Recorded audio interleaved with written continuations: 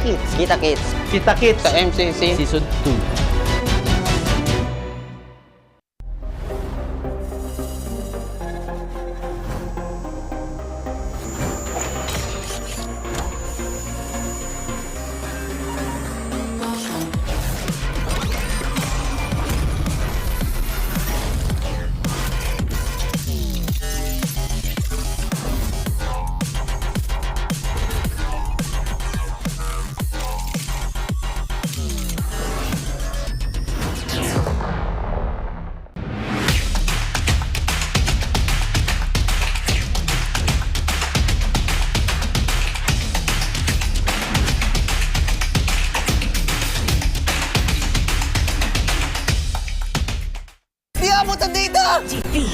GG Bren! Don't worry! The Only with Smart Power All 99. Hindi bitin with 10 gig data to power your games plus only Facebook or only TikTok. Load now!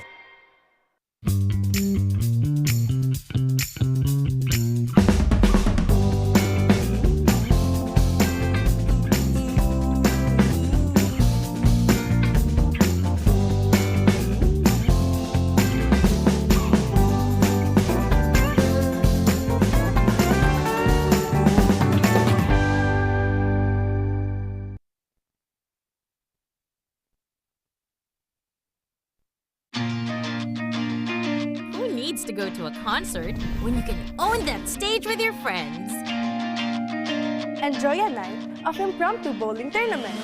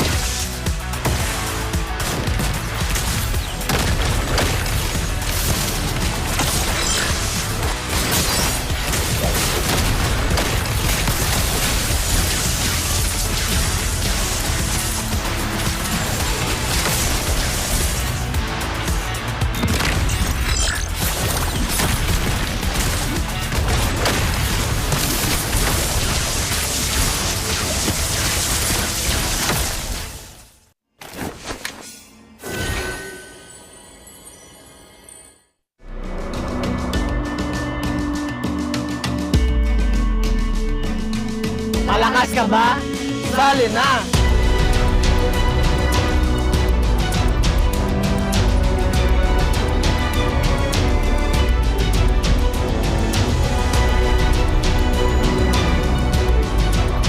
Kita-kits. Kita-kits. Kita-kits. Kita-kits Sa MCC Season 2.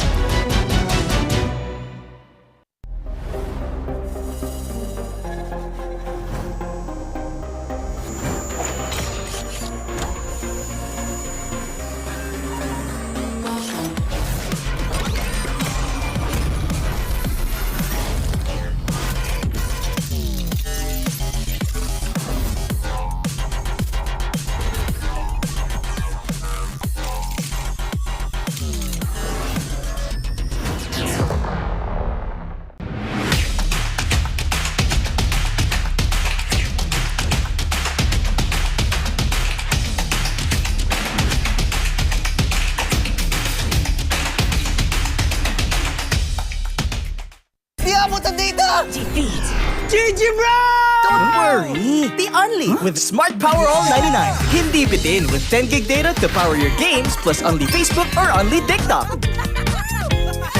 Load now!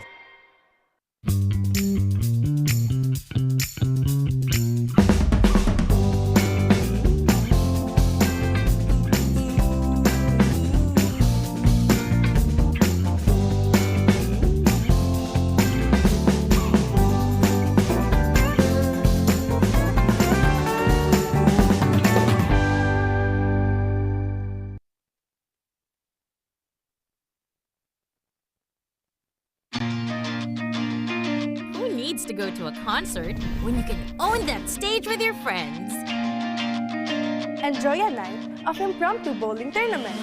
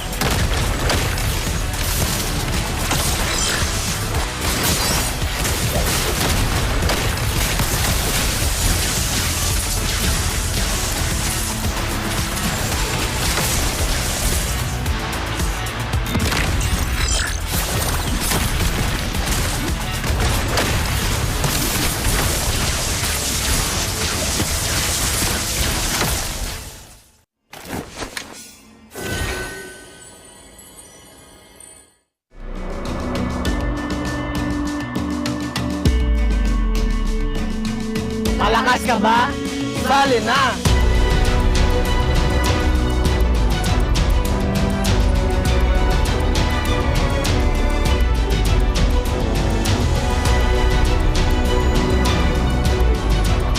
Kita Kids. Kita Kids. Kita Kids. Kita Kids Sa MCC. Season 2.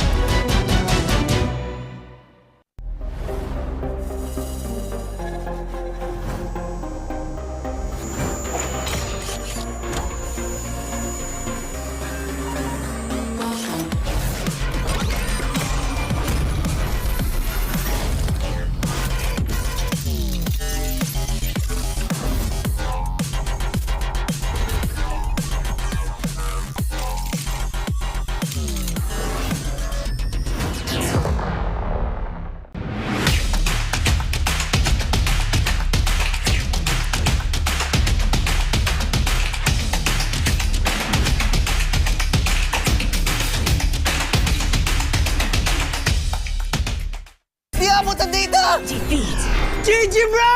Don't worry! The Only with Smart Power All 99. Hindi bitin with 10 gig data to power your game.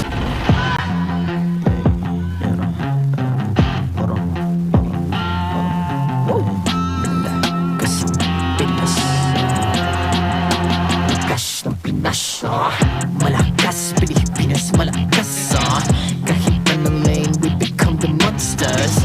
Malakas, Pilipinas, malakas face the golden sun and repping for the 3-6 stars. Look at us to the top, no ifs, no buts. Winning any game, para to sa PIN na yes.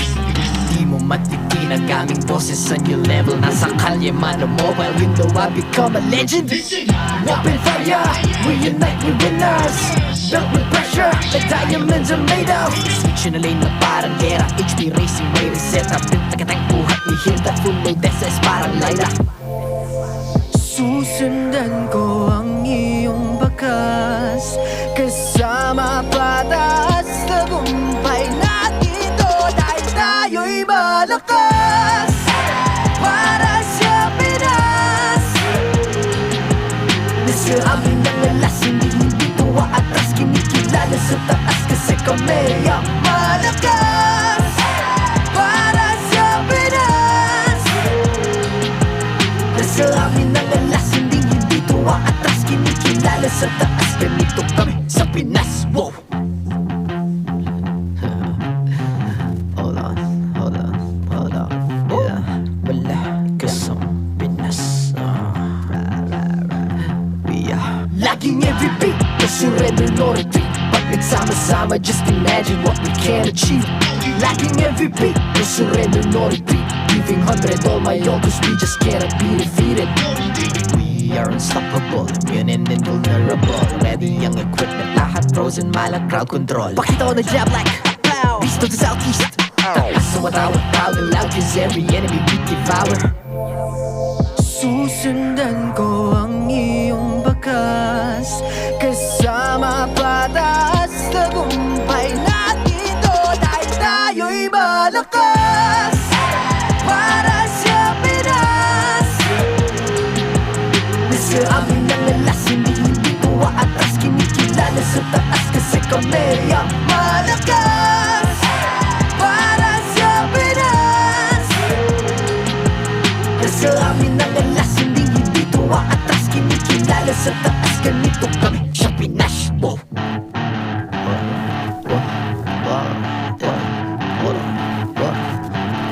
Malakas, Pilipinas, malakas.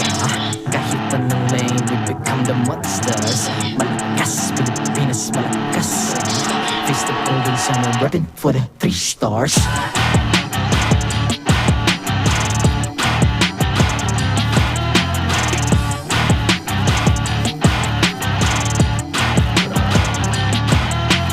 Ang lakas ng Pinas, we unite, be the stars. Ang lakas ng Pinas, we unite, be the stars. Ang lakas ng Pinas, we unite, be the stars. Ang lakas ng Pinas, we the stars. Ang lakas ng Pinas, we unite, we the stars. Ang lakas ng Pinas, we unite, we the stars. Ang lakas ng Pinas, we unite, we the stars. Ang lakas ng Pinas, we the stars.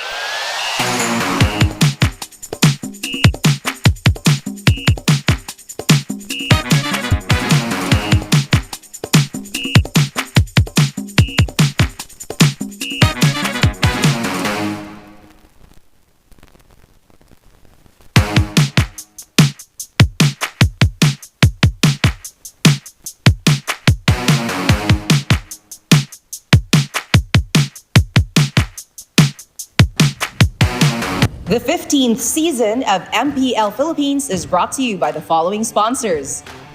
Infinix, the MPL official tournament phone. Lakas sa laro with Infinix. Smart, the official telco partner of MPL Philippines. BPI, the official bank partner of MPL Philippines. Mas magandang bukas, buksan sa BPI. our partner in esports, Time Zone. Join the fun at Time Zone. TT Racing, for those who dream, work, and play, TT Racing has your back. Don't miss any MPL action by following our official Facebook and subscribing to our YouTube channel. Follow MPL PH on TikTok for more content.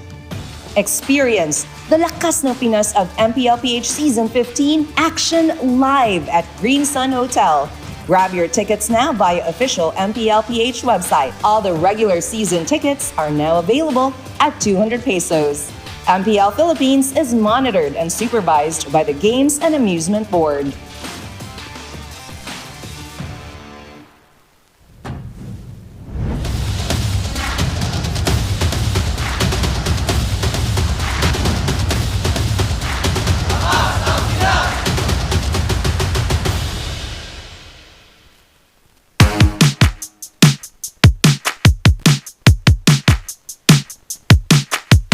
Mamimigay ng cellphone, mamimigay ng cellphone, mamimigay ng cellphone. 1 minute, 1 phone. Mamimigay ng cellphone, mamimigay ng cellphone, mamimigay ng cellphone. 1 minute, 1 phone. Mamimigay ng cellphone, mamimigay ng cellphone, mamimigay ng cellphone. 1 minute, 1 phone. Mamimigay ng cellphone, mamimigay ng cellphone, mamimigay ng cellphone. 1 minute, 1 phone.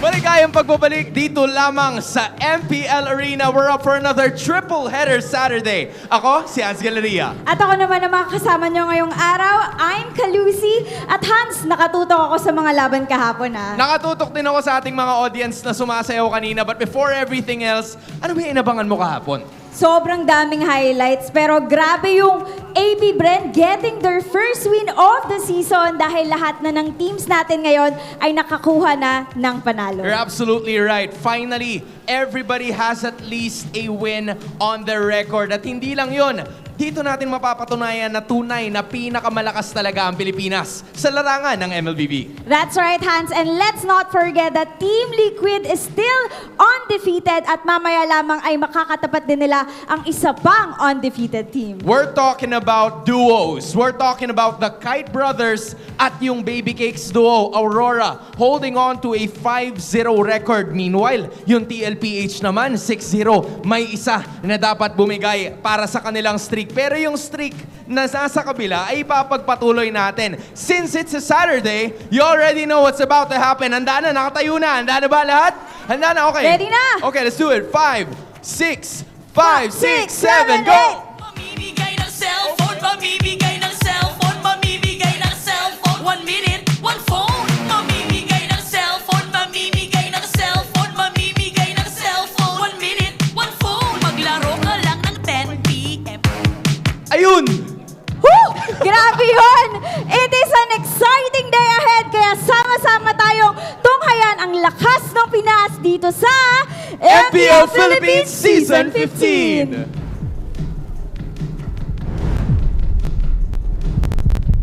It's an action-packed Saturday night once again. 3 series will go down the line for week 4, day number 2. And here with you is Ian, Naisu, and Brigida. Why did he sound like he wasn't sure? Because it's the first time I saw Naisu here. First time you see me on this side. Welcome to Family Day Saturday. Hey, it's Family Day Saturday. First it was Malaysia, and now the family is completed here in the Philippines. Yeah, finally. And I can't believe we're about to, at least for me, because I'll be here 3 series straight, but for you guys, you may at least see 6 games max. No. Well, no. Yes. No, yes, it depends on you. No. Based on data and historical facts, Chantel is on the other side, Brigida is on the left side, so we are expecting 9 games today. I was saying for the both of you, because you had 2 series each, so the 9 is for Me. Can we just have 4 series each and Brigida has 9? That's too much math. Let's not my get God. crazy with the math here. But you know what's crazy, guys? Because you can play like a pro with Infinix GT20 Pro, the MPL official tournament phone. Grab yours now and use the voucher code INFIMPL to get up to 1,000 off and exclusive freebies. Because with GT20 Pro, for sure, you're strong. Hashtag lakas sa laro. I had to translate that. I don't know what the translation was. Hey, it was close enough, and yeah, I almost automatically started reading it myself. As soon as, again, we're halfway through the regular season. I think yesterday was a very big contrasting day, like if we can look at it this way. So who knows how today's going to be, but also we also want to go ahead and invite you guys all to join the Power All 149. Get more data for maximum gaming with Smart's Power All 149 and make it look easy with 16 gigabytes for all apps, plus your choice of only Facebook, Messenger, and Instagram, or only TikTok, plus only calls and text to all networks. Bound to be OP for just 149 pesos for 7 days. Load now. Yeah, you guys can really get that for sure, but I'd like to just recall what happened yesterday. The streak was hanging in the balance for TLPH. We were almost robbed of an undefeated versus undefeated today between TLPH and Aurora, but still props to TNC for pulling off an amazing series. Props to them, but I was watching, so I was part of the audience, and I know Brigida was too. I felt bad, man, because like I was probably there with everybody else shouting, "The Lord! The Lord! Get the Lord! Like, go for the Lord!" You know, but hey, they had a hell of a series, and you know, hats off to TNC. Yeah, and because of the happenings of yesterday, so for sure the standings were actually it wasn't changed because again TLPH and Aurora still rocking the leaderboards with undefeated streaks. Meanwhile, for Onic, we're not used to seeing the defending champions this low at this point. I think the biggest change we saw yesterday was really just AP Bren moving up by 2. Yep. Since they did defeat Smart Omega with a sweep at that, so a lot of us were also surprised with just how much they were able to grow in like the past few weeks, where we've seen them really always go up against teams, bring us to a close fight, but then eventually lose it. So now they will be going up against Falcons, though that's a completely different story we also have to watch out for. You know, at this point, I think that today's schedule really needs to include or indicate if Chantel or Brigida or both of them are playing, so the fans can expect what we can see for today. Again, the first match is actually our star match, undefeated Aurora Gaming versus the Los Caballeros. What was that again? Caballeros. What did Redmar say? Los Caballeros. Yes. TLPH followed up by the defending champions Onic Philippines going up against Omega, and Team Falcon heading up against their former team, AP Bren, who just picked up the win last week. That's funny because I just got my jacket out of storage. Like, you know, it's the AP Bren jacket, but yes, it's the boys that are on Team Falcons right now. And that would be an interesting one because, again, I talked about this leading into this week after we finished week 3. I was saying, you know, at least you look at AP Bren, and like Brigida mentioned, that one win brings them up technically in the standings, like a couple spots, you know.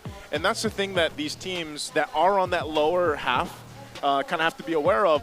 One win can actually drastically change your place in the standings right now. You know, and I think right now when we look at the standings as a whole, you know, so, despite where TLPH and RORA are, especially TLPH, anything can happen in the next like 4 weeks. I agree. That holds especially true for those with just one win so far, since we're about to wrap up the first half of the regular season.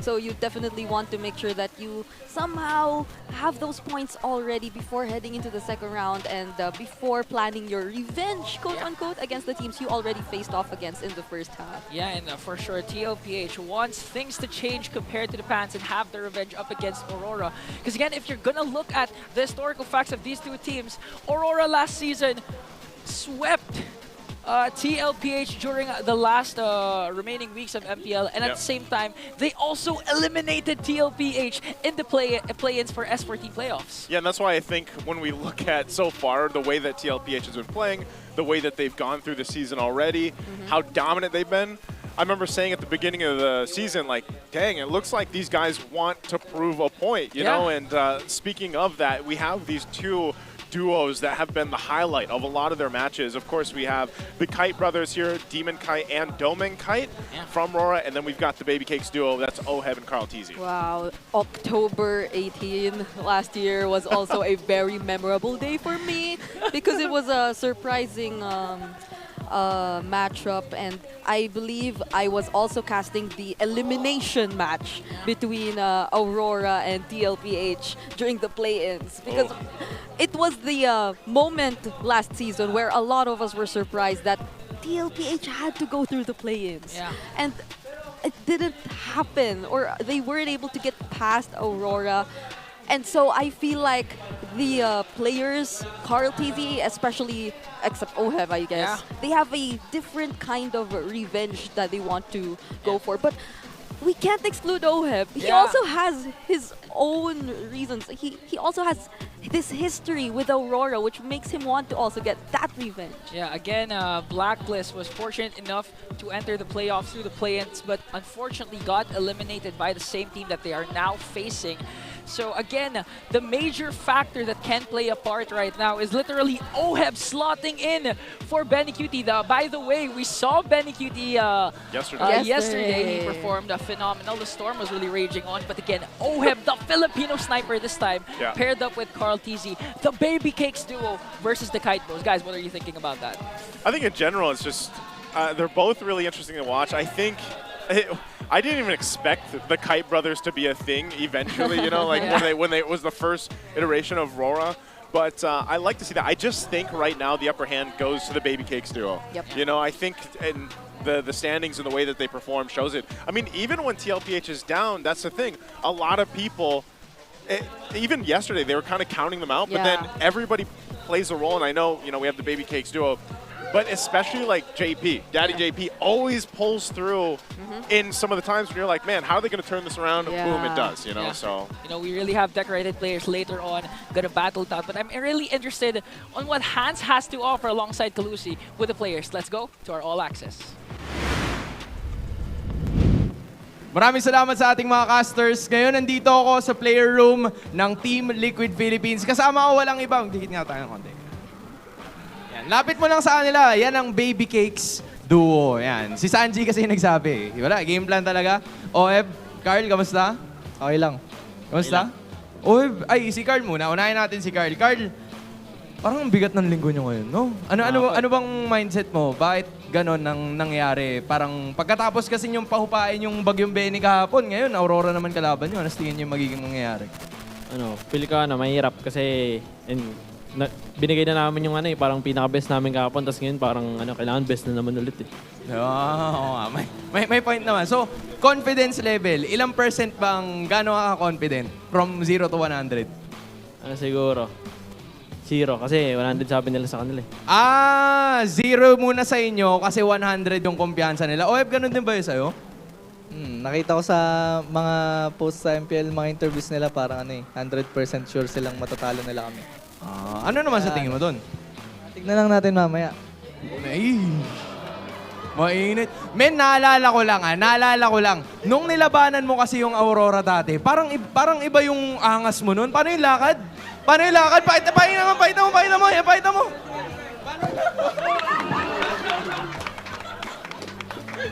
Wala tayo dyan, pre. Kulang sa angas. Angie, paano?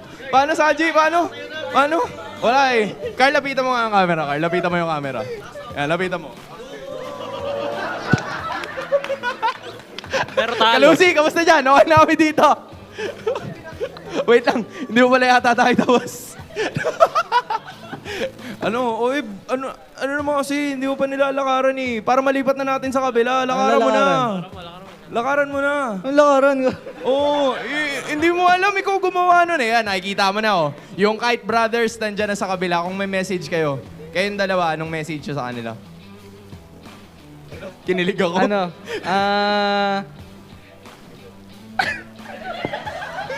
Hayaan ko muna sila. Ano message nyo, boys?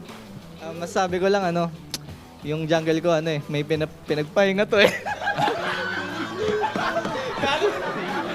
O Carl, bilang may pinagpahinga ka, okay, anong mensahe mo? Anong mensahe mo sa Kite Brothers?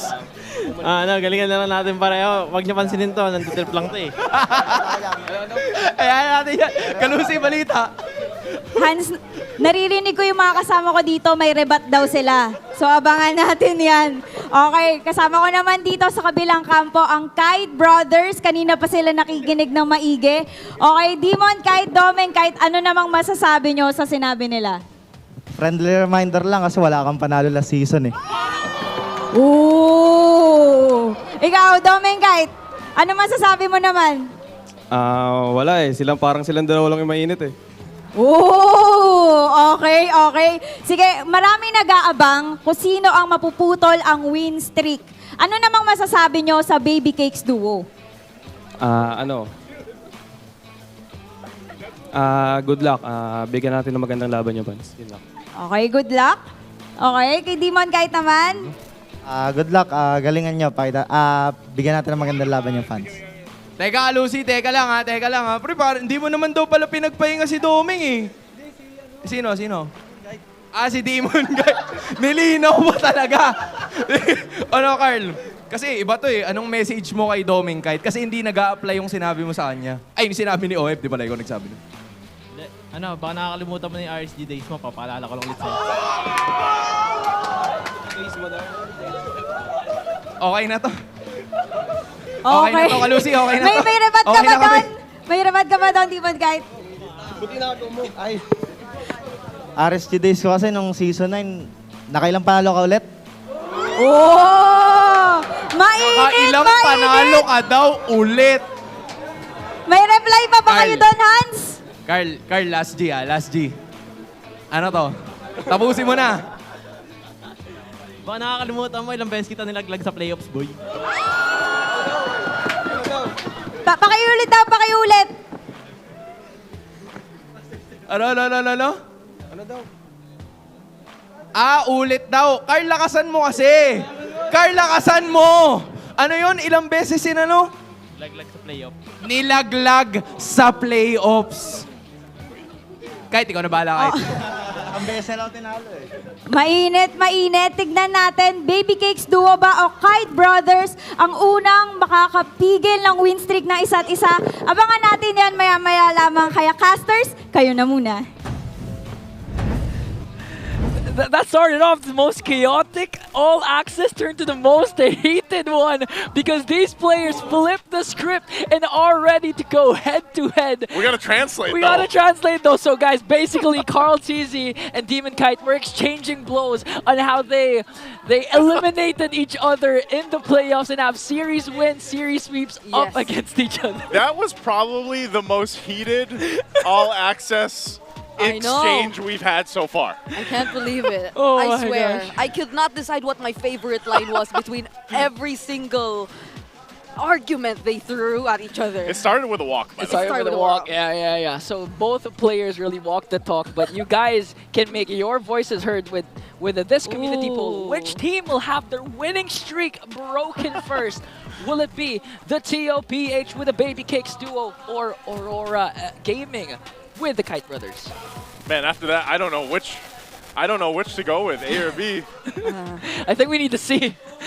I think C should be we'll see. Yeah. They did. We'll see. Yeah, we'll see. They did ask us though. So. What would you go with, Brig?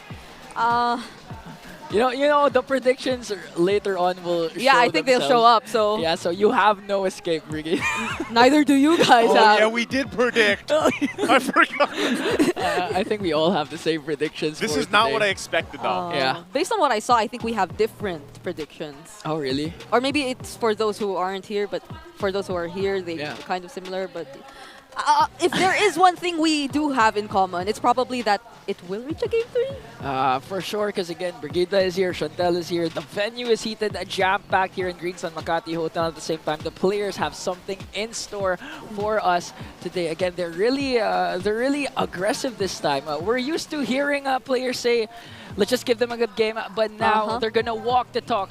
Because let's see, who's gonna battle it out in the Land of Dawn?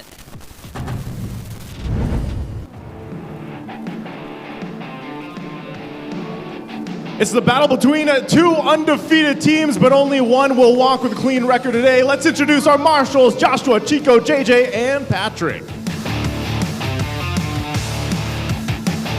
The first on stage has basked their light on us. Can anyone stop the Kite Brothers? It's Aurora. Now kicking off XP lane, it's Mr. Consistent, Edward. In the jungle, the smiling demon, Demon Kite. In the mid lane, it's UA. Rome, it's the hitman, Renajay, our roamer of the week. And in the gold lane, the next standard, Domain Kite, and our player of the week.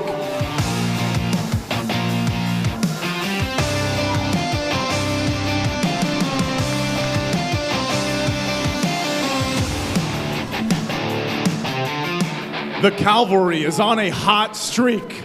Can they continue to ride to victory with the Baby Cakes duo on the front lines? It's Team Liquid Philippines.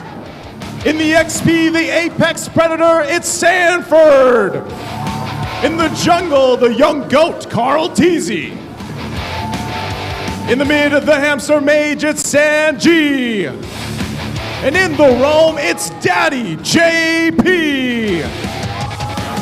In the gold, the Filipino sniper, Oheb.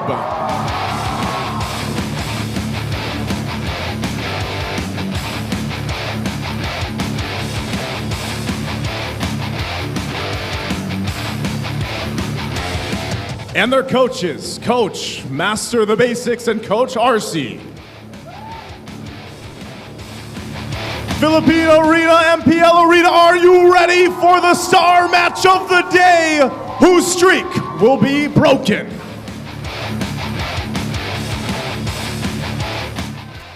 And again, at the start of the star match, started by Aurora Gaming. These 5 young men have yet to be defeated. Yep, and if there's one thing Aurora Gaming really loves, it's that just being focused so much on farming and getting those early game objectives. Not until the moment that they know they're online, they will not decide to pick a fight. So how effective will that be going up against a team who really likes to brawl it out starting from the first minute onwards? But this is Aurora Gaming, and for the longest time, this is probably the best shape they've ever been in. And the one that will test their consistency is the Express of the Los Caballeros. The Los Caballeros, something like that. It's Team Liquid Philippines here, Sanford, Carl Teasy, Sanji, JP, and Oheb. And these guys have been literally locked in all season. I don't know exactly what RORA has to pull out to go ahead and find that weakness, because even, like I said earlier, when Team Liquid Philippines is down, they somehow are able to pull that, trick out of the hat, if you will, in some way or another. And so far, Baby Cakes duo, JP, whichever way you look at it, they're all pulling a huge part of the success for TLPH. And when you look at this breakdown here, too, it speaks volumes here, Bray. Yep, I agree. We are probably going to really watch out for the performances of both these teams and what kind of direction they are going to head up in terms of the early to mid stages of the game. Team Liquid Philippines is known to really be constantly on the lookout for fights. They are actually really high up in terms of average damage taken and all that, whereas Aurora tends to be a little more on the let's say objectives priority, and you may kind of view it as somewhat an avoidant type of approach, but it really works for them. Attachment style. Honestly, attachment style. But it actually works for them, and that's what's interesting, because there's such a big contrast between these two teams, which I'm really looking forward to see in this game. I thought she was going to say they're the avoidance and then Laura's the anxious. Again, I do agree with what you were saying, because again, we've seen these both teams actually, their last series, both of them were up against TNC that went game number 3. That's why the last pink test yesterday was really interesting. This time, will it be the same result? Let's head over to the pink test. Dad, kaya mo ba yun? Dad, kaya mo? Si Renajay, kaya mo yan? Makapanising ka dyan, ha? Pre, huling gumanyan sa akin, nagpahinga. Smiling Demon, pinagpahinga ni Anggot. Ginanon ka lang kahit. Tipin mo yun, ginanon ka lang. I don't know Demon kahit. Sino to? Pinagpahinga ni Anggot? Undefeated sila eh, lakas. Humble lang tayo, humble. Ang cute ng emote ng Aurora, bilhin nyo na guys. Just like that, they showed their humble side this time. Sorry, I got the candy in because the venue is heated, the matchup is heated. It's kind of heated in here, isn't And it? to win this heated matchup, of course, you need to check out your Infinix keys to victory. This is very interesting because we're seeing like two variants of the Ube, which is very well known to a lot of us who have been longtime fans, but it's very different when it comes to these two teams. Ube Light for Aurora, again, we mentioned it time and time, the way they kind of play around their timings and the way that they just tend to really know their order of priorities, whereas Ube Express, alongside OHEB, the way we're really able to see the transition with the old and new playstyle of the Cavalry of the Los Caballeros and how it works so well for them, able to really choose their timings and come at the most unexpected time or occasions whenever there is a fight. But for both, honestly, what else are we looking forward to? These are two of the undefeated teams. This is definitely going to be an MLBB masterclass, and they just have to show it to us. Yeah, and the masterclass will be starting with Aurora choosing the blue side this time. Actually, there were unconventional picks yesterday when it comes to the blue side, specifically AP Bren with the Jawhead. Yes. And I'd like to highlight the Jawhead because JP and Renijay are known to use these kinds of aggressive roamers, but at the same time, we also saw a bit of a Aurora-style centric kind of TLPH yesterday with the Matilda Faramis. So I'm excited to see what kind of version will TLPH be showcasing. Yep. Well, I think that's still part of the kind of where we are right now, especially entering week 4, and then everybody knows we just had that patch come through. We know that obviously like Kalea can't be played just yet, but there was quite a few changes, and I know Renmar mentioned a lot of the intricacies of it yesterday, and so now as we jump into the drafting, that's still the case. We have to see what is the lay of the land now that this patch has come up for us already. So these bans, though, already coming through. That's actually the Joy is going to be taken out. So Joy and the Luigi over here and the Jushin on the other side. Yeah. So they still decide to take out the Jushin. I'm wondering if they will also decide to pick out the Badang, because yesterday we had somewhat of a confirmation that teams kind of disregard the nerf that happened on the Badang. But given these two teams who tend to have other priorities in terms of their picks, I think at most it's really Aurora who has the tendency to bring out the Badang more often than Team Liquid Philippines. We'll see about that. But for now, the Fanny is still open. So let's see if they will decide to take out that, since Joy and Suyo are actually already off the board. Even Matilda is open. Both roamers, Renijay and JP, are known to use it. And again, the Fanny has to be respected here. So the ball is literally in TLPH score. What will they go for? The check? Fanny has been banned out. All right, so if it's Aurora, the Granger is likely to be a priority for them. We know how Doming Kite performs once he gets his hands on the Granger, and it really has been grabbing MVPs here and there. I just realized Phobius still on the picked. So Matilda, there goes the Matilda. You could go for the Suyo Granger trade. Suyo or banned pick out. out the Phobius. They will take the Phobius for themselves. All right. So the if ever they do want to go for, yeah, I probably. They deny! Oh, they denied the Matilda Alpha! Yeah, okay, so... It's a good answer. I mean, we saw this combination quite often, right? Matilda Alpha, so that at least covers your base. It still is Alpha's still a relatively good jungler too. Yeah. With this current meta. Yeah, there was some sort of struggle with the way Team Liquid Philippines was able to play out the Alpha yesterday, but the circumstances now are different. We are yet to see the remaining heroes for Aurora, but they do get their hands on the Parrot though. Alright. What? Oh! They reveal most of their damage sources already. So they might be heavily reliant on magic damage for this, and we could potentially see the tanky frontliners later on. Yeah, it's a whole lot of magic damage, and early on, but again, RORA, in a way, you're taking part of the Sicilian. You want to take that too, so that you have a late game potential. Because we saw just how some of the longer games so far through the season for TLPH, you know, those can get pretty extended.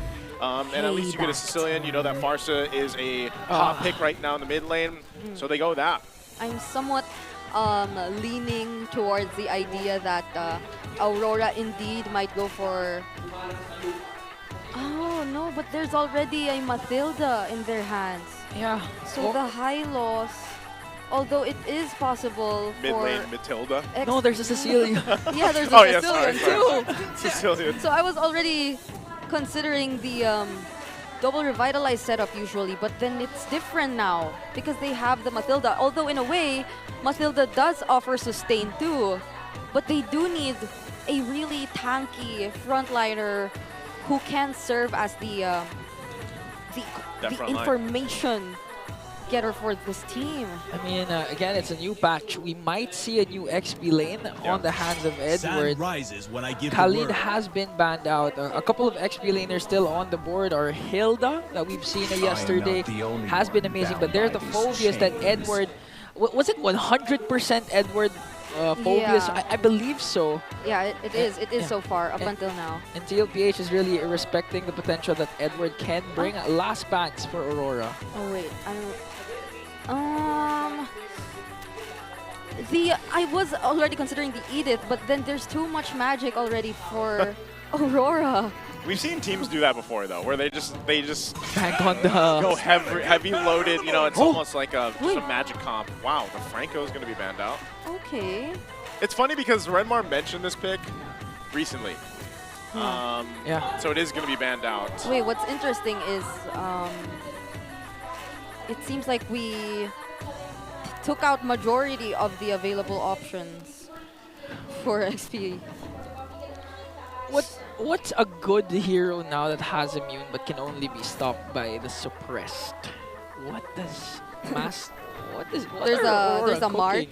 No. Maybe? No. Yeah, I think it's too early. The Hayabusa has been nerfed, so I doubt. Or minimally, there's been a nerf on him. There goes the Hylo. Still don't know if it's an XP laner or roamer for JP or for Sanford.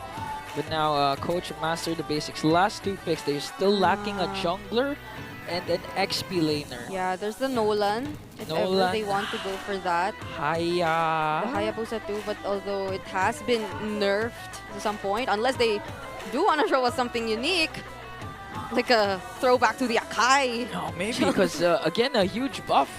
Even the cooldowns of the ultimate cut down to half, but there it is. There's the tanky XP laner. Oh no. Okay. It's not a tanky XP laner. It's a tanky jungler. We're throwing it back. Oh! We're throwing it back. If you have surprises, TLPH ensures that we also have one. Debuting the Benedetta up against Edward. Just when we thought we had already enough surprises with AP Bren's draft yesterday, we head into day number 2 with more surprises heading our way. We can safely say that our star match so far hasn't disappointed us because drafts, a lot of new picks, unconventional picks for both of the undefeated teams. And we're going to head out and look at the index, the draft index. It looks like it's leaning towards the side of Aurora MLBB. Yep, in terms of damage distribution, somewhat they were able to ensure that these damage dealers would have the tanky front that's necessary for them to operate, and at the same time, the mobility isn't entirely compromised because they have the Mathilda, which is a common pair-up with the Barretts too. But for Team Liquid Philippines, this is an all-out damage lineup too. They really would want to go for the brawls. So let's see how they're able to pull that off with this immense amount of burst damage they already have in their hands. Two remaining undefeated teams will duke it out in the Land of Dawn. One will remain with a clean record. It's TLPH and Aurora, our star match for this week. Okay, looking at this too. So at least for TLPH's lineup, of course, with the high-low, so they get a little extra sustain with that revitalize on their side. Some of these fights too, if RORA isn't able to go ahead and burst someone down. Again, they play around the mobility that they have in the lineup. This is also a lineup that's going to take a little bit longer to kind of activate, especially having UA on the Sicilian here. I know, Naisu, you've been using Gord a lot. What can you say about the Farsa being back in the meta again with the recent buff? Especially it's paired up with a very aggressive JP Hylos. Yeah. I think it's good. I don't know. I'm a proponent of I wish the mid lane had more options. You know, like, and I don't even mean just the Gord, man. Like, I'm just like in general. I wish it wasn't always, you know, these Farsas, Sicilians, and what else? The Valentina right now. Yeah.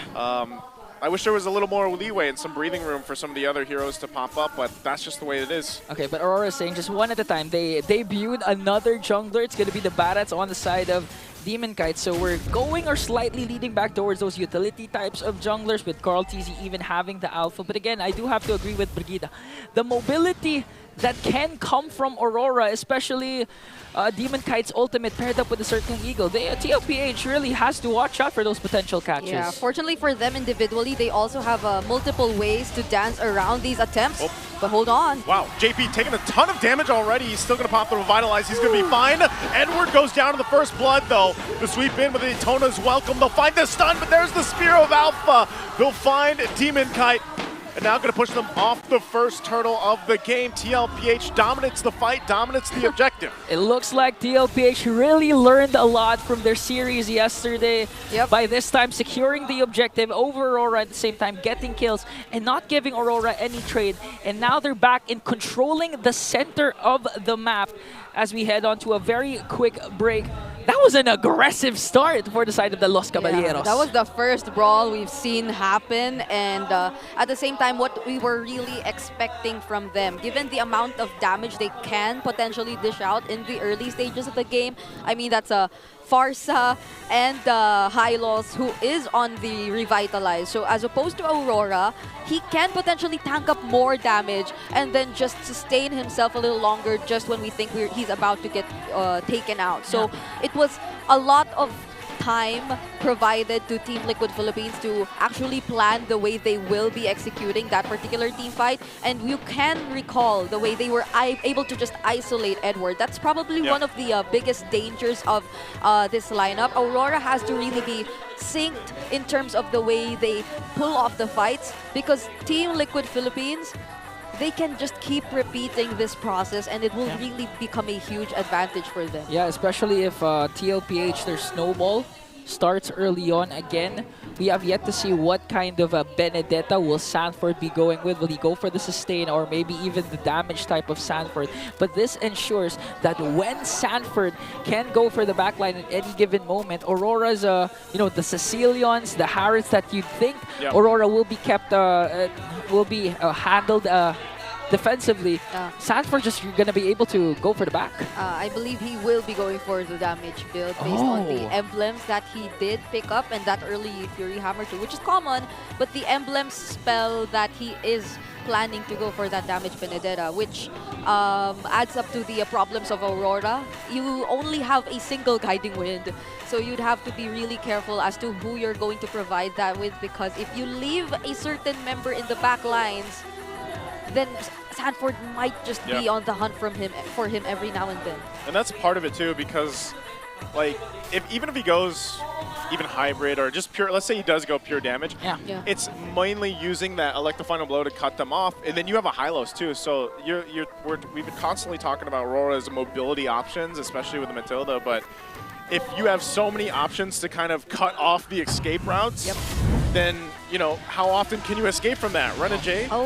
Just take a couple shots with the Feathered Airstrike, but he's fine. Okay, but Renegade was still able to escape the Feathered Airstrike. We're seeing a better kind of version coming in from Sanji today, because yesterday he had a bit of a trouble with the roam mid combination of TNC Phoenix Army. Now they're dominating, establishing on an early lead with 1.5k. And looking at the gold difference, actually, Dominkite's pretty much hanging there with Oheb. Yeah, he's been managing the lanes pretty well, but as you've mentioned, Team Liquid Philippines might just be having the better map control so far, not just because of the speed that they're able to provide in terms of rotation, but also because you might be expecting a little more of how do I say this? Renegade having to be alongside either Demon Kite or Doming Kite just to make sure that they will be able to maximize the Mathilda. But now they are trying to take them on in the bottom lane. Good response. Proactive use of the Zaman Force. I mean, they saw the pressure come down. They got the information. So it stops, you know, that from that gank happening down in the bottom lane because they want to just kind of slow things down. You're looking at what's happening here. Already a 2,000 gold lead for TLPH based off that early team fight around the first turtle. Yeah, I was actually expecting a more aggressive type of TLPH, but this time they're adding a bit of a twist to how they rotate. They're a bit disciplined, and we can see Sanford actually dominating the XP lane because Carl, TZ, and JP has been rotating top side. 1 second left before the second turtle will respawn. TLPH a while ago was able to get it. Plus 2 kills. Sanford from the back. Sanford on that back angle already. It looks like Edward's taking a ton of damage. Has to pop the Vengeance. Revitalize does go out. Sanji gets pulled forward. But again, they just fight for the space around the turtle. And it looks like they'll be able to get it. Sanford just checking things out, but that's an objective for TLPH. Good use of the expert missiles from Demon Kite to cancel out the feathered airstrike. Something to watch out for if you are Sanji. But again, you're right, TLPH, the early game power spike that you'd expect them to have, although it's not translating necessarily to kills, the lead is still ballooning up because they got 2 turtles and Aurora still. They're lagging behind even on the laning phase. Yep, fortunately for Aurora, the missile expert was placed really well, so they were able to cancel out the feathered airstrike. Oh no, Dome and Kite's in trouble, and Sanji will pick up the kill under the turret. They're still going to push them off the tier 1. As TLPH wants to go ahead and take down the first turret in the bot lane, but man, Dominkai had nowhere to go. Oh, Oheb and the rest of TLPH really heated right now. Yep, Oheb is leading the ranks in terms of gold. Imagine him being consistently able to do his double laning just because Team Liquid Philippines is always at an advantage whenever there is a turtle fight. They have secured 2 turtles in a row, and aside the fact that although we did mention Doming Kite is putting up pretty well in lane, Oheb still able to control majority of it and rotate outside of his lane. So now they've already been able to take down that turret too. So we will be expecting Team Liquid Philippines play a more aggressive mid to late stages of the game. Okay, Domin Kaita already picks up his Thorium side. For the side of Aurora, they do have the Sicilian that when it comes to the late game can clear out the minions early on. Even if there are major adjustments towards the Lords, Aurora can just hang there with TLPH. But again, we saw what TLPH can do when they know that they can just end the game. They're going to take the discipline route again, go for the Lord objectives, and Aurora really needs to step it up and make sure to contest this time for a major objective. That community prediction here, nearly as close as it has been for a long time. 47% for Aurora, 53% for TLPH. But this game won so far, it's all been TLPH and just very disciplined on how they're approaching it. Yep, they are, Team Liquid Philippines at least, are mostly ahead of their laning matchups. JP, alright, but Sanford too, by the way, already has the Blade of Heptasis. So he is probably going to go for a bit of a hybrid build, but the mere fact that he's able to spells that they're so much ahead. Yue taking a couple of shots. They're going to force the flicker out from him all under the tier 1 in the mid lane. He'll get dragged back. Carl's gone though as Yue punishes them after burning the flicker. He'll take down the young goat. That was a good use of the curtain call from Edward to ensure that Yue's flicker wasn't used to Vayne. Beautiful pickup this time for Aurora, and they were able also to defend their mid lane turret. Yeah. So far they're looking for trades. Yep, and it's also commendable on how they were able to position themselves around the backline members or those who Team Liquid Philippines might be likely to hunt down, because then they were able to time and use that curtain call to punish that unsuccessful attempt of Team Liquid Philippines to go for the backlines, especially as they were really paying attention to these crucial members. So that's something that Team Liquid Philippines also has to take note. Aurora are very mindful of who to protect at this point. Yeah. So now Aurora, there's still a tough hill to climb. A 4.4k gold lead for TLPH.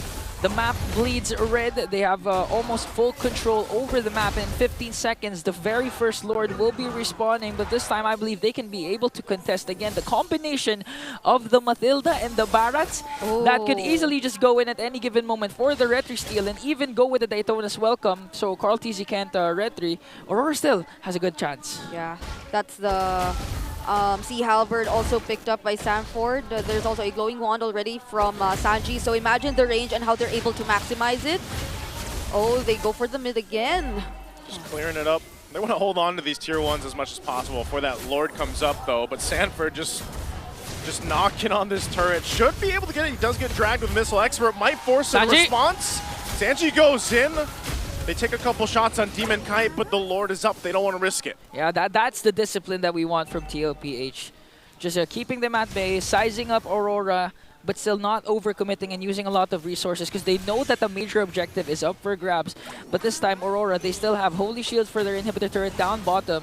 They're able to go outside of the map. And look at the position of Doming Kite in the mid-brush. Oh, is he gonna wait? Oh, Sanford spots it though. Sanford could be in trouble here. Zaman Force already dropped down. Sanford should be able to get away. Popsicle like the final blow to escape, and Carl won't land the Spear of Alpha. So they take a couple shots on Doming Kite.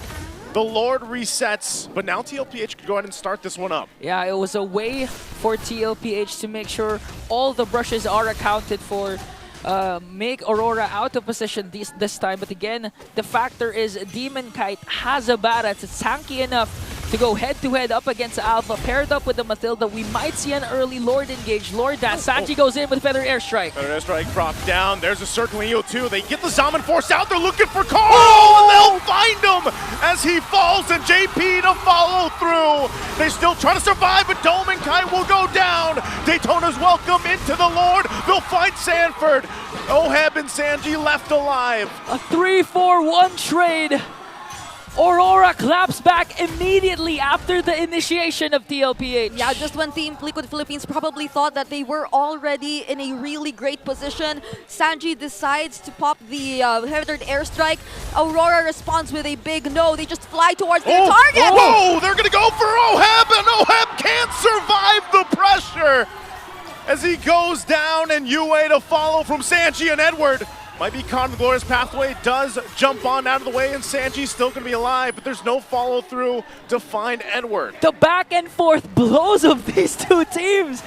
I mean, Renege and Doming Kite circling Eagle onto the middle lane to bring down one, and Sanji for the insurance went to the back, brings down Yue, draws his first kill onto the mid laner of Aurora, and now the lead that TLPH had with 5 gates down to 2.5, and they haven't still gotten the Lord 11 minutes in, so Aurora, their defense is working. This is Aurora living up to our expectations of just waiting for their timings and deciding to fight when they know that they're online. And now that they know they are not afraid to fly towards key targets. Earlier it was Carl Teasy, and now it might be him once again. They got the information. Sanford was up top. He's going to make his way as fast as he can for this Lord. Sits at half. There's the flicker forward. Circling Eel on the backside. They're going to crash down on Oheb.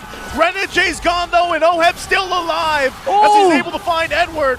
And now the Lord's going to go for a reset, and TLPH has the advantage for the objective. It was an effort from RORA, but they couldn't capitalize it. Edward and Renege was a bit too deep. They wanted to go and zone out TLPH, but RORA didn't have enough damage to burst down the Lord and secure it. That's why TLPH, Sanji goes in with a Feather Airstrike. Carl to find two with the Spear of Alpha, and Demon Kite falls down next. It's only one left of the Kite brothers to defend until Renege comes up.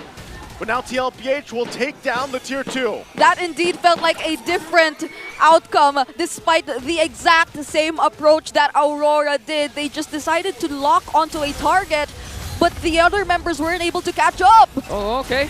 Sanji zoning out again. Aurora, they have a siege minion then. They might go for the inhibitor turret as OM just really poking up. Look at the rage coming in from TLPH. Lord sieging in onto the bottom lane. They're making quick work of all the inhibitor turrets 1 second before Demon Kite arrives. And TLPH will disengage with what they wanted. All inhibitors taken down by TLPH. 12 minutes in, and they were able to just be so clean in terms of execution.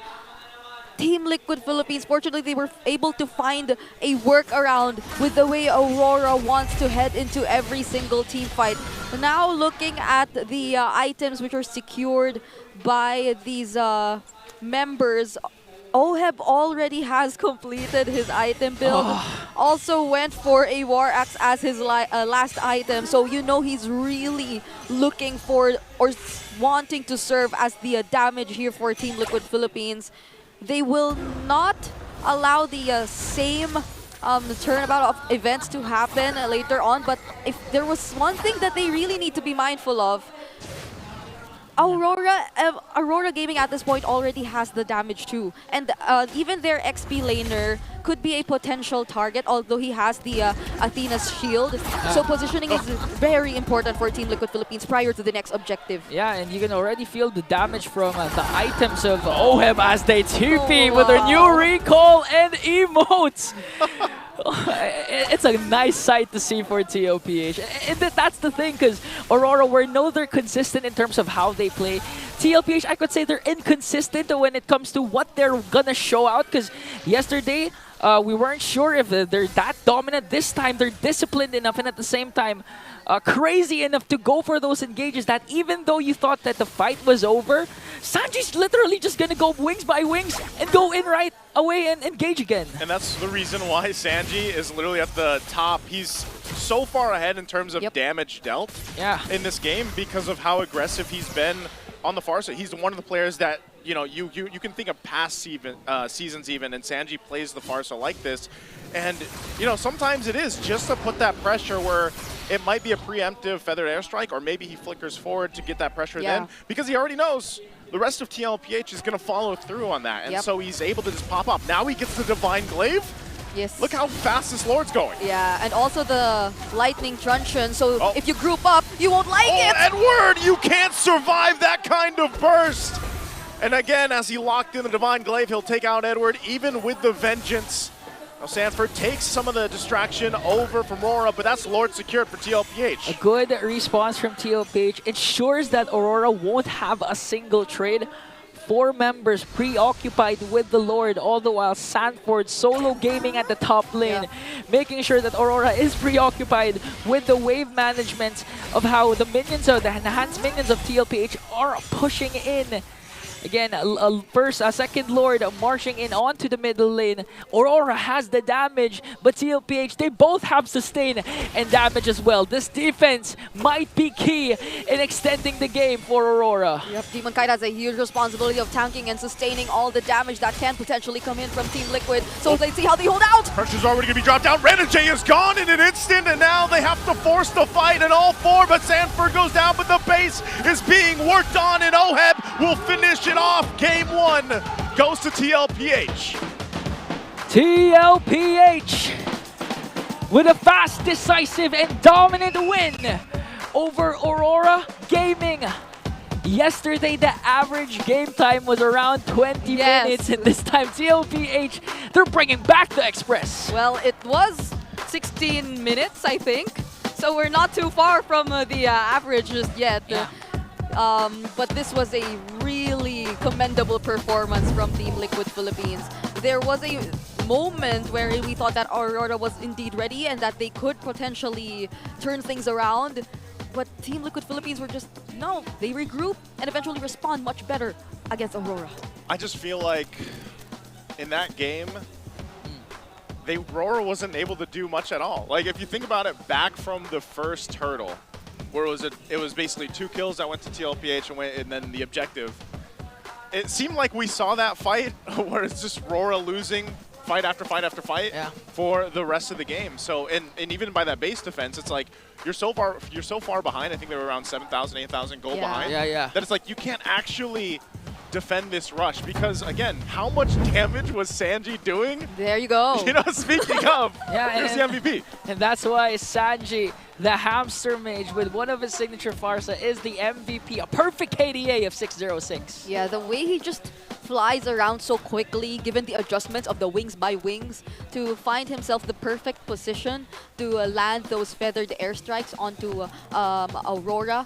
It was a lot more to deal with, especially when he got his hands on, again, as you've mentioned, Divine Glaive alongside the Lightning Truncheon, because Aurora is almost always supposed to group up together, supposed to be in a certain spot, not too far from one another, because the one time we saw them be a little too distant from each other, it didn't turn out to become, or it actually was a loss for them in terms of that particular team fight, because the other members were unable to catch up and they had the lack of damage to actually take and carry on whatever they were planning to do in the beginning. And I think that was the moment wherein they decided to just fly towards Oheb, but Oheb was able to sustain, and the rest of the members of Team Liquid Philippines were just able to protect him all along. And this was the team fight which we thought could potentially somewhat show signs of Aurora getting back into the game, but this was the error which we were talking about. Although they had two members there hunting down Oheb, just look at how immediate the response was from Team Liquid Philippines. Yeah, and speaking of immediate, the catch is also from Carl Tizzy. I think this is the second time this week he's showcased the alpha. Even though the Matilda is on the opposing team side, it looks like Carl Tizzy really has a hang to how he plays this utility jungler. And just look at Sanji. All throughout the match. I think that's how you play the Farsa. That's why you're MVP. I don't know if you know this, but his eyes were closed. Just like how blind Farsa is. Just close your eyes and play. So just close your eyes and then hit the feather. Rely purely on your hamster instincts and kill scoreboard. Wait, how did he get the? I'm actually curious. Okay. Maybe I wasn't there, but how did he get the hamster? It's not from the English broadcast. I think it's from Carl and Oheb. Their revenge. The players. Yeah, their revenge. Because Sanji was the one who came up with the Baby Cakes duo. Okay, so they just decided to call him the hamster. Yeah. And, hamster mage. But why hamster though? I don't know. Maybe he. I was gonna say, does he resemble a hamster? Like it's. He's like. Okay, fine. He said it. Yeah, maybe You know why? No, because hamsters are really like, if you think about it, like the hamsters you see in the animations are really cute. Yeah, you know why? He's cute, but at the same time, don't get fooled because he's deadly. He's deadly. But the hamsters aren't deadly. Maybe we can change it to energetic or something, because they usually run on the maybe rabbit hamster. Right. So I don't know, but based on Sanji's performance here, hamster sounds a little too demure. Too tame. Too tame, because the way he played the Farsa didn't resemble how a hamster would be threatening at all. Look at that, 61,000 damage dealt up against Aurora. It actually reminded me of peak Super Prince when he was playing the Farsa, because there was an instance where Renegade alongside one of the damage dealers of Aurora went for the mid lane, and then Sanji literally beeline behind and went for Yue. That was an amazing play. When you can fly through the map and stuff, it's kind of... You should be doing that. You should be doing that. Yeah. And props to JP though. Imagine taking wings by wings and following the path. Like, you'd be like, guy, come on, you can fly over the wall. Yeah, and someone who's making it rain with money is our rich guy in and out of the game, our BPI rich guy, Oheb, with a gold per minute of 815. Once again. Remember when they did this player entrance action yesterday? Yeah, here comes the money. Where they were like just showing how they need to change his pose. But yeah, today it was a kind of different entrance from Team Liquid Philippines. They know they're going up against Aurora, but this was a very surprising performance from Oheb. I think the way he's able to really keep his lane despite Dominic performing exceptionally well too in the early stages of the game, until the moment where Team Liquid Philippines did decide to rotate towards the gold lane.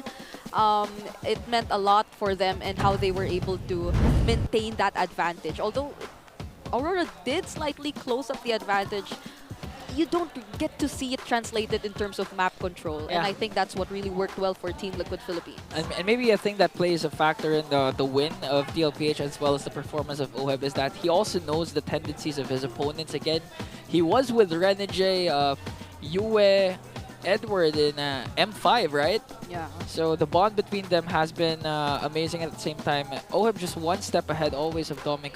Don't get me wrong, Dominic was really doing well. Even if Carl Tizzy was securing 3 turtles, his gold was literally neck to neck with Oheb. That's the thing you got to look at. Dominic you got to remember of how much pressure he was dealing with. Yeah.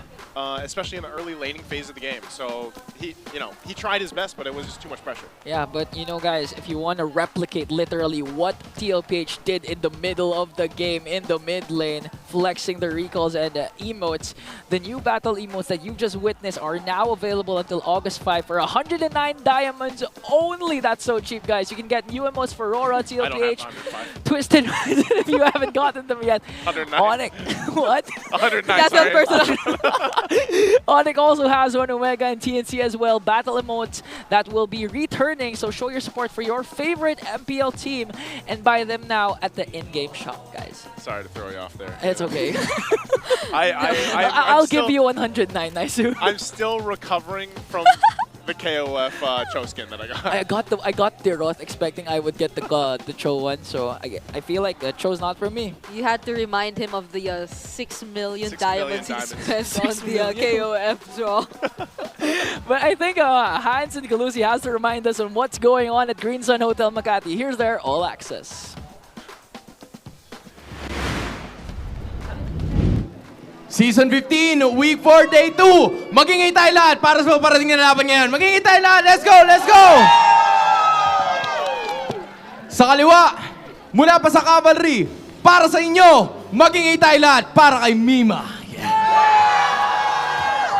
Sa kanan ko, mula pa sa Northern Lights, para sa inyo, magingay tayo lahat para kay Carly. Okay, 2 rounds lang tayo. Nag-toss coin na kayo kanina dahil panalo ang Team Liquid. Kayo ang unang banat, okay? So Carly, Yes. banat mo na.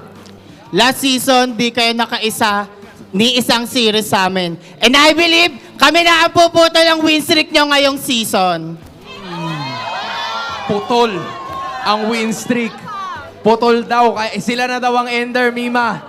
Ano naman ang palag mo? Nakita mo ang kulat ng kabayo, di ba? Hindi mo mapuputol ang kabayo. Di ba? Hindi nga kami nakaisa, pero nung Worlds, nakaisa ba kayo? Di ba hindi?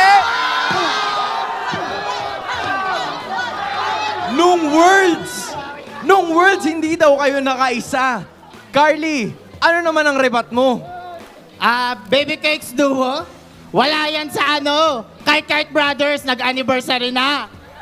May anniversary na. Happy anniversary, Doming Kite sa Demon Kite. Eto na. Ang inaabangan na. Ano naman ang rebat mo, Mima? Hindi mo ba napapansin? Nasa amin na ang pumapaldo. Samahan mo na ng tandem na Baby Cakes Duo. Ang explainer namin pogi na nakasando. Okay. Huwag mo nang antayin pa pag si Mima lang naging macho. Ay! Ay! Ay! Men! Hindi AI yan! Hindi AI! Hindi AI! Walang AI dyan! Tapos na! Tapos na para sa lahat ng mga gustong manood. Meron kayong tsansa na sumali din sa Super Fan Rap Battle. Magingay tayo lahat para kay Mima! And magingay din ang Roras para kay Carly! Natapos na yung laban pero sila na ang bahala magdikta. Kaya naman, casters, balik sa inyo.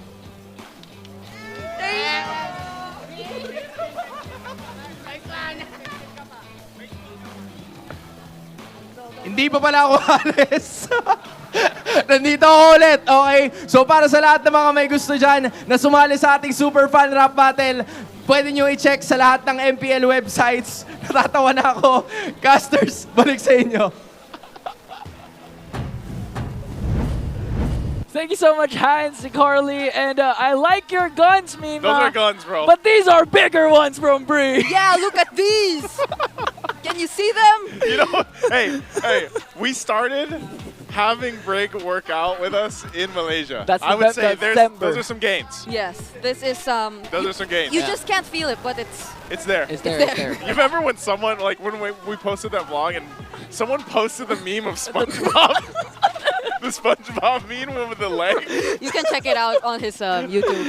Hey guys, go check out Naisu's socials. All his vlogs are amazing because, of course, me and Brigida are there. The family is here. That was the first outing. Yeah. They vlog too. Check it out. Oh, yeah. Guys, you know, again, the venue has been amazing. The fans, of course, we would like to thank you guys. So this wouldn't be possible without your amazing support, continuous support. So guys, we're going back to the ball game because again, this is the star match. First match of week number 4, day 2, Saturday. And blue side this time, side selection for TLPH. That also means that, am I remembering this right? Number is not my strong point, but TLPH is 100% on red side. So they're still 100% on red side. They were red side last game, right? Yeah. So, and they just won, so dang, they're still 100% on red side. But they'll be blue side here for game 2, and knowing anything, this might be RORA's game, man. I think the plan here for TLPH is Alpha might get taken out alongside Matilda, so they want to back on the Suyo, the blue Yo, that can go in the hands of there's the Harith too from Oheb, who I feel from yesterday's performance has been entering the opponent's base. Yeah. with a very confident Zaman Force. Going up against their mascot, the Hylos. Right. To be fair, what's Hylos? What do you call Hylos again? Centaur? He's a centaur? A centaur, yeah. A horse. Basically a horse, yeah. I was gonna say, some people just say horseman, some people say that's you. centaur, yeah. What? Horseman. Horseman? That's what a centaur is. It's a horseman. Okay. No, why did he say He's a mythological creature. No, only nice who says horseman. Oh, okay. I'll use it too. No, you don't have to. Bring don't fall into peer pressure, all right? Like, I'm supposed to be the father figure here. Okay. Don't fall into peer pressure. Bring it up. Okay. All right? Gotcha. We've already conquered the attachment styles, and I clearly avoided. We don't need you to fall into peer pressure either. Okay, we won't. Life lessons on the English test. And someone who can't fall under the pressure really is Aurora. Tie it in. Don't make my job hard, nice. Actually, you're making it easy. But again, blue side is for the Los Caballeros. TLPH. A lot of power picks may be open if they go again with the unconventional draft of banning out non-power picks. So Matilda, Fanny will be taken out. Jushin still on the red side. Yeah. Even despite the nerf, I mean, again, it's Jushin. All right, there you go. The Joy and the Suyo still weren't banned up to this point, but now they are once again. So if this indeed is the Suyo, then we will see changes once more. But if it's not, probably one of the gold lane trades too are available still for these two teams to consider if they want to take it out, especially for Aurora since they're banning out for last. But other than that, what else is still there? I think a swing that Aurora can do this time is to secure a good Oh, Edward. the chip! Okay, chip will be banned down. Suyo available for TLPH. Yeah, the Suyo is gonna be picked up. So if you were Aurora, the Matilda's not here anymore. Okay, wait a minute. I'm so glad you're in there. No. Naisu. Okay. I'm so glad you're in that chair. You got it. Okay, Carl TZ basically is saying that the champion's mindset for him, it's like a double-edged sword. If you're overconfident, it can be used against you, and at the same time, if you're hungry and wanting to go for more championships, it's of course very good. So that's why it's a champion's mindset is good. Just don't go too extreme. Just don't go too overconfident. Say thank you, Ian. Nice. Thank you, Ian. Thank you. You're welcome. Via the 13th element. 13th element. Oh, there's the Suyo. There's the foam. That's what I was saying. Swerve right away to a good XP Edward because he was literally down a few power picks in the XP lane a while ago. Yeah, so they will go and revert back to the idea of leaving Renner J2 for later on, if that is going to indeed be the case. So Team Liquid Philippines still decides to pick up the Harith regardless of the Phovius. At the very least, the Joy's gone as well. And there's JP again, probably being the tank or the main frontliner. So I'm still wondering if Team Liquid Philippines, given their performance earlier with the damage XP lane, really worked well. So let's see if that's still gonna be the case here. Only that I feel that like the Phovius pickup kind of blocks the Benedetta from coming in a second time around too, since it'll be the perfect matchup for the Phovius and his passive to be constantly there also. I'm trying to again is, you know, guys, Yue has played the Sicilian 5 straight times. I was gonna say, I think even yeah, last against week, TNC, he it was played all it 3 games. straight. Yeah, it's okay. Might be his favorite hero now. Bye-bye, Valentina, I guess. Nah, I mean, look at all the games that are happening. The 20-minute average game time. Yeah. It's nice to Cecilia have. really loves it. Loves long games. It's nice to have this late game mage or some sort of insurance. It is, but you gotta get to the late game. Yeah, yeah, that's You know? true. And that was the struggle actually of Aurora. I think they were backing on the fact that Domikite would snowball and help them get through the late game, but the problem was TLPH was really on their own timers. Yeah. Which is crazy because, like, again, you know, the kind of all-access segment before the first game, like, it was really heated between the Baby Cakes duo and the Kite Brothers. And then, honestly, like, Carl just kind of owned the jungle in game 1.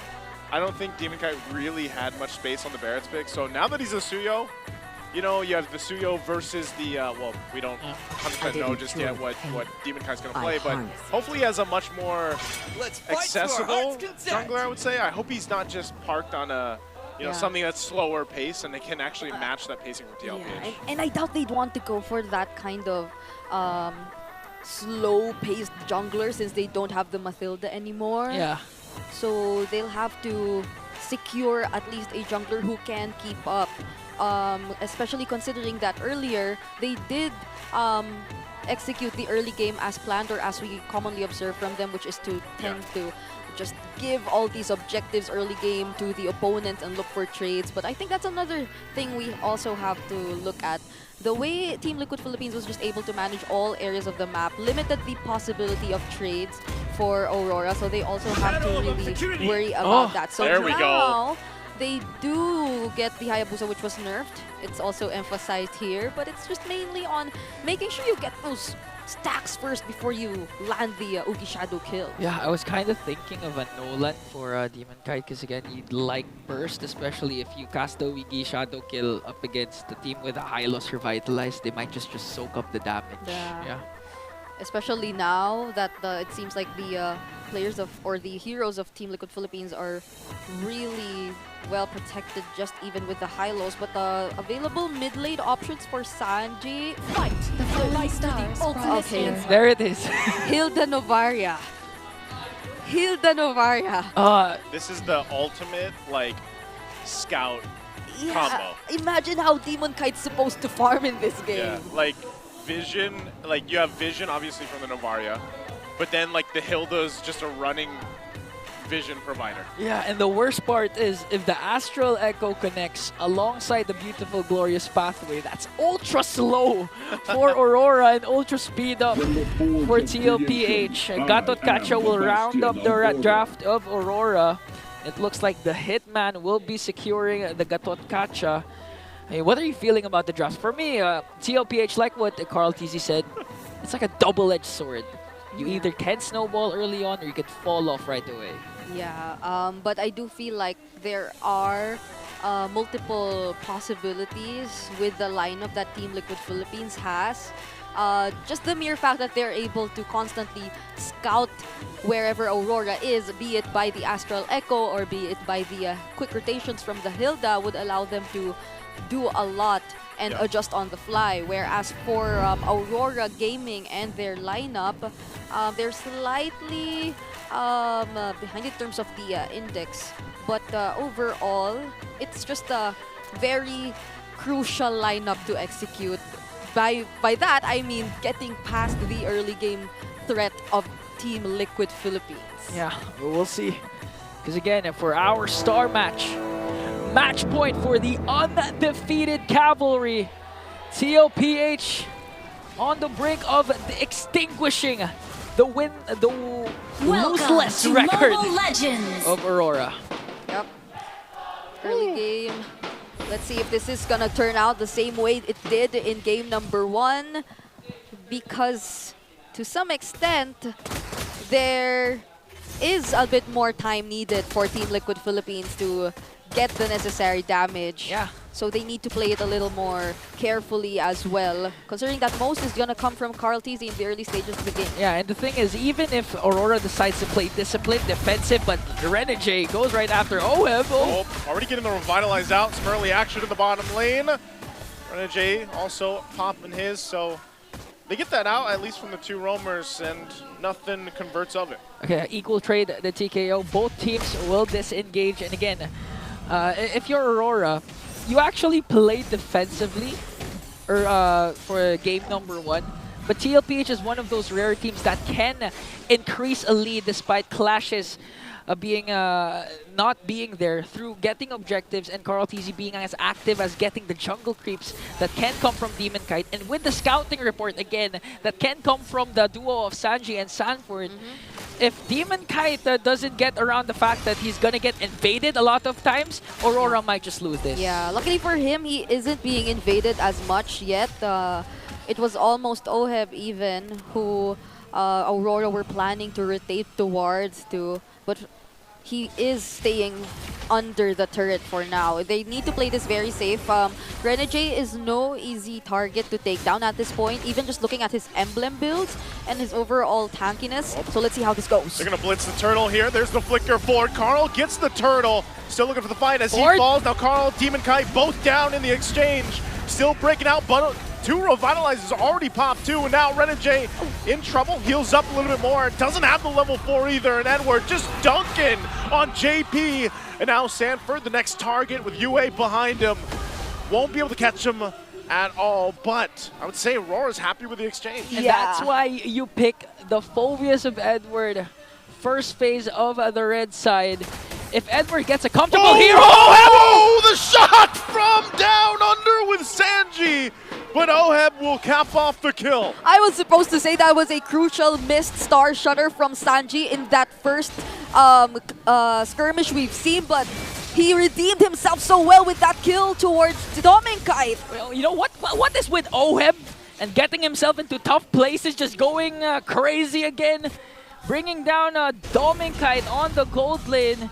A relentless style of Oheb. We've seen a lot of iterations of Oheb. This time, it looks like he's embodying the Liquid Express style. Yep, he is probably one of the cores of that kind of Liquid Express style, but okay, he survives for now. I don't know if he's just planning to go ahead and try to bait Dominkite here. There's 3 here, the rest of the team too. Oh, they can't find him. They can't find him. Oheb does go through, and now Dominkite just tries to pick up a kill. Revitalize is going to be popped too, but now both gold laners in trouble as they both fall, and now still bringing it out. A Meteor will miss, but they'll go ahead and disengage. Trade after trade, blow after blow. 2 gold laners, no more.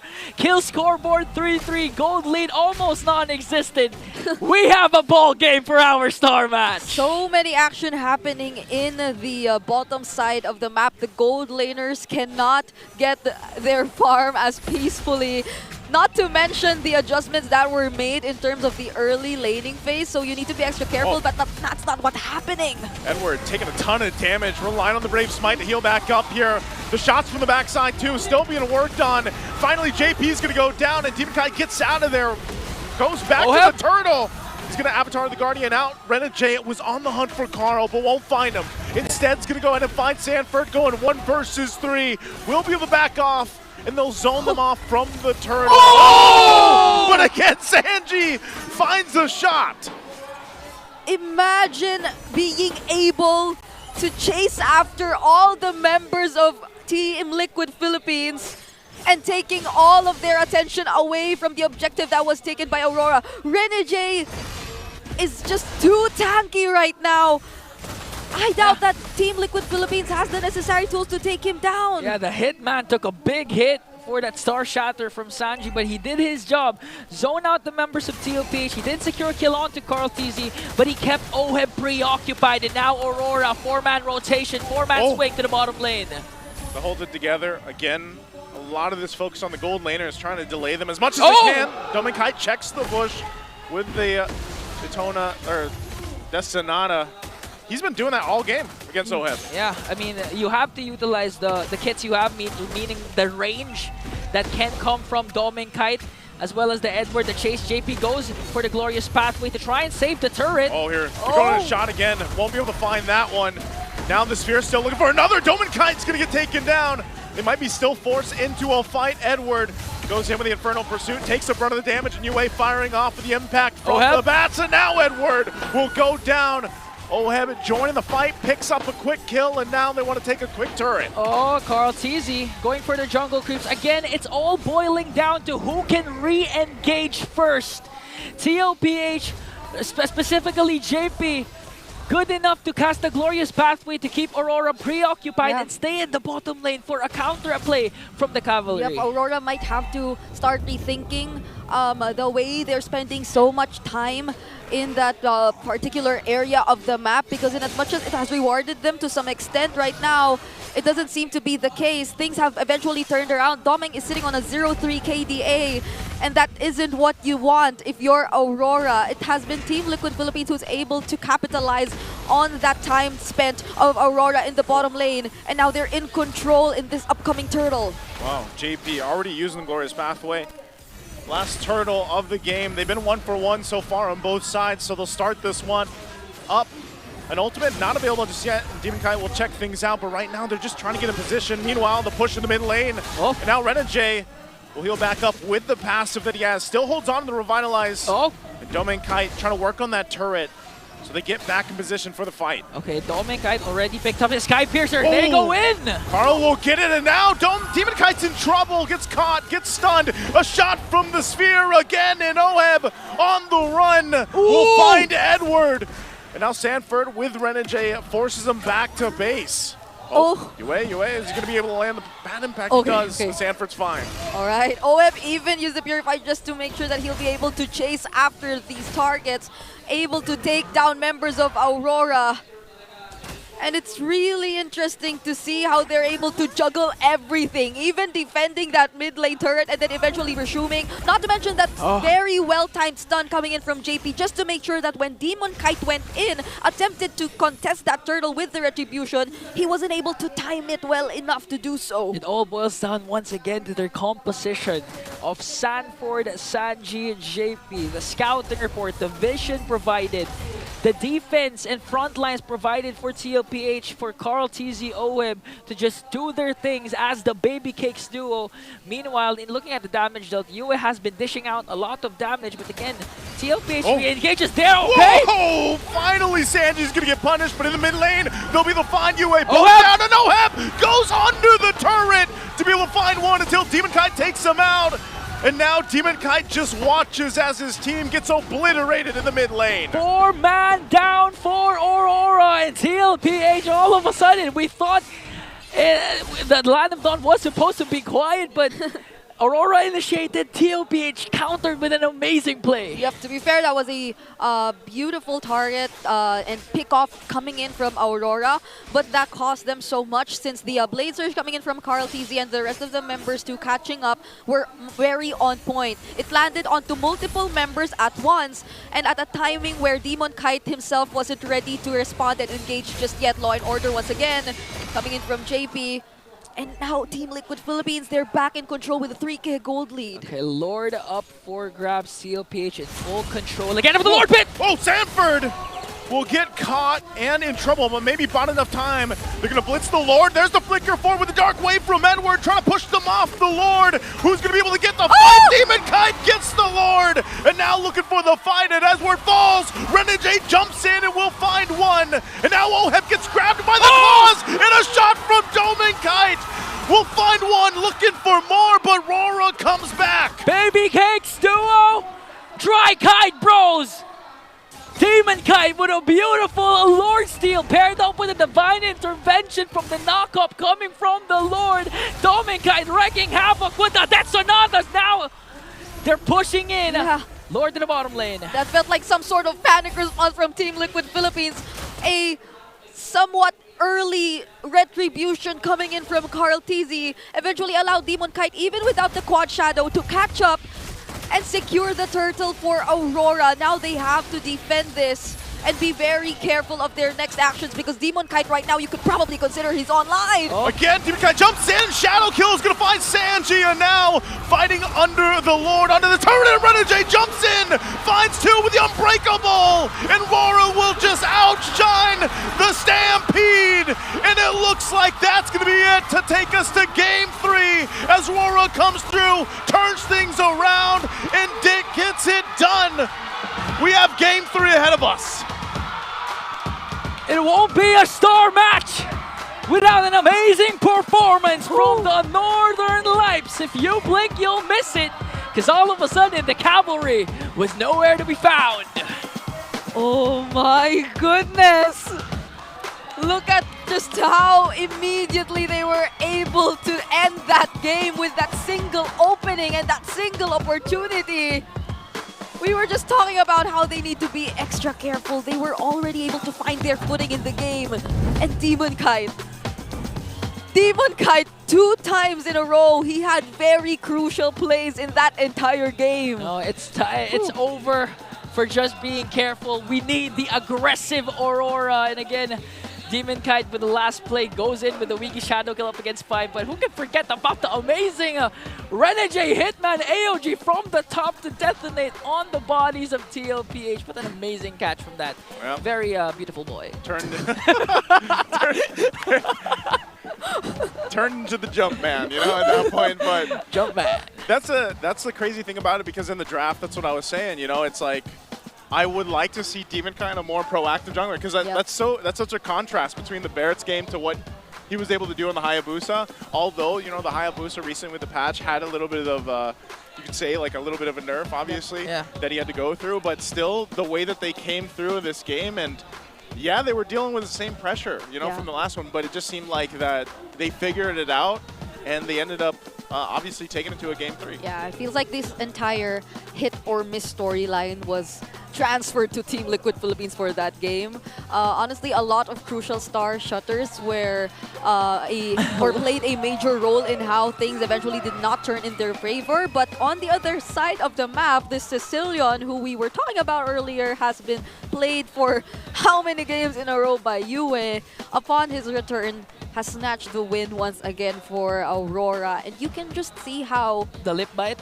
Yeah, aside from the lip bite, he does kind of play this Sicilian with just the right amount of aggression and I'd say being careful in the entire game. Even in early stages wherein you would think or assume that the Sicilian should be a little more patient, he tries to be as aggressive as he can. He tries to stack up on his passive immediately so they can have enough damage to fight up against Team Liquid Philippines later on. And you have to commend the way he's just able to position himself each and every time. It's not like he's the go-to target that Team Liquid Philippines has set their eyes on. It's mostly Doming Kite. And for majority of the game, they were successful in taking him out. Doming Kite, it reached a point where he was 0-3, and this is, speaking of, this was exactly the moment where he got his third death. But Yue actually did go unnoticed in that entire game. Yeah, again, the positioning of Yue to not be able to be reached by the cavalry, and at the same time, it came to a point wherein it reached the mid game. Yue was actually the leader in terms of damage dealt with the Sicilian, despite pretty much a dive-centric lineup composition of TLPH with JP and Sanford on the Hilda. Not to mention, again, we have to highlight the Demon Kite as well, because we know that TLPH will try and target the jungler of Aurora and try to give Carl TZ an advantage when it comes to the levels to secure more objectives. The Demon Kite was really just composed, and he was just really waiting for my turn to shine, which was the two crucial moments that Brigida mentioned. That's crazy too. 10.5 minutes, and just, you know, under the 11-minute mark probably by the time they finish this. And Renegade, even with this Ganaconcha, as he jumps in under this turret and is able to find two on the unbreakable taunt and just keep them trapped in. You know, this is a very quick game, you know, that from RORA, because of, if you look at everything that was happening, it's like in a matter of, what, 2 minutes? Maybe the fate changed here. And here is the emblem build that we're talking about, which is why Renegade was just too tanky for Team Liquid Philippines. Considering that, unlike game number 1, they didn't have the Farsa, they had the Novaria, which was a more skill shot based type of mid laner. And again, the entire idea of the hit or miss in action once more here, where it isn't guaranteed that you're able to dish out the necessary damage to or against Aurora. You really have to make sure that it connects, it lands, and the entire conversation we had about Team Liquid Philippines constantly scouting Aurora, that didn't happen too. I feel like the way Aurora spent so much time in the gold lane, which eventually backfired, also worked for them in a sense that Team Liquid Philippines was forced to react instead of doing the rotations that ideally they wanted to do with this lineup.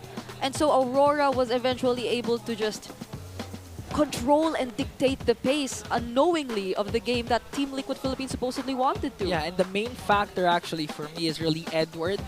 With the Phobias, as nice to mention, the 2 or 3 minutes in, the tides have shifted to the side of TLPH, then towards the end to Aurora. It was mainly because of Edward and how he kept a lot of members of TLPH preoccupied with the signature Phobias, who is still, still 100% win rate, right? Yeah, because of this, I believe it's up there. But again, Edward just continuing to show how consistent he was.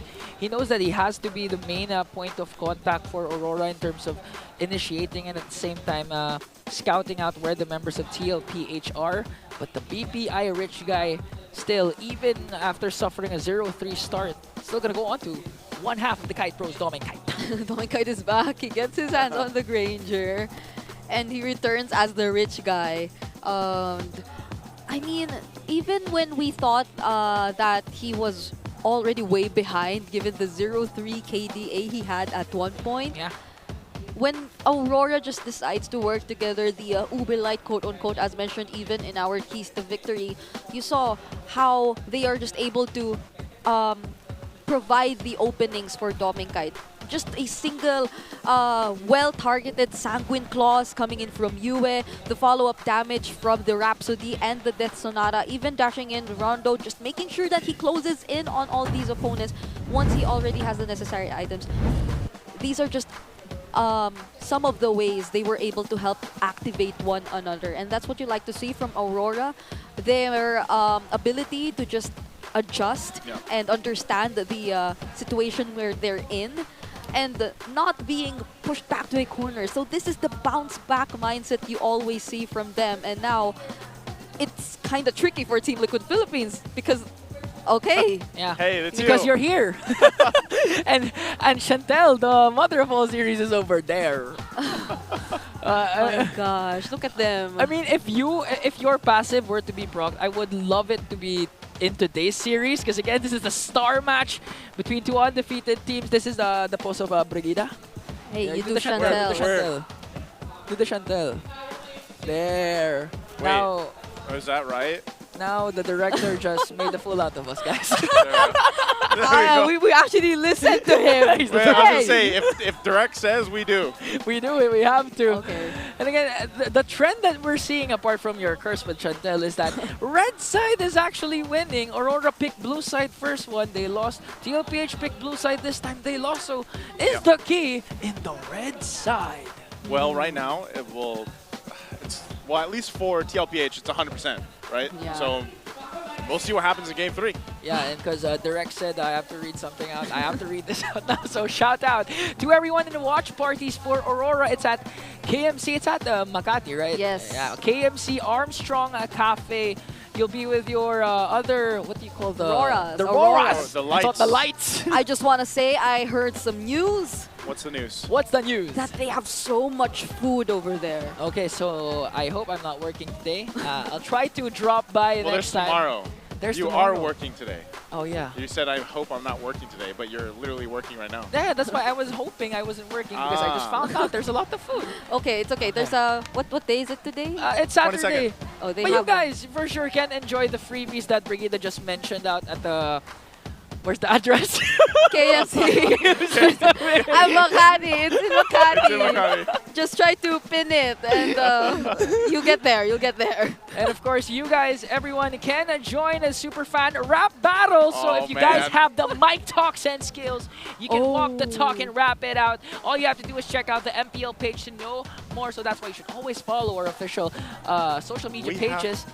We have a rap battle? Yeah, and you can also... I want to see Naisu. Naisu say... Just when you thought you're down, you turn it on. No, we're not going there. We're not going there. Naisu, Sorry, just it's when a you rap, think you're down. Okay. Naisu's version of rapping is reading. Hey, why don't you join the Superfan rap battle then? I'm You employed. can't dance. You How? can't dance, How? man. I am employed. We should like have a team for the caster, so we don't have to choose. No, Just let's not do that. Never mind. We've done that three Three volumes, yeah. You were We've in done three two of volumes. those. Or one, maybe one. I No, forgot. I've taken it out of my memory. I'm gonna look for it later. I'm trying to remember. Yeah, okay, you guys try to look for it because someone already found out the music video where Yeah, Naisu jump was in. in. With Jessica Sanchez. Looked a little bit different there without your beard, sir. I was supposed to do the getting out of the car scene, but then the camera was already out. Oh. So our player of the week that's leading in average kills and is first in a game gold per minute in week number 3 is actually Domingkite. I read this as Avenue because average would be AG. Avenue kills? Not that I'm a grab. No, I'm joking.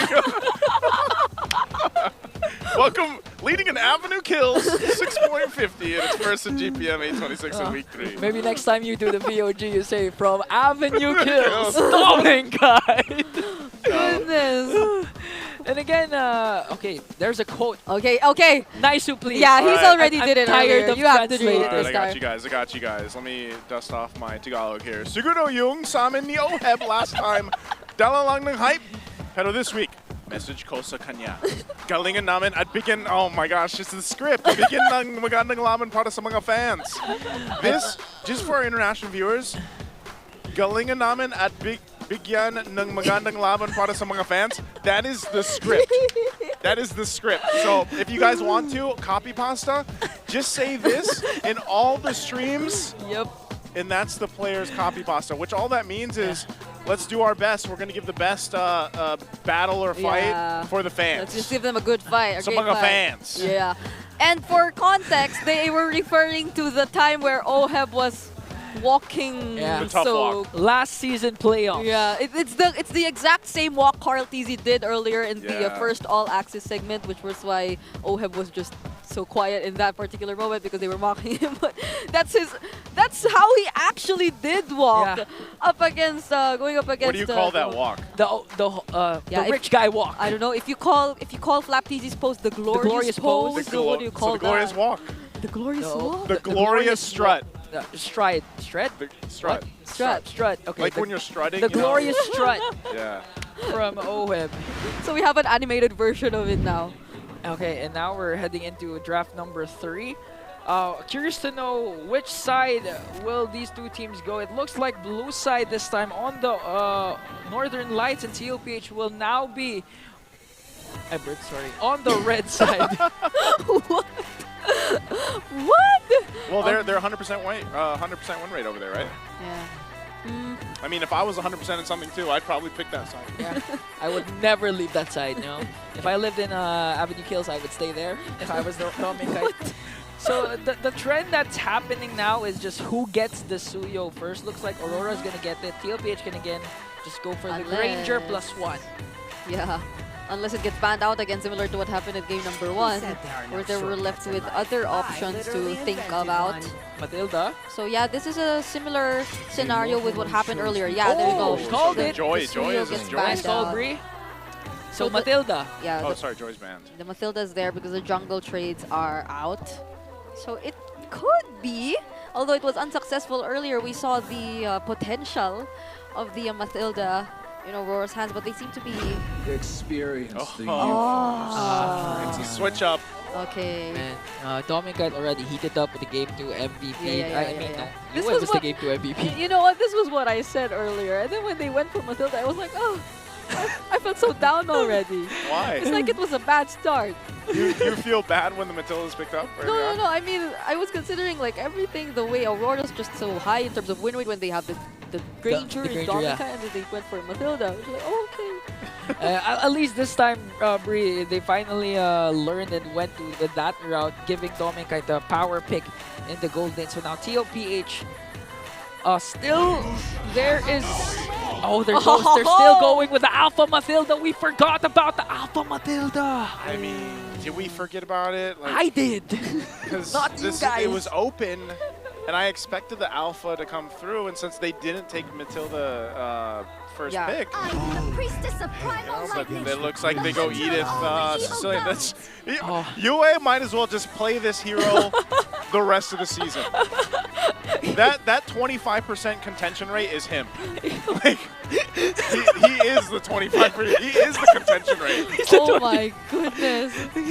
And we get it because, again, it's late game insurance. And even if you expect it to pop up late game, for some reason, you is making it work even down to the mid game. I do, however, like the Edith pick because we know that the fights will be prolonged with the Alpha Matilda combination inside of TLPH. And with the Edith, it ensures you that you can fight back during those long skirmishes. Yeah, so I'm looking at whether or not Sanji will decide to pick up the Barca, and there you go. You called it.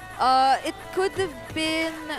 No, the Valentina's there too, but like it's really the Farsa, since you need to have that extra range too for your team to operate, and that's not to mention the adjustments made onto this hero, which allows it to actually have much more escape routes and vision just by using the first skill to scout for the enemies every now and then. So now we're heading into the second phase. Team Liquid Philippines, they do not want those proactive junglers to come in for Demon Kite once again. So they're taking out the Hayabusa.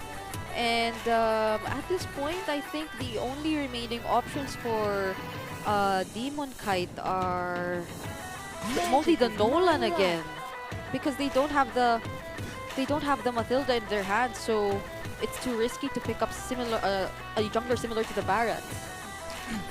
Yeah, so final bans are out. Hylos has been taken out, so Coach Master the Basics. For XP, there's still the Lucas, right? It's yeah, the still there, Lucas. still there. Lucas CC, Hilda even. The Badang too, but these teams don't tend to pick up the Badang really. So it's the Lucas, Hilda, unless there's a possibility of a glue. Or but then recently Sanford's been really keen on picking up those action type kind of XP laners, so yeah, even the Benedetta in game 1. yeah. So I'm leaning on towards that. Okay, so if you're going up against the Edith, what will be your ult? The Hilda, the CC? You can reveal it later, so yeah, you can just so you have more ways to operate and get out of your lane. Irithel? Gold lane. Paired up with the Matilda, Irithel sounds great. Yeah, Irithel maybe, but I'm also wondering if they will be considering some of the adjusted marksmen. The Bruno! Yeah! It's the Bruno! We saw this yesterday. Yeah, we saw this yesterday. We saw it banned out and picked up. I believe it was for... Wasn't it Oheb that did play it yesterday? It was AP Bren Omega. Ah. Yeah. You know, the Jawhead first pick game. Yeah, Jawhead first pick alongside the Bruno. So a different ball game coming in from the Filipino sniper. How will Coach Master the Basic answer? They're still lacking a roamer and there's no high loss. jungler. Is that the back shot? Oh! Wait, hold on. And that's a reaction from the crowd too, because you can hear it. This is they may not have the Matilda, but they have the Estes. You can change the name. I know some people that are watching this match are happy right now too.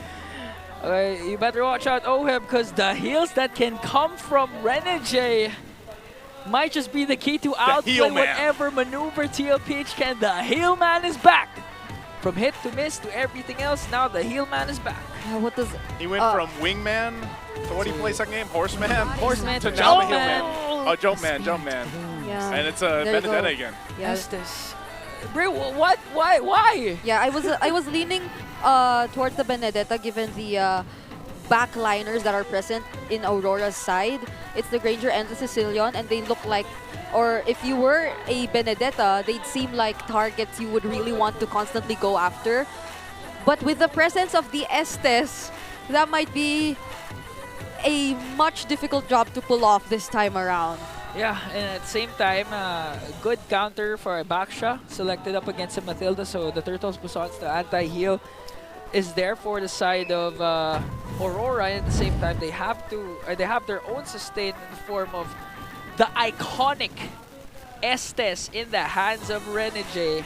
Yeah. And looking at the draft index, it looks like it's leaning towards the TLPH side. Yeah. Wasn't this also one of the keys to victory here, like Ube Light? Ube Light and Ube Light. Express. So it's like their very own renditions of the Ube, but this time it's very much similar to the original Ube that we once know. So I'm so excited to see how this turns out, but for now, in terms of overall sustain and long-term fights, Welcome we to really have Mobile to give Legends. it to Aurora. So how quick will the Ube Express be in terms of denying those long fights? We're finally gonna hear the best two words in sports history once again. Game number 3 for Aurora and TLPH. No, it's honestly game 7. But this is the last match. What can I say? For the two undefeated teams, only one streak will come out alive. Math not checking out. But, you know, I can't say game 7. I'm feeling it. I'm feeling it. We're here. We're game 3. Oh wait, did JP get the... JP might have gotten the purple buff. Oh, of Carl? Oh, that's non good. All to part of the hear. plan. Oh yeah. Okay. Well, Oheb's taking a lot of damage too. Already using the flicker. He's going to be in a bad position here. This is really not where TLPH wants to be this early on. They're under the turret trying to clear out the waves. Dome and Kite too. There's the jump from Demon Kite. First blood for Dome and Kite. The Kite brothers are ready. That's a lot of resources expended. Oheb's flicker, JP's Purify, a kill for the side of Aurora. I mean, the Estes and Baksha picks so far looking good. Yeah, the constant moonlight inversions or first skills coming in from Renegade just to sustain Dom and Kite gives him a much bigger advantage in terms of the laning. And now looking at the emblems picked up so far, Renegade just really making sure that he's able to invest in the right amount of tankiness and mobility, since that'll be very crucial. At the end of the day, a Baksha is a somewhat high mobility type of hero, so you'll probably need to keep up. But what matters the most is, of course, him being able to provide the necessary healing to the key targets. Already going to jump for Edward. Gets petrified too, but he's going to be fine. And then the heal comes through from Renegade. So some key ultimates down. This turtle's up now. That was a clutch heal from the Hitman. Pretty sure Edward was screaming, JPA heal! Yue goes in with a Sanguine Claws. Full control for Aurora over the Turtle, but Carl TZ can enter at any given moment. Yue could be in trouble. Still the fight. Primal Wrath going to be popped by Edward too. The heal's coming through, but Carl will get the turtle secured. Amidst it all, he's going to be fine, and now TLPH just backs off. Okay, TLPH finally found a trade. Despite Aurora's great control over that turtle pit, they were able to take away and steal it away. JP alongside Sanji, they might hunt Dom and Kite. Okay, they will be spotted out either way. But Team Liquid Philippines, they have to remain disciplined despite that turtle that went into their hands. The lead is still in Aurora's side, and they're actually behind. JP just got his level 4, just got his ultimate right now. And what is becoming much of a problem to Team Liquid Philippines is that this is a completely different early game for them. It's not the usual Oheb's able to manage his lane kind of early game for Team Liquid Philippines. So now we're seeing a more reactive rotation once more coming in from them. We're yet to see something being started by Team Liquid Philippines themselves. Yeah, and that's the thing. You'd think if you see Aurora's lineup on paper, you'd think that they'd play defensively, wait for their own respective power spike. But with the recent adjustment of the Bastra for Dom and Kite, he farms fast, he rotates faster. That's why TLPH this time, from being on the driver's seat, they're trying to keep up with the Northern Lights. Yeah, they just got to work on obviously focusing on the objectives because also you got to remember there was a little bit of a delay in the early portion. Oh, Carl goes in, not able to catch Renegade, so even utilizing the retribution, but they might still continue here on the bottom in this gold lane. They just gotta be mindful though, they still have no anti-heal! Demon Kite gonna go forward, still relying on JP, and it looks like they'll disengage. Meanwhile, look at the mid lane, Sanford and Edward.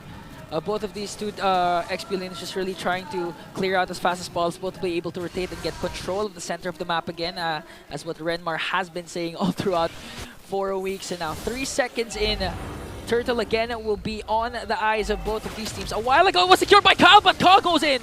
Goes in again. Edward, very tough to catch with the Edith. But the fight for the Turtle's going to break out. Sanford putting the pressure on the back line. Already the blessing of the goddess, Moon, comes through. The heal for everybody is available. And still fighting for that. Electro Final Blow with the Petrify. They're looking for Renegade. Renegade's low, and Sanford will find him. And now Edward looking to find Oheb. Oheb gets space. Does go through, and Edward able to pick up the kill as Oheb fell. But it's another turtle for TLPH. All right, a 2-for-2 trade. So far, still in favor of Team Liquid Philippines since they also got the objective, but they get denied of their purple buff. And what really probably changed the way the team fight actually happened was probably the fact that Team Liquid Philippines had a little bit more damage to depend on. Sanford did a great job in poking down the members of Aurora, forcing out the ultimate even from Renjay, the Blessing of the Moon Goddess. But the ability to sustain the fights, you can still see that Aurora is capable to do that. Yeah, and that's the thing. We talked about re-engage, prolonged fights. That's why they selected the Edith. That's why they have Renegade with the heal man. So if this piles up and the Aurora's lead continues to go up, TLPH is going to have a hard time trying to burst down anyone. I love this Infinix hand cam. Like, look how decisive this is with healing. Like, this is how you get a good look at the healing cam, right? So mid lane turret's going to drop. They might force a fight. It looks like Aurora will just go ahead and back off of that one. Yeah. Oheb has to play it extra carefully compared to Dominkite, who is currently 2-0. He's 0-2 and still catching up. He's 1K behind of Dominkite. Or, yeah, not just 1K. Even Carl TZ, the alarming thing for TLPH is that he's third dead last when it comes to the golds. Because again, he was deprived of 2 purple buffs a while ago to start. I think, right, JP was accidentally got in at the same time after the turtle clash. The Demon Kite invaded the purple buff of Carl TC. So far, the Alpha is struggling for the side of TLPH, and Aurora in full control. And they can extend the lead once Turtle spots again in 10 seconds. Oh, Edward spots Oheb. Okay, we might see something happen once more, because there is an objective that is about to spawn, but Those shots hurt already from Dominkite. He did get the Skyfires earlier on too. JP taking some damage. Sanford looking for that back line once again. Wants to put the pressure. Is going to go ahead and focus. Gets the Petrify off with the heal. Comes through again. Like the final blow. He's fighting Dominkite. Gets forced back, but Demonkite will get the turtle, and Carl will fall. So amidst it all, TLPH will lose that fight. San Duo tried their best to control Dominkite, and in as much as they were successful in doing so, they let Demonkite just freely reign that turtle pit. And Team Liquid Philippines failed to secure it from themselves, now exposing their base turrets. Objective after objective taken down by Aurora. Now they're stealing away all the jungle creeps that TLPH can bank on. Mid lane turret exposed, only the inhibitor left on the middle lane. Almost 8 minutes in, 3.2k gold lead already, and they're looking to extend that by taking the turret up top. They want to fight this one right into the jungle. Blessing the Goddess Moon again, and there goes Sanford. He's out. Carl TZ's going to be next as he falls to Edward. Oheb tries to run away, has to flicker out with the guiding wind, but 2 fall for TLPH, and RORA is online. There's not enough damage just yet. There you go, they already decided to pick up the Sea Halberd, but they can get immediately bursted down at this point.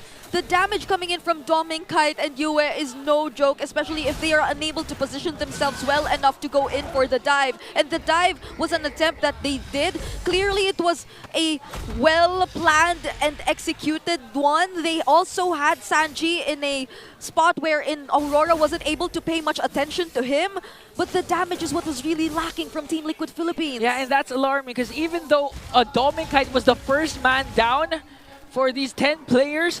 Aurora didn't lack the damage, as you mentioned. Yue was dishing out the Sanguine Claws, the anti-heal coming in from Demon Kite's ultimate with the Baksha was just too much for them once again.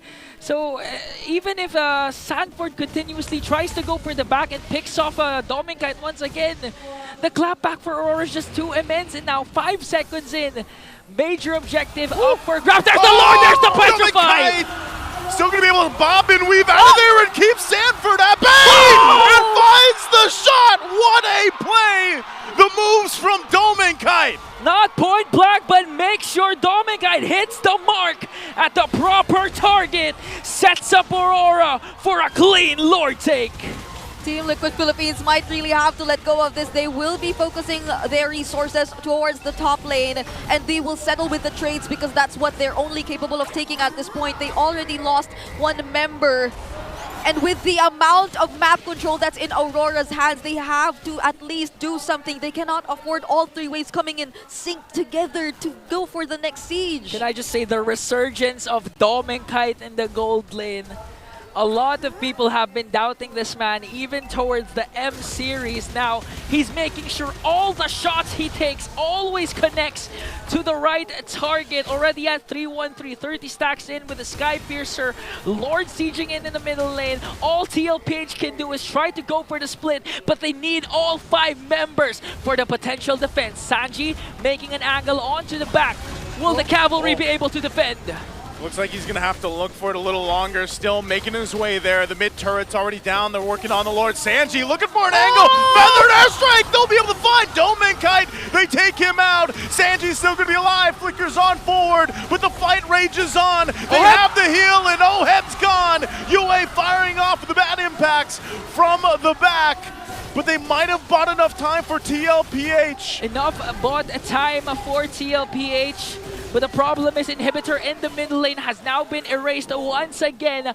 Both gold laners immediately taken down. Yeah, but the plan for Team Liquid Philippines at that point only was just really to look for Domenkite. It was only to take down Domenkite, and they were already able to manage whatever was left of Aurora. Let's check that instant replay to see how things really happened, because I feel like Aurora had an idea that Sanji was already trying to position himself, which is why Renegade was walking towards this path. And that was the perfect way to grab his attention, because for a moment you were able to deny Aurora of that healing to sustain Domenkite for a little longer. And so they had enough burst damage to take him down, which resulted in them somewhat managing the fight. You know, with that sequence, you need 10 moons, 10 healings to try and save Domenkite, because everything was synced into place.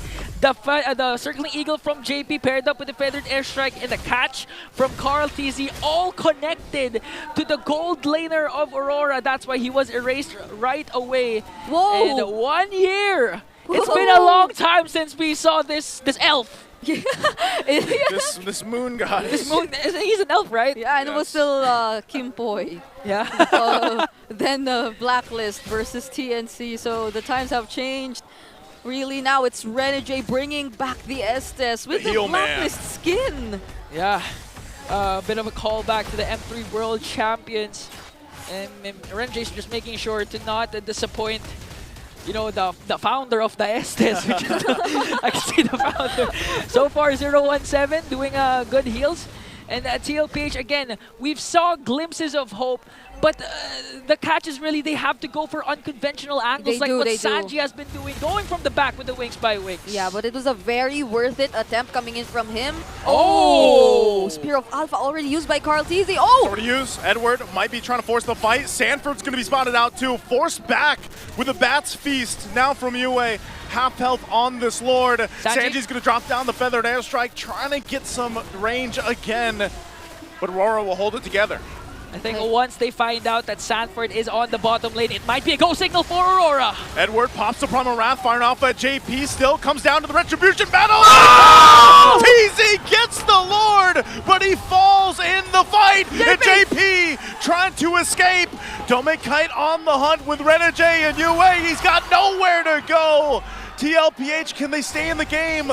Meanwhile, Sanford's cutting. Yeah, he's been managing the waves really well. So Aurora at least only has a single lane to accompany, and they also have to deal with the Lord. So this is probably one of the things that they can still hold on to for Team Liquid Philippines. The fact that given Aurora has to stick together, they can split up the map a bit more, but they're really deciding to stick together. 3 seconds before call, TC DeYoungo joins the picture. Sanji with defender airstrike to the zone. Now Flickers in even. And now Sanford! They're going to jump forward. Sanford jumps in, but he gets punished. The heals are too much. Oheb fighting Yue. They hold on to the turret and JP back up, but Dome and Kite will find the kill on Oheb. Too much heal, too much sustain, and too much Northern Lights. They have their eyes set on the Crystal, onto the middle lane. Enhanced minions raging on. TLPH forced to defend with 3. The Ube could be too strong at this time. The minions are up. TLPH tries to hold on to the streak that they've held for so long in 4 weeks, but it looks like RORA's gonna try to punch it in. They go and heal through, and it's just too much. Double kill for Dome and Kite. The next wave pushing into the mid lane, and Sanji and Sanford, the San duo, but it's too much as Sanford falls and the base is gonna be worked on, and that will be it. It's a reverse sweep for RORA. Northern Lights lights up the MPL arena with a reverse sweep over the Cavalry. So many conditions unchecked, and with a surprise pick to wrap up the series, they have definitely made a statement, ending the Cavalry's winning streak. The Hitman, the Missman, the Jumpman, and back to the Healman. Another artillery added to the arsenal of Renegade. Still, even though the All Access led by Hansen Calusi was heated at the end of the day, where the camaraderie, the brotherhood will be showcased by these professionals. You can see it. I mean, look at them just hugging each other after that. But props to Team Liquid Philippines. They gave us a really good fight. The script was indeed on point for this match. It was.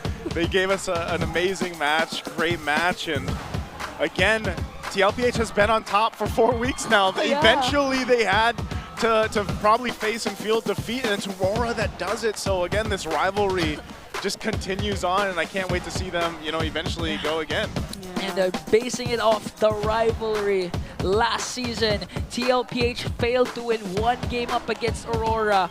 Now they won 1, but they still failed to take a series away from the Northern Lights. The streak of Aurora beating TLPH continues, and the streak of Aurora having a spotless records is still alive. That's why I want to hear what the Northern Lights are thinking after this amazing star match. Hans, take it away.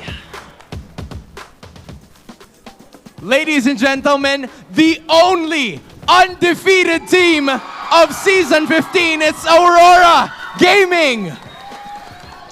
Boys, ibang klase, intense yung series na yon. Bago pa magsimula yung laban, ramdam na natin eh. Pero Renji, matanong ko lang, saan galing yung Estes? Saan ang galing yun?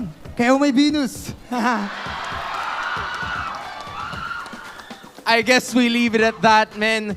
Sobrang nagulat kasi ako. Nagulat din silang lahat. Kalusi, I know you have a lot of questions for our players. Ako, unahin muna natin si Demon Kite. Demon Kite! Nako. Congrats!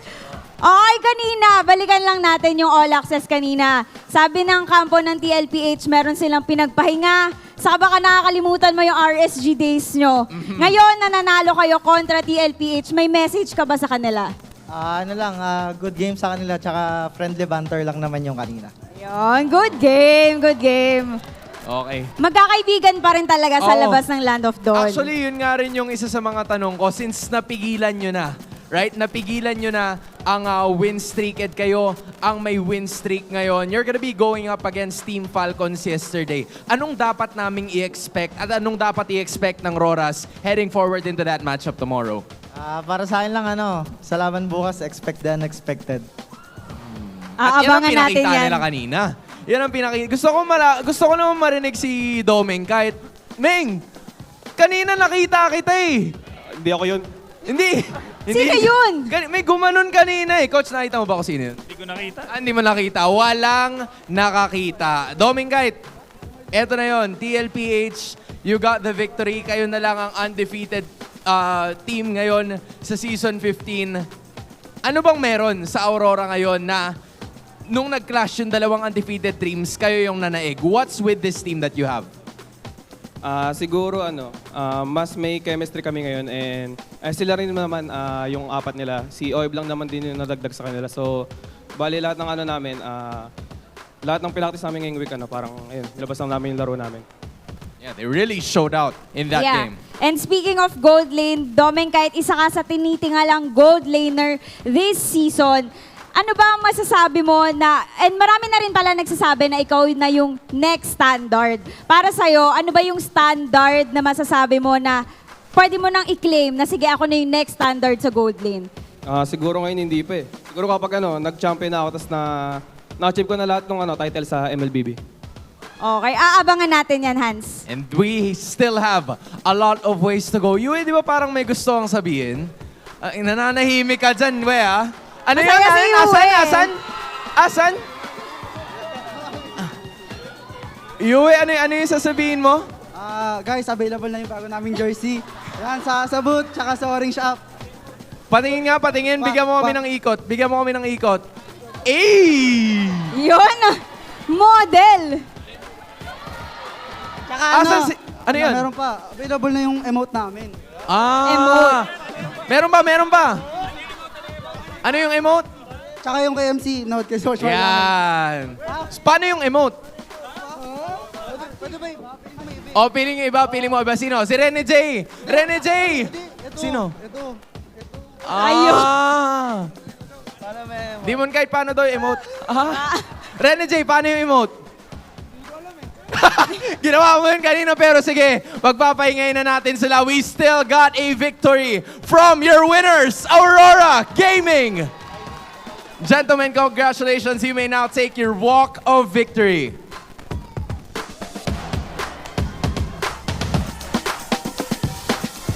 And being the only undefeated team this season, you may now take your bow.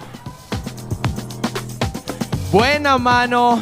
Para sa Sabado, it could not get any better than this. Mukhang walang makunat na kabayo sa gigil manalo at yan ang pinatunayan ng Aurora today. Saan galing yung kabayo? Pero sige, you know what? They got the victory. Aurora is currently standing at 6-0. Tingnan naman natin kung ano ang sasabihin ng ating mga casters. Balik sa inyo. You know, guys, we are really in for a treat this weekend. Yesterday, it was the TNT TLPH match. Today, it's the Aurora TLPH match.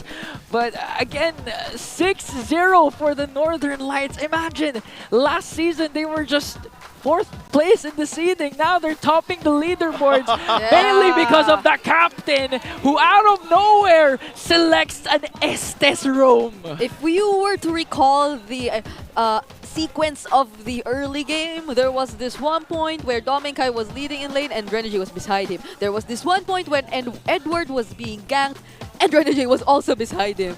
So he just had to be wherever he was needed at the exact perfect timing.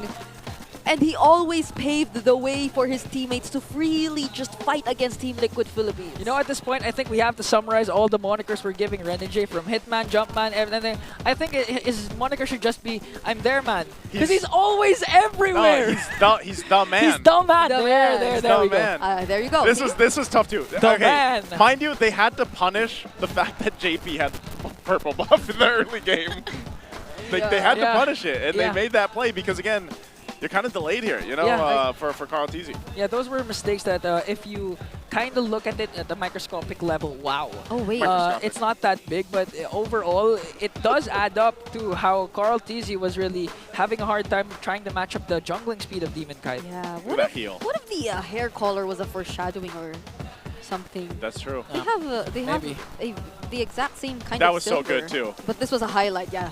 This is a this is Renegade MVP, but Domenkai, we cannot exclude that highlight. They put that one in there just yeah, and I feel like this is one of the most surprising and interesting ways which Team Liquid Philippines decided to try to prolong the game a bit longer. I mean, it was very risky. Imagine Sanji using the wings by wings just to position himself, but he did get the attention of Renegade, which again resulted in Dominkite being bursted down a lot more easier. But after that moment onwards, Renegade did not leave Dominkite's side. He was never away and apart from him anymore, and Team Liquid Philippines, given the limitations of their lineup, the kits that they had, yeah, they could have made something with it. Wait. That's what Quick they call cut. Giggle. Yes. Quick transition. Yes, quick transition. That was a good transition, though. Yeah, thank you for cutting By it the there. way, he did that before the base was even exploded. Like, Right? That's how sure he was, because again, he's He just had to no, you know why? Because all he had to do was pop Press the ultimate, heel, yeah. I'll pop ultimate and stand. Yeah, that was the easiest Infinix hand cam I've ever seen in my entire life.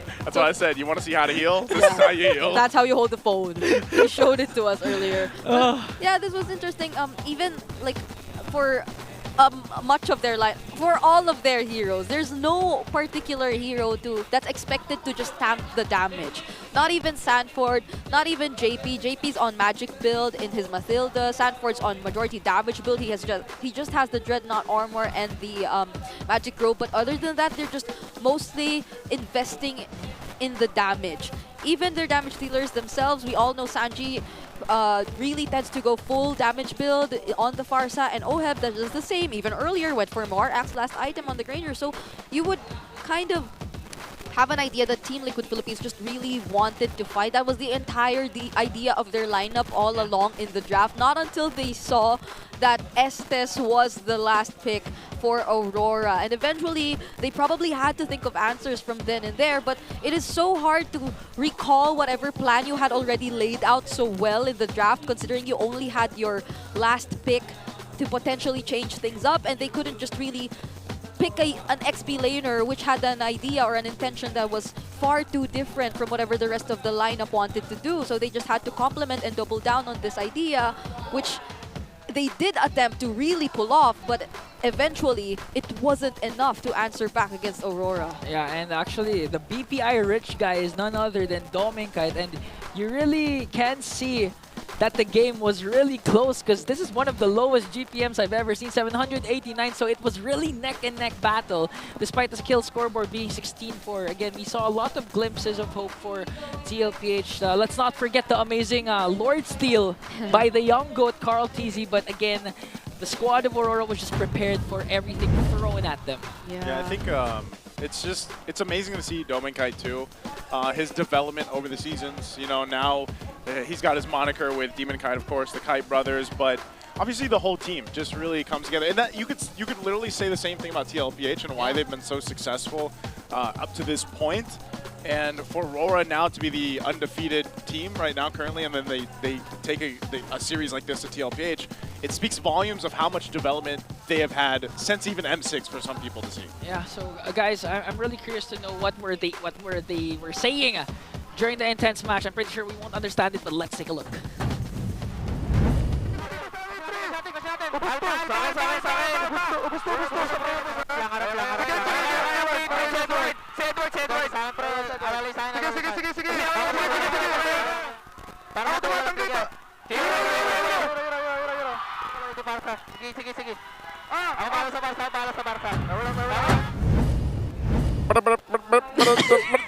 That's what you meant, right? Yeah. I mean, we get it because, again, the intensity is there. The fans are going crazy. It's honestly a miracle that they honestly hear each other even despite the happenings here in the venue. Yep. But again, it's not just the MPL Philippines who's feeling the heat. I believe there are other tournaments that also are heated. Widdy, the Wise, shines for a TLID after dominating Geek with a 1-0 win. This is a much-needed win for TLID, because similar to what's happening with Onic Philippines, for references for the Filipino fans, it's the defending champions of their respective region are actually at the bottom 4. What if this is some kind of foreshadowing too, since they've always been in the same spot as, or mostly the same situation as Onic Philippines right here. So later Onic Philippines has a match. What if they kind of continuing their redemption too. Yeah, and especially against Omega, who's looking to redeem themselves, especially yesterday. They gave the winless AP Bren their very first win, so this is a season wherein no team will have... everyone was going to have a win, but AI sweeps T7 and finds redemption in week 2. So it's, I feel like week 4 is a week of comebacks. Everyone's winning. Gosh, imagine if there was actually a team one day of AI. Of AI. Like, sorry, but it sparked in my mind. I'm like, man, AI sweeps T7. There's a mode. You want to see a lot of AI teams? There are a lot of AI teams in RG. There's a mode. Even my teammates sometimes are AI. Hey. If you're solo queue. No, but professional level. Oh, AI. professional level. Wait for me to go to MPL. Speaking of pro level. I'll be an AI. Speaking of pro level. Wait, was there a spiel? No! The next matchup! Oh, I thought the next matchup, guys, will be the defending champions, Onic Philippines, going up against the struggling and the Gigil Barangay of Smart Omega. That's going to be up next, guys, so stay tuned. Grab your popcorn, all your cold drinks. If you want to catch up in the MPL arena, you still can. There's still tickets for game number 2. Yeah. That's why, again, Ingan and Brigida and Nice, we will be heading for a very short break. But the next time you pop in, you'll still see their amazing faces. And with me in the seat will be Nice. So Nice, Rockhart will be in the middle. So guys, bye. I explained too much. Woo!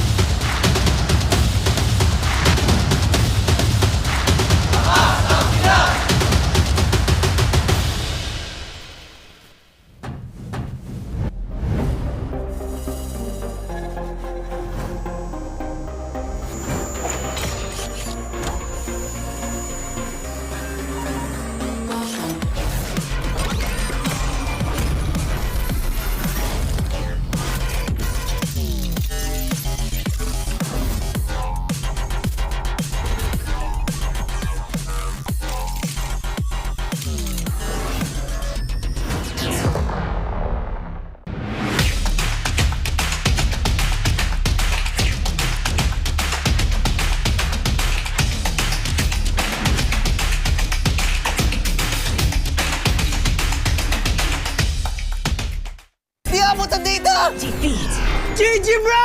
Don't worry, be only with Smart Power All 99. Hindi bitin with 10 gig data to power your games plus only Facebook or only TikTok. Load now!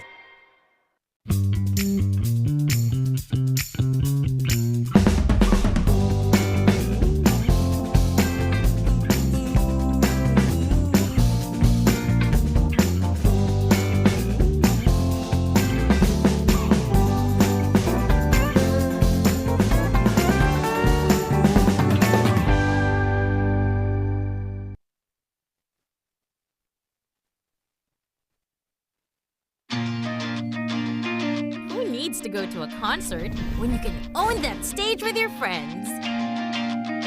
Enjoy a night of impromptu bowling tournament.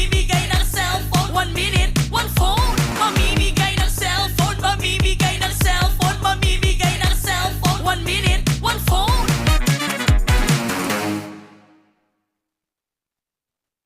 Dad, kaya mo ba yan? Dad, kaya mo?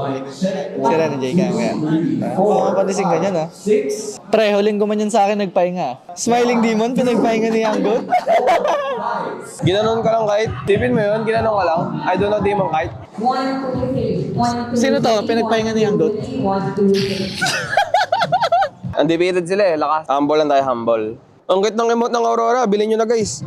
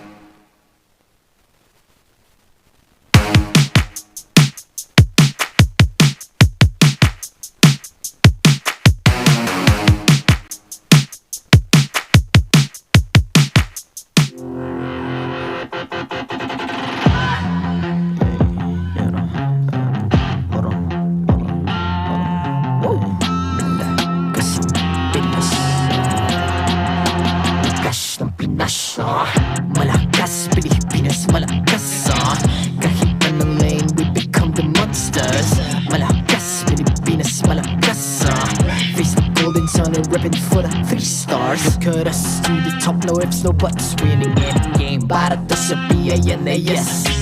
Di mo matitinag aming boses on your level. Nasa kalye man o mobile window, I become a legend. Open fire, we unite, we winners. Built with pressure, like diamonds are made of. Switch in a lane na parang gera. HP racing, may reset up. Built like a tank, buhat ni Hilda. Full load SS, parang Lyra. Susundan ko ang iyong bakas. Kasama patas, tagumpay natin to. Dahil tayo'y malakas. Para sa Pinas. Nasa amin ang alas, hindi tuwa atras. Kinikilala sa taas kasi kami ang malakas. Para sa Pinas. Nasa amin ang alas, hindi tuwa atras. Kinikilala sa taas, ganito kami sa Pinas. Wow! Hold on. Yeah, wala ka sa Pinas. We are laging every beat, no surrender, no retreat. Pag nagsama-sama, just imagine what we can achieve. Laging every beat, no surrender, no retreat. Giving 100 all my all, cause we just cannot be defeated. We are unstoppable, immune and invulnerable. Ready ang equipment, lahat frozen, malang crowd control. Pakita ko na jab like pow, east to the southeast. Takas sa watawat, proud and loud, cause every enemy we devour. Susundan ko ang iyong bakas. Kasama patas, tagumpay natin to. Dahil tayo'y malakas. Para sa Pinas. Nasa amin ang alas, hindi tuwa atras. Kinikilala sa taas kasi kami ang malakas. Para sa Pinas. Nasa amin ang alas, hindi tuwa atras. Kinikilala sa taas, ganito kami sa Pinas. Wow!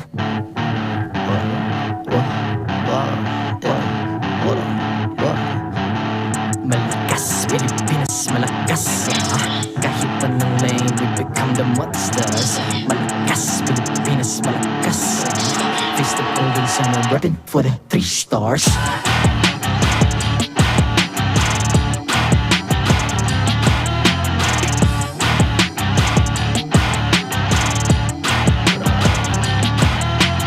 Ang lakas ng Pinas, we unite, be the stars. Ang lakas ng Pinas, we unite, be the stars. Ang lakas ng Pinas, we unite, be the stars. Ang lakas ng Pinas, we the stars. Ang lakas ng Pinas, we unite, we the stars. Ang lakas ng Pinas, we unite, we the stars. Ang lakas ng Pinas, we unite, we the stars. Ang lakas ng Pinas, we the stars.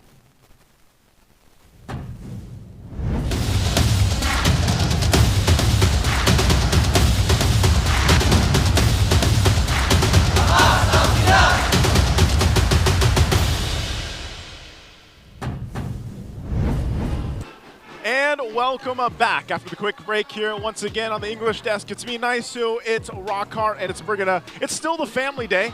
It's just now the 2 Titos and Brigida.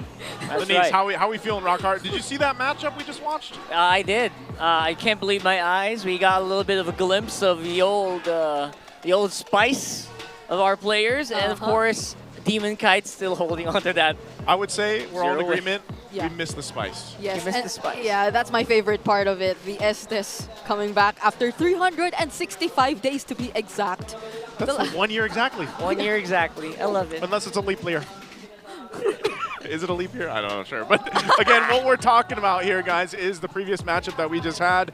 Again, the heel man. Heel man. The heel man Renegade leads Aurora to break TLPH's streak. That is quite the obstacle that a lot of teams are trying to get over and achieve, and it's RORA that ends up doing it again. This, I would say, you know, is it a rivalry in a way? It's starting to get it's to starting there. to be a little It's spicy. going there. Yeah, it's getting there. Just a little bit more push to the right direction, maybe. So we're getting there. Yeah. And right now, RORA gets the win against TLPH. So yeah. And if you watched last season, you know that seems to be the trend right now, at least for them. So again, congratulations to Aurora. They are still undefeated, of course, and TLPH faced off their first taste of defeat so far for the season. And it's great because, again, we're halfway through, so who knows what else is going to happen.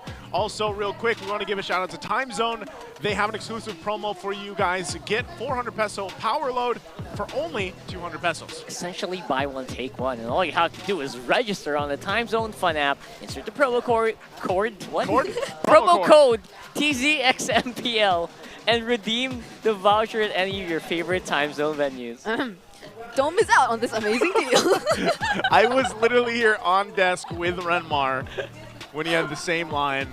Each and every time. Each and every single time. So, again, don't miss out on that deal. Also, we've got another deal for you guys. Get 2,000 peso discount on your next purchase by using the TT Racing X MPL Philippines exclusive voucher code MPL 2000 over at ttracing.ph. Yeah, of course, don't miss out on the exciting TT Racing gaming chair giveaways during MPL Philippines, so stay tuned for the more information. We're giving it away here. Yep, just remember, for those who dream, work, and play, TT Racing has your back.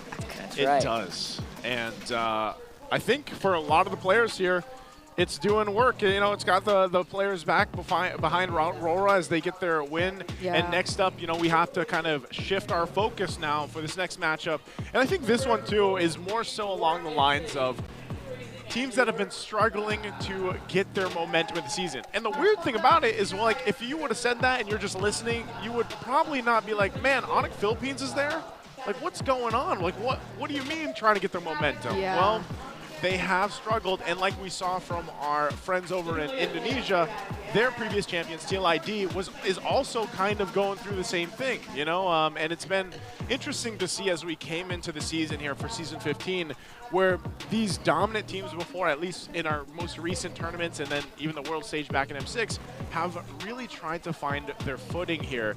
So we're going to take us through the standings right now, our Infinite standings, as things go about today. Yep. So the complete opposite of what you just mentioned right now of teams trying to get their footing. We see at the top, Team Liquid Philippines and Aurora still sitting there, and alongside Falcons. But on the lower half, it is quite tricky because these teams are, especially for AP Bren, Omega, and Twisted Minds, relatively close in terms of match points. Again, what only matters is you get the win. It doesn't matter if it's a reverse sweep, a sweep, or a 2-1, but it's really just getting the win. And so overall, so far, they've only gained 1 point each. And we are about to see Onic and Omega, who again are struggling still. And the one thing I feel like we probably need to watch out for is this also might be an opposite of the first series in terms of how long it's going to turn out. Because earlier it did, once they got the momentum, it did kind of get faster in terms of pacing. But for this game, they tend to have the longest games in this season.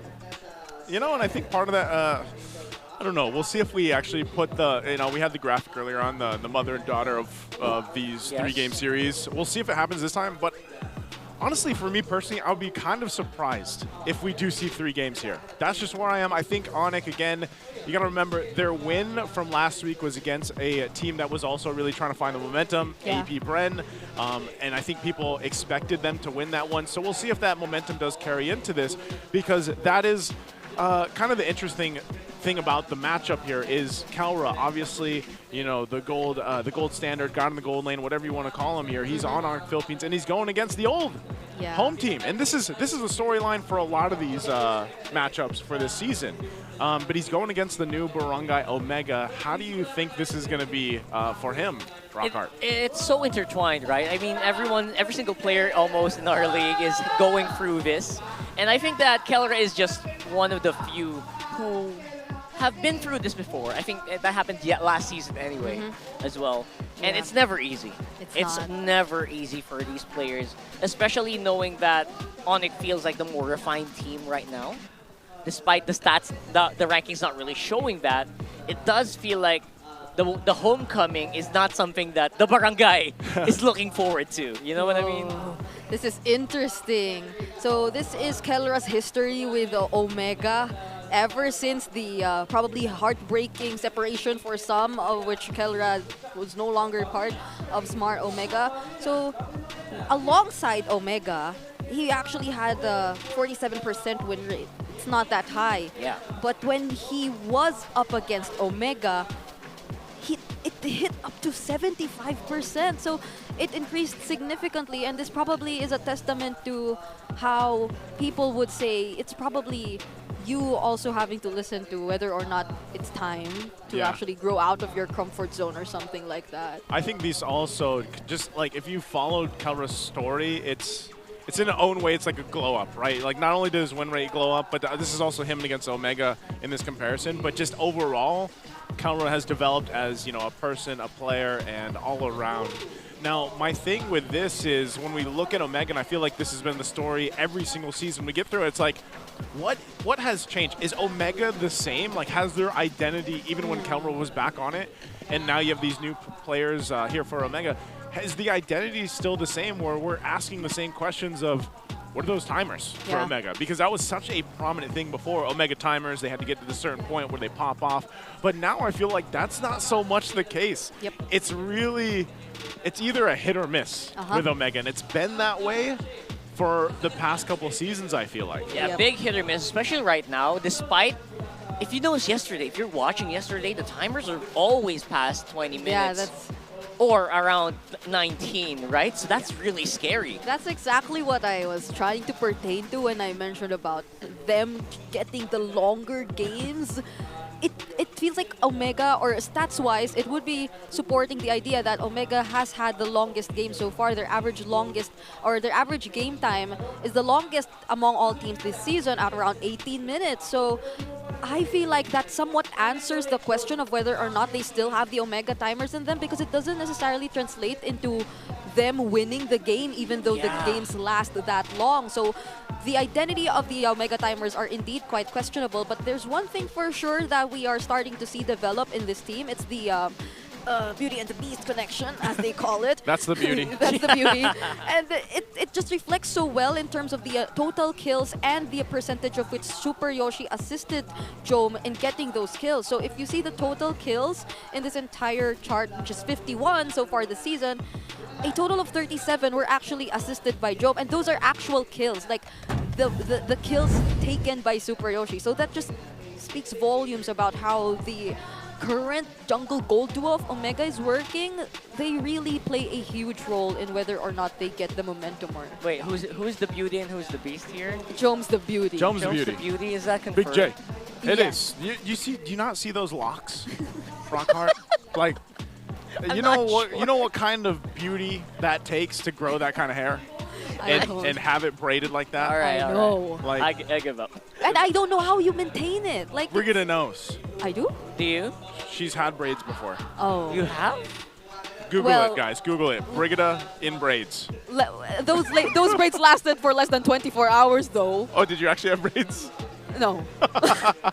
Those are just the twin tails. Whatever. Okay. There you go. Okay. Pigtail. You could have called pigtail. Yeah, there we go. Well, either way, I still will have to say, like, even for that comparison that we saw there with Big J, I've been asking him all season, like, man, when are we going to see Big J shine in the lane? Not only that, same thing with Super Yoshi. It was really great when Super Yoshi came in, had some very memorable plays, obviously, like the Bedang, for example, when he was able to escape death crazy, like a crazy madman. Yep. But then also he had the Ruby pick, which was a signature thing for him. But then you have a performance where, for example, yesterday you're like, man, I'm feeling a little underwhelmed here, you know? So it's like that has been at least, I feel like maybe for even some of the fans of Smart Omega, they've been in that kind of situation The where love-hate. yeah, it's like love-hate in a way. So it is kind of like Beauty and the Beast, and they're just like, we want to see the beauty all the time. So maybe that's Big J, right? But right now we're going to have to actually throw it over to our all-access pass. Let's see what they have to say. Maraming salamat sa ating mga casters. Nandito tayo ngayon sa player room ng Onic Philippines at kasama natin walang iba kundi ang Gold Standard. Naririnig mo na silang lahat nandun sa likod. Kelra, kamusta naman? Lalo na yung momentum nyo last week. Parang ganda na pinakita nyo, no? Okay lang. Di ko alam kung may momentum na kami. Wala pa. Wala pa. Feeling mo, ano ba yung kailangan nyo para makuha pa yung magandang momentum? Kasi nanalo na kayo. Kulang pa ba yun? Siguro yung kailangan namin yung connection, mabalik. Yung? Connection namin. Yung collection nyo. Kami 5. Kayong 5. Connection. Nakala ko collection. Connection. No, Wolf, pakita mo naman ng collection to mga to. Anyway, di ba? As of this moment, nandito na rin ang kalaban nyo. Nandyan sa may bandang kabila. Ha? Walang iba kundi si Jom. Asan na si Jom? Ayan na si Jom. Ayan, grabe Jom. K-Ram ah. Pogi. Tindi ni Jom. Men, ano masasabi mo kay Jom? Kay Jom, wala akong masasabi, pero kay Chakno meron.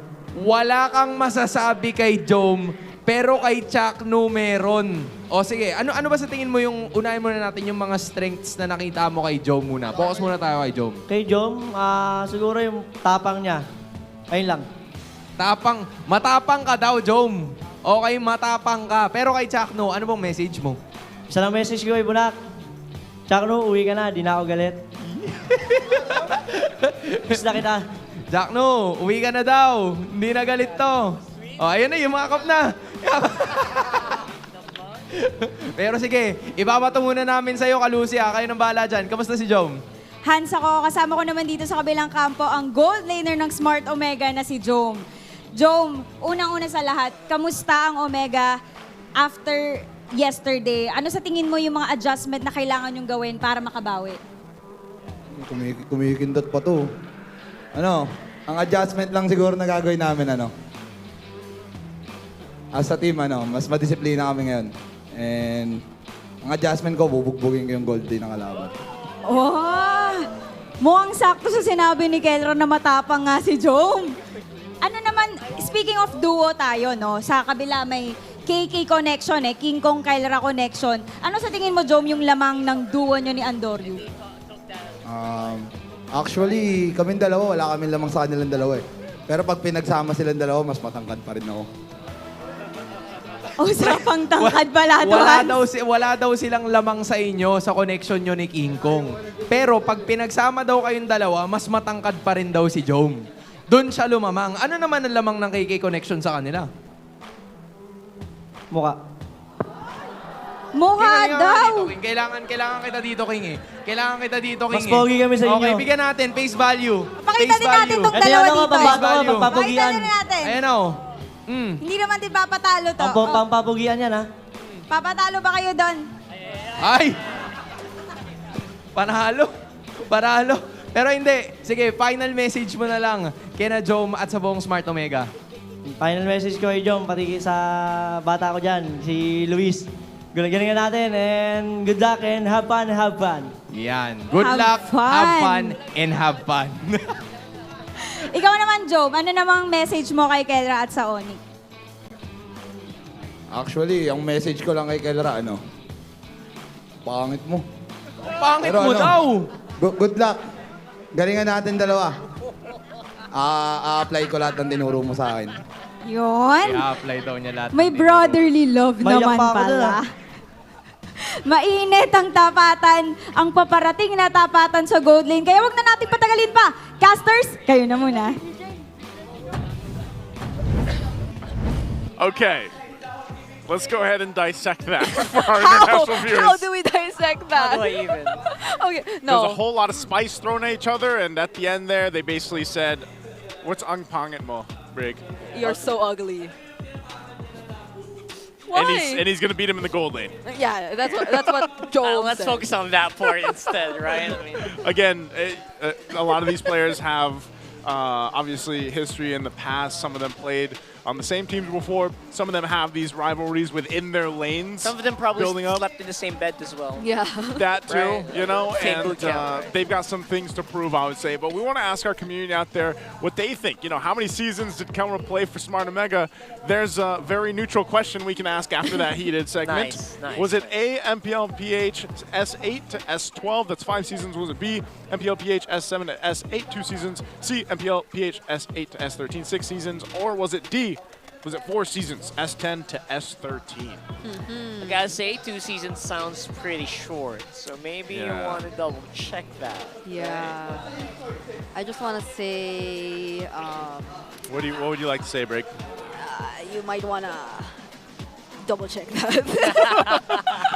That's it? You might want to double check that? Do your homework, guys. Do your homework. How well do you know your Kelra, your world champion?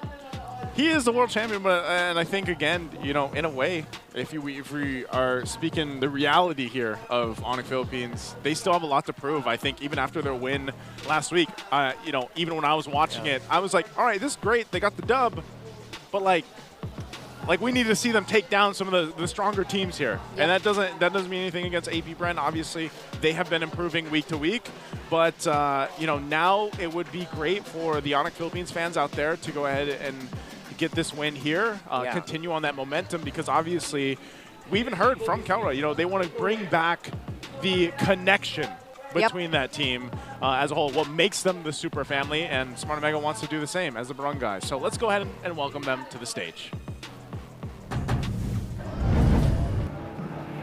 To oversee and uphold the tournament's integrity, guiding us through the match, it's our marshals. It's Joshua, Chico, JJ, and Patrick.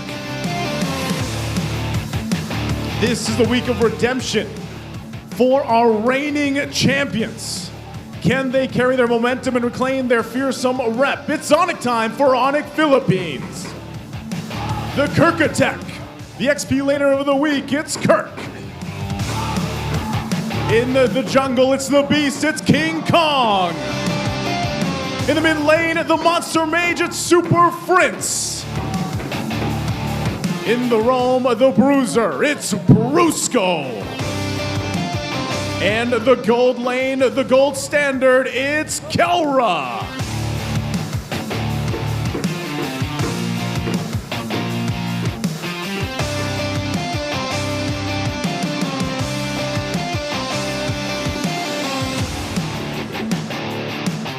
And now bouncing back for the Barangay, because we know that you'll always bring the fight to the arena. Is it Onic time or is it the Omega Timers? It's Barangay Smart Omega, and it's XP laner Luis. In the jungle, the Nightmare of the Barangay, it's Andoryu. In the mid lane, it's Ukir. In the roam, it's Super Yoshi. And in the gold, it's Big J Jome.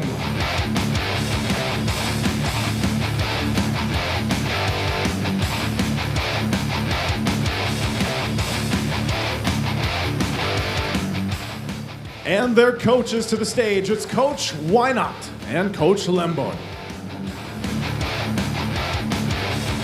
MPL Arena, which team will get started with the momentum? Will it be Onic Philippines or Smart Omega?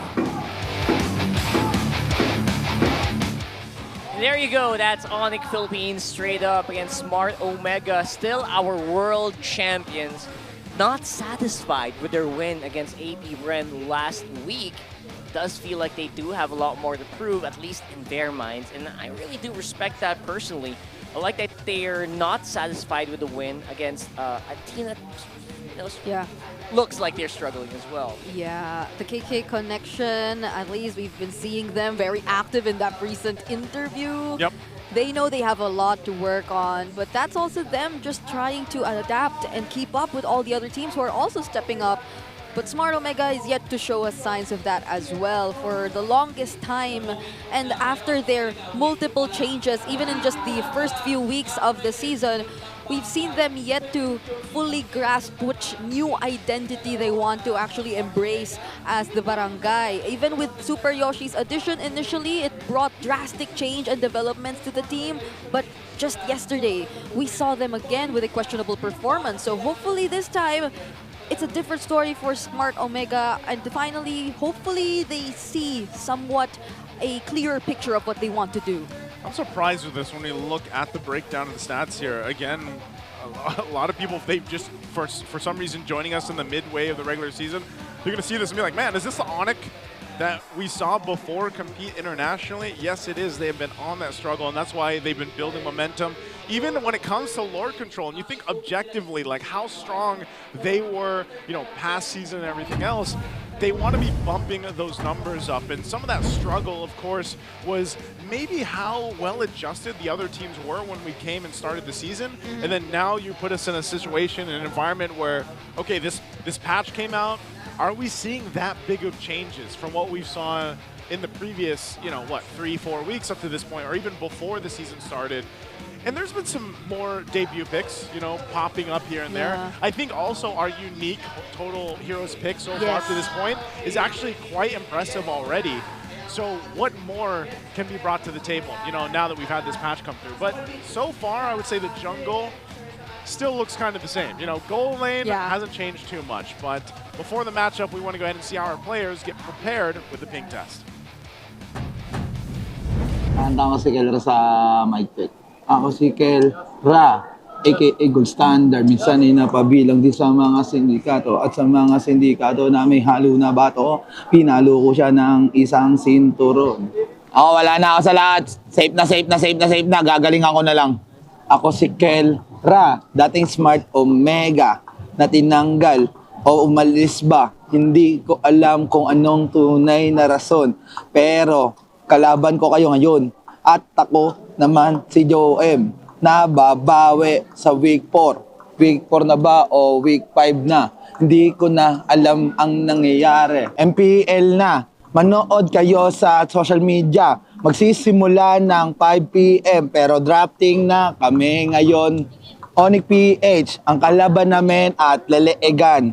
Pero kay kami ay naganda. Di pa kami yung Smart Omega. Ay, tignan nyo muna to. Tinitignan ako ni Kelra. Tignan nyo ang gagawin ko. Tinitignan ako ni Kelra. Si Jom, kumakanta pa eh, no? Kulit mo, Jom! Ang iay mo, oy! Yeah, tumingin ka pa. Kumakanta ka ba? Pari ka sa akin in-game. Naka-aura si Jom, pre. Aurahan ko lang. Guess what, last night? It was the best. Dahil mamimigay daw kasi ng cellphone si Inpix, guys. Kaya bago yung cellphone. Si Andor yun, nagpapa-invite, oh. Miss siguro ako na yun. Sige. Ano yung ginawa? Online! Okay. I don't know how much ping was being tested there from Jom. Because he didn't even hold the phone. He was doing the rap, man. Just rapping, bro. He was rapping. And Kelver says he looks like an oyster. Well, Infinix keys the victory here. Let's see what these have to say here, Brigida. All right, for Onic Philippines, we need to see the super family connection come into play once more because for a lot of times this season, some of their decisions and their coordinations were slightly off or questionable for Onic Philippines, but once they get a hang of it, we see them similar to the way they were back in the days, and that is what exactly they need to do for this match. But for Smart Omega, this was previously touched upon by Naisu as well. Hero pools have been very deep for majority of the teams this season, but Smart Omega is one of those teams who are yet to catch up in terms of that. I feel like they have been very limited in terms of what they are able to show us so far, but this goes way beyond hero pools too. It's also in the way they're able to adapt and finally get a grasp of what their identity actually is. And for both of these teams, of course, with both supers in their name, they have to bring along with them a super surprise that will really catch off their opponents off guard and eventually hand them over the win. We'll see if that happens here. For the first game, though, it is going to be Onic Philippines going to the blue side. They've got that 60% win rate right now. And we'll see if this ends up being an interesting draft or what we've kind of seen already back from day one. Now, because I know when we came into this, too, we saw some surprises. Jawhead first pick, that was some of the priority. Matilda we've seen pop up now too. Again, when it comes down to it, is the Suyo and the Joy going to be open? Because that still seems to be the priority right now, at least in that case. But we've also seen, of course, the Barretts and, of course, the Alpha matchup that we used to see so long ago. Yeah, with the previous match, though, I feel like all of our expectations have thrown through the roof. Saw Benedetta's coming back in the slide with the Estes as well.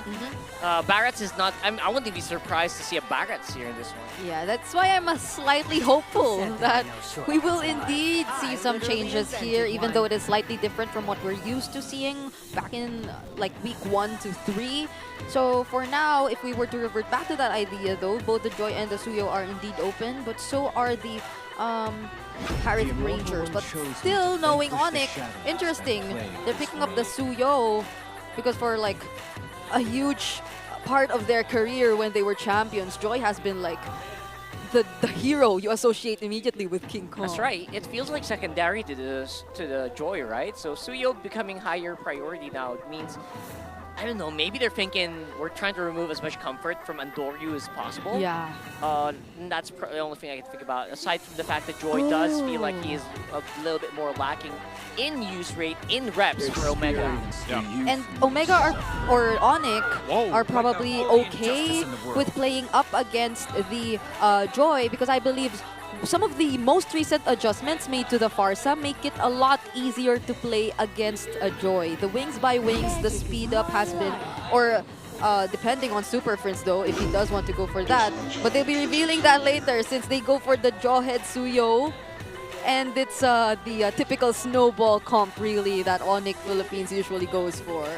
Okay, Jawhead.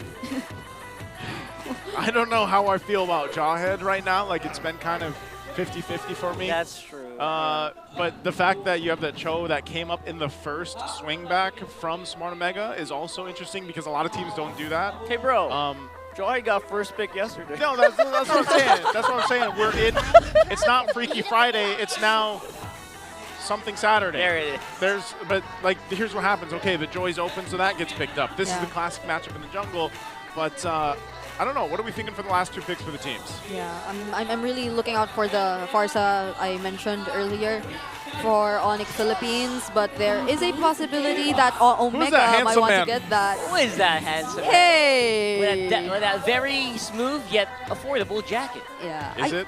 The last time we saw him, Is it affordable? he Yes, looked it so is. blooming. Now he's still blooming. He's still blooming. He looks so fresh. Yeah, that's the word. That's the word. There it is. But so are a majority of our fans. They all look so fresh. Rig, do you have this jacket? I don't. Whoa, is that Kirk? Is that a real Kirk? picture? Is that not AI? No, it's not AI. I don't think that's AI. Oh, come on. Then How we would got, we we know? got a whole family in here. Oh, yeah. I mean, it wouldn't be surprising if it were like King Kong's family, but I don't know. We usually see him though. We're looking for his dad if he's here. Finding King Kong's head. Let's get back to the draft. Right, the band's coming out here. There's the Hilda. They did take out the Selena. Again, they know, that could have been a pick over here, even for Super Friends. Like I said, super surprises for the Infinix Ski to victory for both these teams. Now, last ban for Onic. They still want to go ahead and close down some of the options here. Yeah, XP lane. Yeah, I would love to see maybe a Hilda. Sorry, Hilda's banned out. I was going to say the counter Hilda. CC, there you go. I want to see a CC ban just so that we can get something crazy on the XP later as well. Maybe a Benedetta once more. I don't know. Something like that. Lucas out. All right, there you go. Something like that. So we're thinking about XP a lot. We're getting closer to the possibility of seeing another unusual pick, maybe. But they lock in the Louis. Wow, take it away from Super Friends. Is it? Yes, okay. Farsa's there. So they go for the Farsa and Hylos for Gatot. her. Yeah. Hylos Gatot makes so much sense. They need a solid They front need line. some sort of stability in the sense that it can just focus on its job as being the sponge. Not just the Jawhead, right? Because the Jawhead's gonna crumble there if you leave him all alone up on front. You'd want someone who'd be capable of doing the zoning because Jawhead, if you can get to secure the snowball, yes, you can serve as somewhat of a threat and zone all just by standing right there. But when you're behind, you kind of need someone else to do the job for you. Yeah. Who can actually, and there you go. And there it is. All right. Need someone to do the job. Muscle of iron, bones of steel. It's got to gotcha. Yeah. So Omega with their last pick, as you mentioned, the CC is still there for Luis, but Luis is known to be what, an Arlot or a setup What type about of guy. Arlot? Yeah. Arlot sounds like he's a spicy So guy. it's the return of the Arlot, Louis? Maybe. Send out the Arlot final slash bombs out of nowhere in a bush somewhere. Unless they want to keep it safe because they're... Hylos is the safe pick. Over Yeah, I know what you mean. The high loss. Yeah. But like...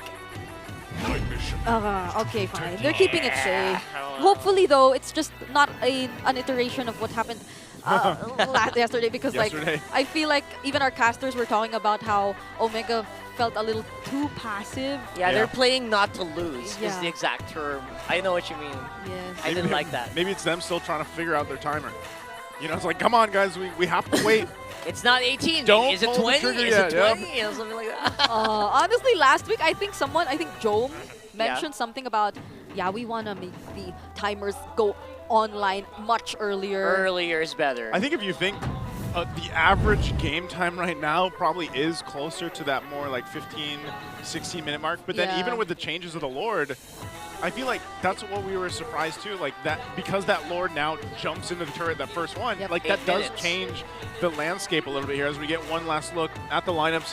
Whole lot of revitalize for both sides. Expected, but we'll see which team is able to go ahead and execute the composition better. Again, it's the second matchup for our triple header today. Is it going to be Onic Philippines or Smart Omega, the Barangay, looking to go ahead and build up momentum at almost nearly the midway point of the season?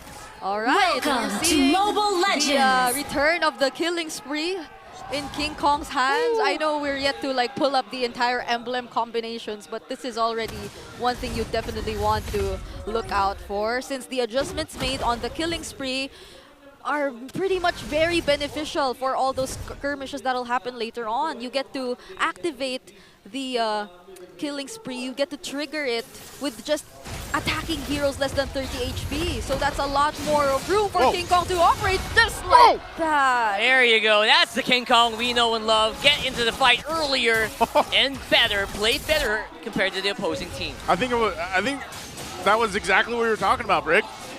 And the fact that you have some of that early pressure damage and then you have a killing spree, Kirk could be in trouble. Let's bring back the 8-minute games, right? So now it's going to be Kirk getting chased off by Endoryu here.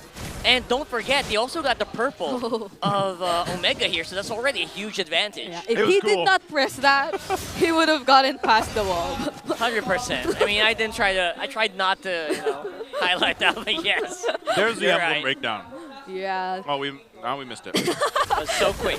But I feel like you somehow got to see a glimpse of it anyway. Yeah, we did. Yeah. It really was the killing spree, which is pretty much the highlight of what we're seeing in the emblems so far. But for the rest, I think they're pretty much going with the same. Even for Okir, picking up what Super Friends initially introduced in the international scene, the Brave Smite Luyi. Yeah, and I think part of this too, well, Brusco going forward. Flicker already used up, and Doryu is in trouble here. He can't even reach level 4 yet, bro. And now it's going to be him, King Kong, and Brusco and Super Friends just boxing him out of this turtle. Imagine King Kong being so active in the early game, getting 2 minutes getting 2 kills in 2 minutes, and not having to worry about Omega being able to contest whatsoever. And now Brusco again. Oh no, he's so gapped. Boy. Oh! Nice throw here to the straight to the beast here. I don't know if Luis can hold on. He better make a beeline for the base, but he can't. That's Kirk and Super Prince up on front. Oh my goodness, Onic is so scary right now. They are so mad. Oh, what? Okay, all that, and Doryu does get his orange buff at least, but man, he's so far behind already. I know. If he did not get his hands on that orange buff, he still probably wouldn't have had his ultimate. True. If he did get the energy or the electrifying beats, though, that probably would have been a punish for Super Prince. But the mere fact that he didn't have it and that Onic was just so aggressive, they really know how to play around this advantage that they currently have. It's so scary. King Kong feels like he's like an enraged beast or something, right? He's so scared right now. Super Yoshi is able to make it out, but not really. Super Friends chases with a passive. And now, not just Super Friends, not just King Kong, by the way, every single one from Onic just is out for blood. This is a very early start already in game one. You know, you're 3.5 minutes in, you're 3K ahead, you're just massively ahead of the opposing jungler if you're Onic Philippines here.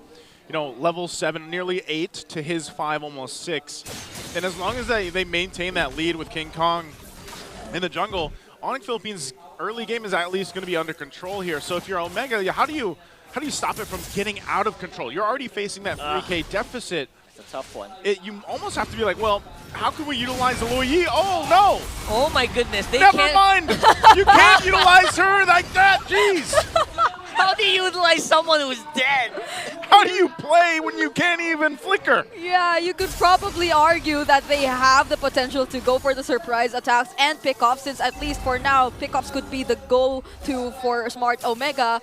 But now that Onic are just so focused on doing all these 3-man, 4-man rotations, it's hard to actually get a pickoff, even, or especially when you also want to contest and at least fight back. I don't know. There is just no fighting back here for Omega, though, right? It feels like when they do try to fight back, they get slapped in the hand, not in the bump. Right now, shoot, Luis gonna get thrown off. Ejector is used up, and the Revitalize, but Kirk doesn't really care. They're up on front. They are ready to go for the fights. Andor, you can't even do Retribution. His level is so low. Here's the jump. Not gonna be hitting anything. Keller is already in the mid. Look at this. Onic is just so scary right now. Super Vince with another kill. Wants to make more happen. Not really gonna be able to make much. But Omega is running out. They're bleeding. They're running. They are hiding, guys. That was a flicker. Mid-feathered airstrike by Super Friends. They just knew that they were that much ahead and they had nothing to fear, taking the tier 1 mid lane turret in less than 5 minutes too. So now you could definitely say that Onic have snowballed in this game, and Smart Omega just really have to focus on farming. That's what they are required to actually do at this point, to catch up and somehow find a way to fight back later on. But for now, that seems like something they cannot afford to do just yet. Yeah, right now they might try to make a play here on the bottom side. There's diversion. Big diversion. I think they tried to go for the Brusco pincer, but I believe they're going to get it. The tower is going to be doing a lot of damage, though. And there it goes. Jome going to be punished here. Keller 1v1. He takes him out. Super Yoshi's close by, but no one with damage is going to be able to support him. And there you go. Super Fence cleans up that kill. While Andori is up on the side, he's trying to get as much as he can while all of this is happening. Man, that, like, it was almost like a Hail Mary. It's like, let's use the diversion and try to, you know, sandwich play Onic pressuring that tier 1. They might have gotten 1 kill, but then it just kind of fell apart from there. And it's showcasing how far behind they are in terms of the itemization, because when they do take those battles, I mean, they're just kind of overpowered right now. Yeah, there was a clear intention from Smart Omega, but probably the next time they do want to go for that kind of attempt, it's when they actually have enough information, or at least some sort of information, because at the time I believe they had none and they just decided to go for some sort of surprise play from behind against Keller without knowing where the rest of Onic Philippines were, and they were also having the exact same plan in mind, because technically you would zone for your gold laner if he's left alone just to take the turrets, but oh wait! This is what you're talking about, right? Where's the info? Super Yoshi, they're the ones who actually got caught by surprise here. Andoryu, where are you going? Sit down, says Kirk, but no damage following up means he's gonna be able to walk away. But look at that, because of all these movements, it's Onic once more with the turtle. Okay, so again, they'll use diversion, they try to make a play, but it gets spotted out, and then all the meanwhile, that's 3 for 3 now, objectively, for Turtles, for Onic Philippines. They're also going to go ahead and grab the tier 1 now on the top side.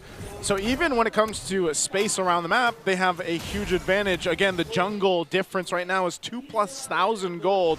And same about in the mid lane too. So Andoryu, you know, for the most part, it's like he can't really even contest against the objectives.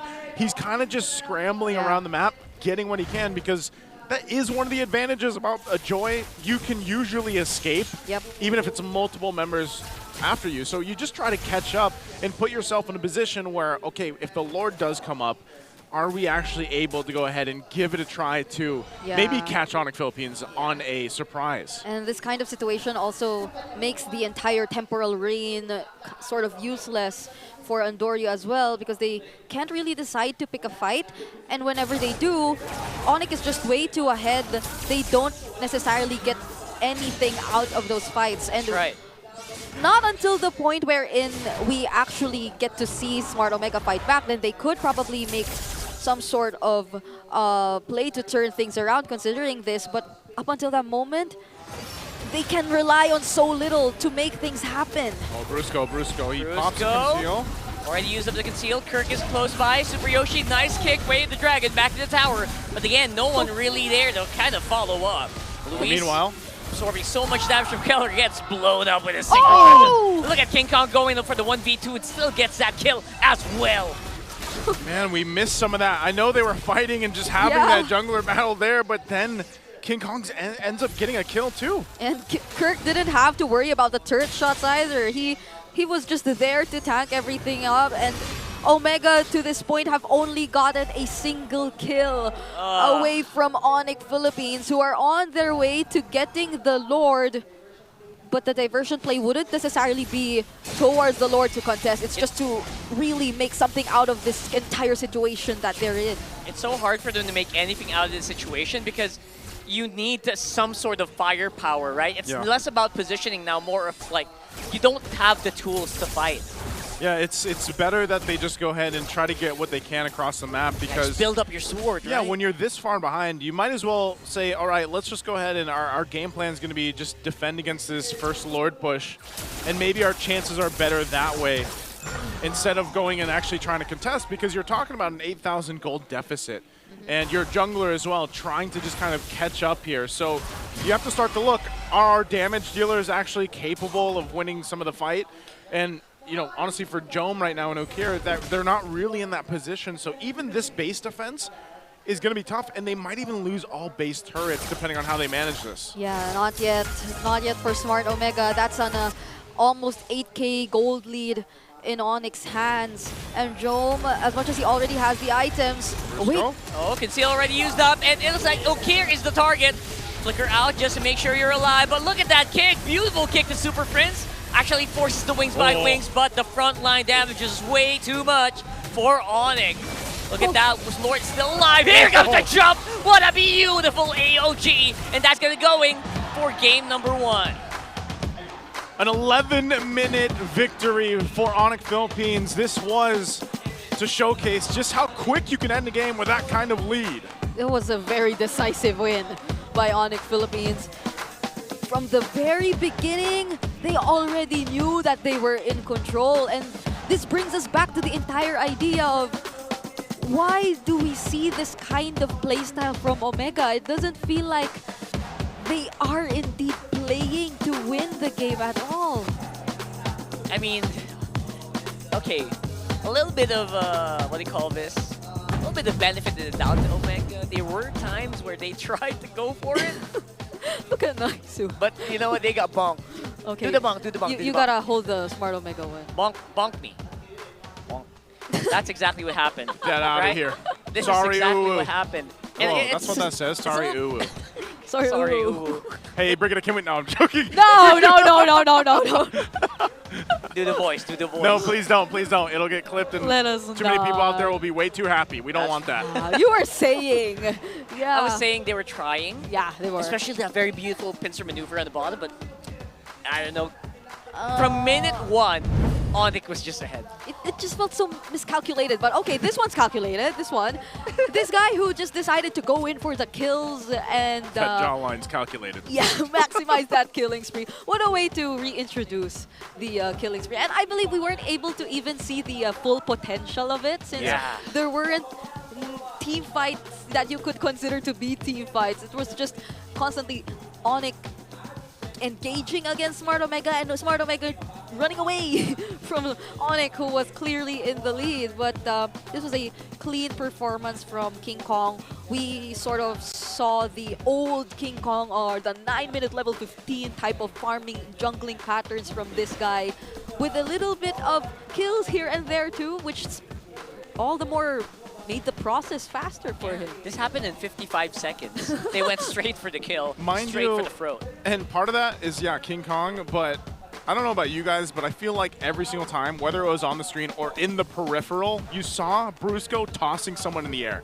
Yeah. Like, I feel like every single moment, you're just like, yep, there goes someone, here it is, boom, gone. Boom. Just take him out, you know, and like, this is probably one of the most efficient and deadly uses of a Jawhead so far.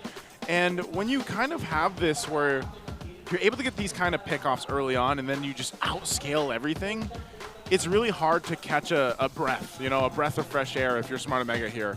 And so even when it came down to, again, under the 11-minute mark, you know, you have to start thinking, how do we adjust this and get back into a game when it's this far behind? It's so difficult to be able to do that. Yeah, which was so hard. I mean, even when you'd like to think that Smart Omega with their lineup had range, they had the Luyi, which is sort of AOE, so you can like just go for the duality up against Onic Philippines when they try to dive in. But you also have to take note that Onic Philippines, when they pick a fight, it's almost happening always at the same time at different parts of the map. So like if you were Okir, where would you focus your attention on? Like, who do you actually want to prioritize? Even in that last sequence, King Kong was dealing with 2 members all by himself. And the other members of Onic Philippines were just busy in taking down the inhibitor turrets. Super Prince, even when Super Yoshi was able to go around and land the Way of the Dragon onto him, he too was still able to survive, and he had no defense items whatsoever, just the blood wings to provide the additional shield. So it was just so hard to find an opening for Smart Omega.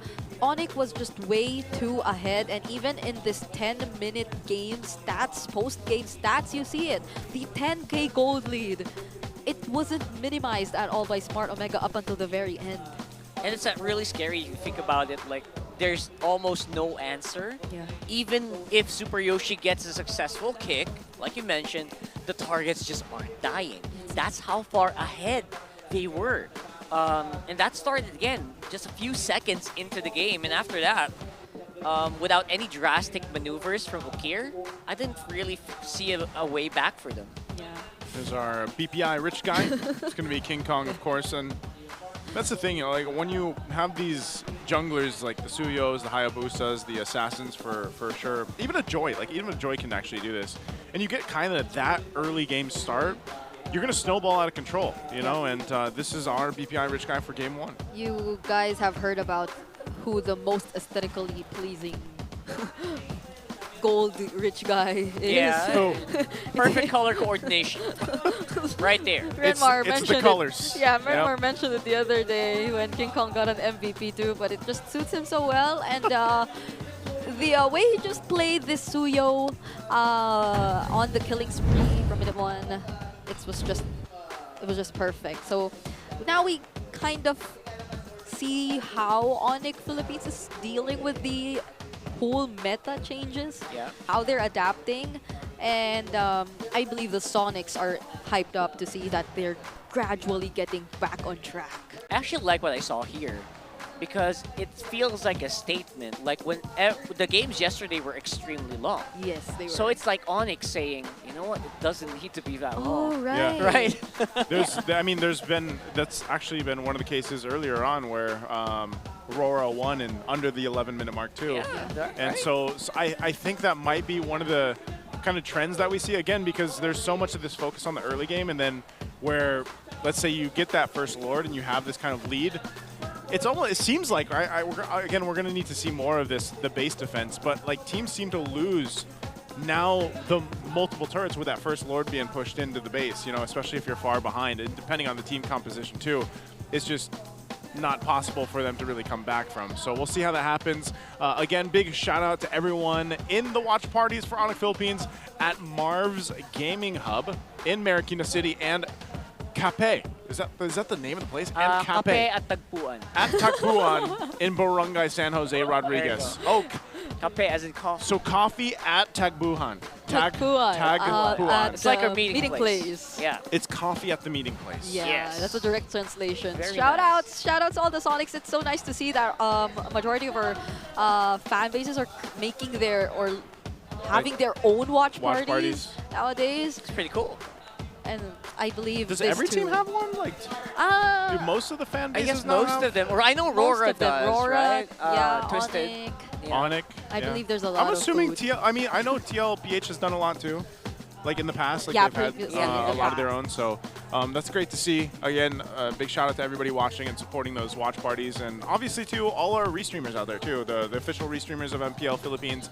Big shout outs to them and everybody. And you do have one of the restreamers in-house with us too. So mind you, if you guys want to watch with us here, the tickets are still available for tomorrow's matches, Twisted Minds versus Onic Philippines. You guys can come experience, of course, the MPL live here at the MPL Arena, and all you have to do is just go over to MPL PH website and get your tickets now. You can find everything that you need there.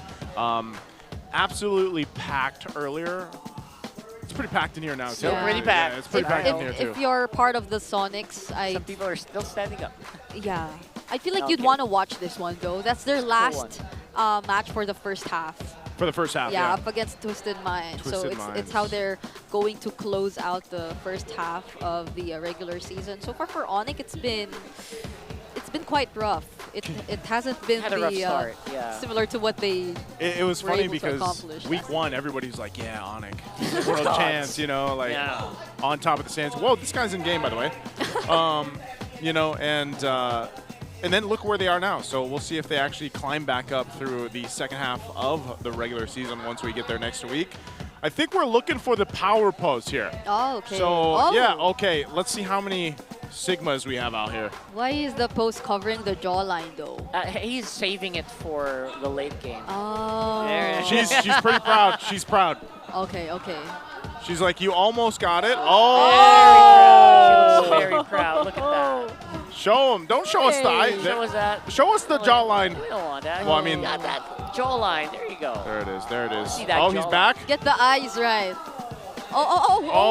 He's even. But not that. I mean, do the pose, man. Come on. Cover the pose. Well, That's not the power pose, sir. For the late. There you go. Oh, it's a pose off. Okay, pose off. Dude, Wait, guys, this is a new guy. guys, look at the pose. Look at the pose, man. Hey. No one's doing the pose. Following directions. Nah, I think they're basing it off what King Kong did in the All Access segment earlier. Oh, so he's the winner? Is he the winner? Are you the winner? I guess. Oh, he is. Congratulations, sir. You were the one that got closest, sort of, to the pose. That's the closest we have. So congratulations. Okay, You know? cover it. Again, You gotta do it. Wait, there you go, Rockhart. how do I have a beard, so I can't. Yeah. What? I can't do it. Hey, Giga Chad has a beard. He Hey, doesn't. that's true. Well, you know who else? Onic, I don't know. You know who else has a beard? Onic Time unleashes the beast in the jungle. They don't have a beast. The beast. They have a beard. The beast. Yeah. King They Kong's unleash. dad has one. That's true. They There it unleash is. the beard in the jungle, right? Unleash the beard. The Yes. beast in the jungle. Obviously. Bearded beast. The bearded beast. Man, imagine one day like King Kong, 10 Oh my seasons in, he's goodness. got facial hair. Oh man. You know, I know he likes to go to the gym Yeah. regularly, so you never know. He might eventually become actual Giga Chad. Following your You know that footsteps Giga or Chad, like- something. Yeah, no, following yours, because Huh? you're in the gym all the time, Brig. Oh But yeah, I don't you have are. I don't have a. Yeah, I don't please think I'll don't. ever have a. You shouldn't. You can try. I don't want. That's a one. I'm Well, okay with this. again, we're just seconds away here from Game 2's draft. Oh. I want to know if Smart Omega is actually going to be able to adjust from that, because every time I see a team like lose in 11 minutes or like you know really quickly, like Super rough. you have to be able to consciously and mentally reprogram yourself for the next game. Like you Yeah. have to be able to go ahead and reset right away. And You need to press a reset button. yeah, somewhere, like man. if you had a reset button, you would press it, because again, you look at all the lanes. Where could it start? 100% in the jungle for Endoryu not to be gapped. Yeah. Like like if they could just Super focus on obvious. one Yeah. thing, let's do that, right? Yeah. So we're gonna jump into the draft here. Game 2. They should have switched sides, right? So we have Yeah. Smart Omega on the blue. Yep, we got Onic Philippines on that red side. So we'll see what the plan is here this Yeah. time. If anything, I think let's just believe in whatever Joe Let's said believe. earlier. What did Joe say? Yeah, he's gonna beat out Kellerite lane. Beat up. Yeah, that's what he Beat up. said. We gotta beat him up, right? But I don't think it happened earlier in game 1. Okay, in fairness, Naisu's right in the fact that it's so obvious that once Endoryu got gapped, everyone It fell apart, man. fell apart so hard. To the point where Okir doesn't expect himself to die. He dies with a flicker available. Right? They don't expect it. Everyone got messed up so much. So it has to stay there. You need a good roamer that can box out someone who is trying to invade your jungle. Speaking of, it felt like for Smart Omega's most recent performance in which they were actually able to perform well, Super Yoshi was one of the pillars. Eventually getting highlights for himself, being able to escape multiple times wherein he was nearly taken out, but it doesn't seem like that's the case for now. So I do hope they did press on that reset button, because looking at the draft so far right now, it seems like we're still using the standards, probably a Badang coming next. Oh, they opened the Badang instead. Earlier it was banned, so could we be seeing it later on? I mean, as of now, they can choose if it's either one of the jungle trades again or What are they trying to open up here? Oh, Matilda's open too. Matilda. Matilda's open. That's scary. You also don't. You don't. I know we kind of. Matilda's not like the super highlight pick, but if it's left open, it's actually really scary in the hands of a lot of our roamers. You can do a lot of like team compositions A lot for of it crazy too. stuff. Yeah. Yep. Just the amount of utility that brings is what makes it such a threat, I would say. So we'll see if Onic wants to go ahead and use that. No, that's not Matilda's. They go for the Badang, so it's open. Doesn't necessarily mean Omega's going to want to take it first pick, but Chip.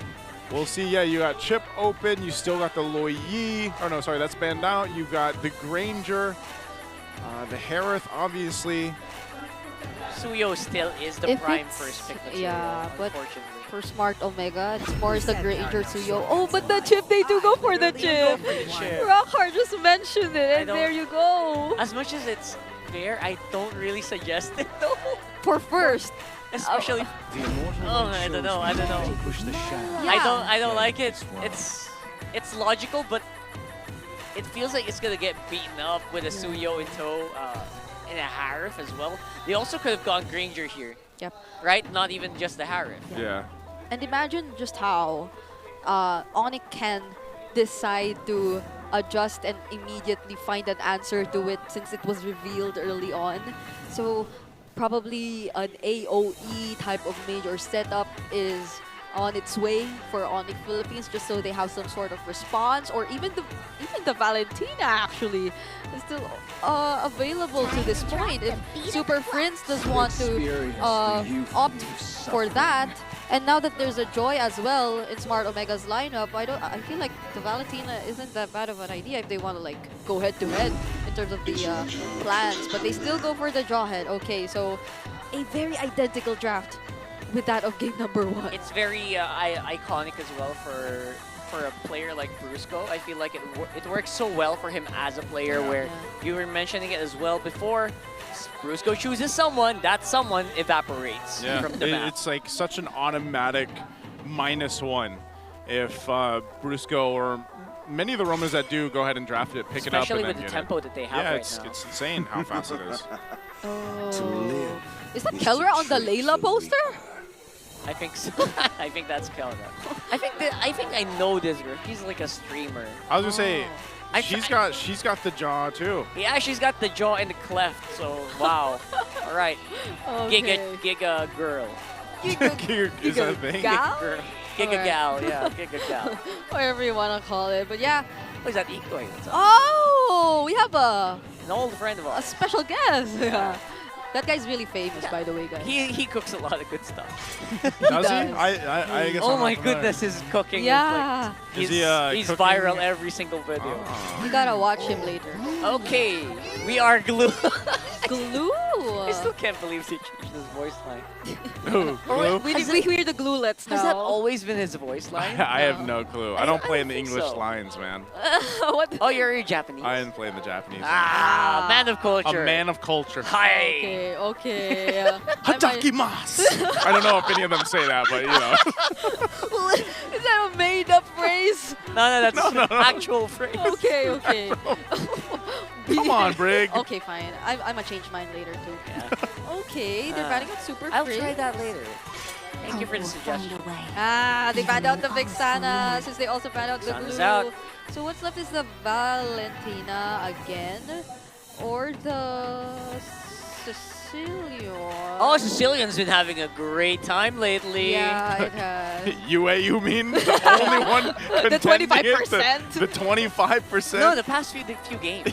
That's why I said lately, not since the start of the season. Oh, yeah. All right, just lately. The past 3 games, 2 games of Sicilian. All right, Oh Selena, which was my banned out the goodness. previous game. Jawhead Selena though. Bam. What do you? Someone is sleeping today. What do you respond with in the mid lane? No, I would respond with this with. I would respond to it with Lolita. But I can't. They can't do that. Lolita, very underrated, guys. Trust me. But that's a chip, so. I know they already have a chip. They don't have a choice anymore. Okay. What's left for Smart Omega at this point? For There's an mid lane? Aurora. I thought Yeah. they need XP, solid XP. If they want some response to the dive, or something to that they can immediately launch upon Aurora's good, yeah. Shortcut, yeah. So, but they go for the Valentina. Gaton, there you go. Interesting. What, like, that's the thing, though, with the Valentina. I was thinking that at the top of my head, but I'm like, how many ultimates do you really want to take over here? Like, there's not... Not really. There's not, like, that many good options. So, I guess, at most, it limits the Lucas. Literally just the Selena. Yeah. Right now. And yeah, and you're... maybe the Jawhead, like, in a way? I don't know. So, Kirk might have to look at other options for his EXP lane. Oh, Edith. That's a good ultimate. Okay. Yeah, hell yeah. Maybe Kirk was like, yeah, we'll give you one. We'll give you a free one. But this works so Just good. so you can play. Yeah, but like, think about this, guys. Like, this is a Jawhead and Edith. Like, do you not want to play? Because if you get caught by a Jawhead, an Edith, and maybe even an arrow thrown out there in between, you are not going to play if you're Smart Omega. Right. You don't want to stand in front of one of these guys. Yeah. 100%. And this is where the first or the keys to victory come in for Onic. It's really to stay in sync. But if we were to look back at game number 1, I believe they've been in sync. They were in sync, yeah. They were really in sync. And even the draft index, the lineup rating They're in sync. favoring them so far. Like, I don't care who you are. It's so Whoa. NSYNC. Oh, the Wait, tunes have been is rubbing that right? off on the casters. Yeah, anyway. All those ping checks. I couldn't help it. Yeah, it's all right. I couldn't help You know? You know? One day I might join in. You know what? Let's go ahead and jump into the land of Dawn. wait. It's game number 2. Match right. point right now for Onic Philippines. We'll see if Smart Omega can go ahead and bring it to a game 3. Okay. Can't count him out here, so we'll see if Andorra also gets a better start this time. Finally gets his buff without any problems now, so that's a start. Yeah, for now. For now. But the way that Omega is showing up in the mid lane sort of shows us that they are really planning to play it a bit more aggressive. So that's one thing we were waiting to see from them. But King Kong, though, okay, that was close again. King Kong, no fear at all. Let's go straight into the mid laner of the opposition and just give that raw damage.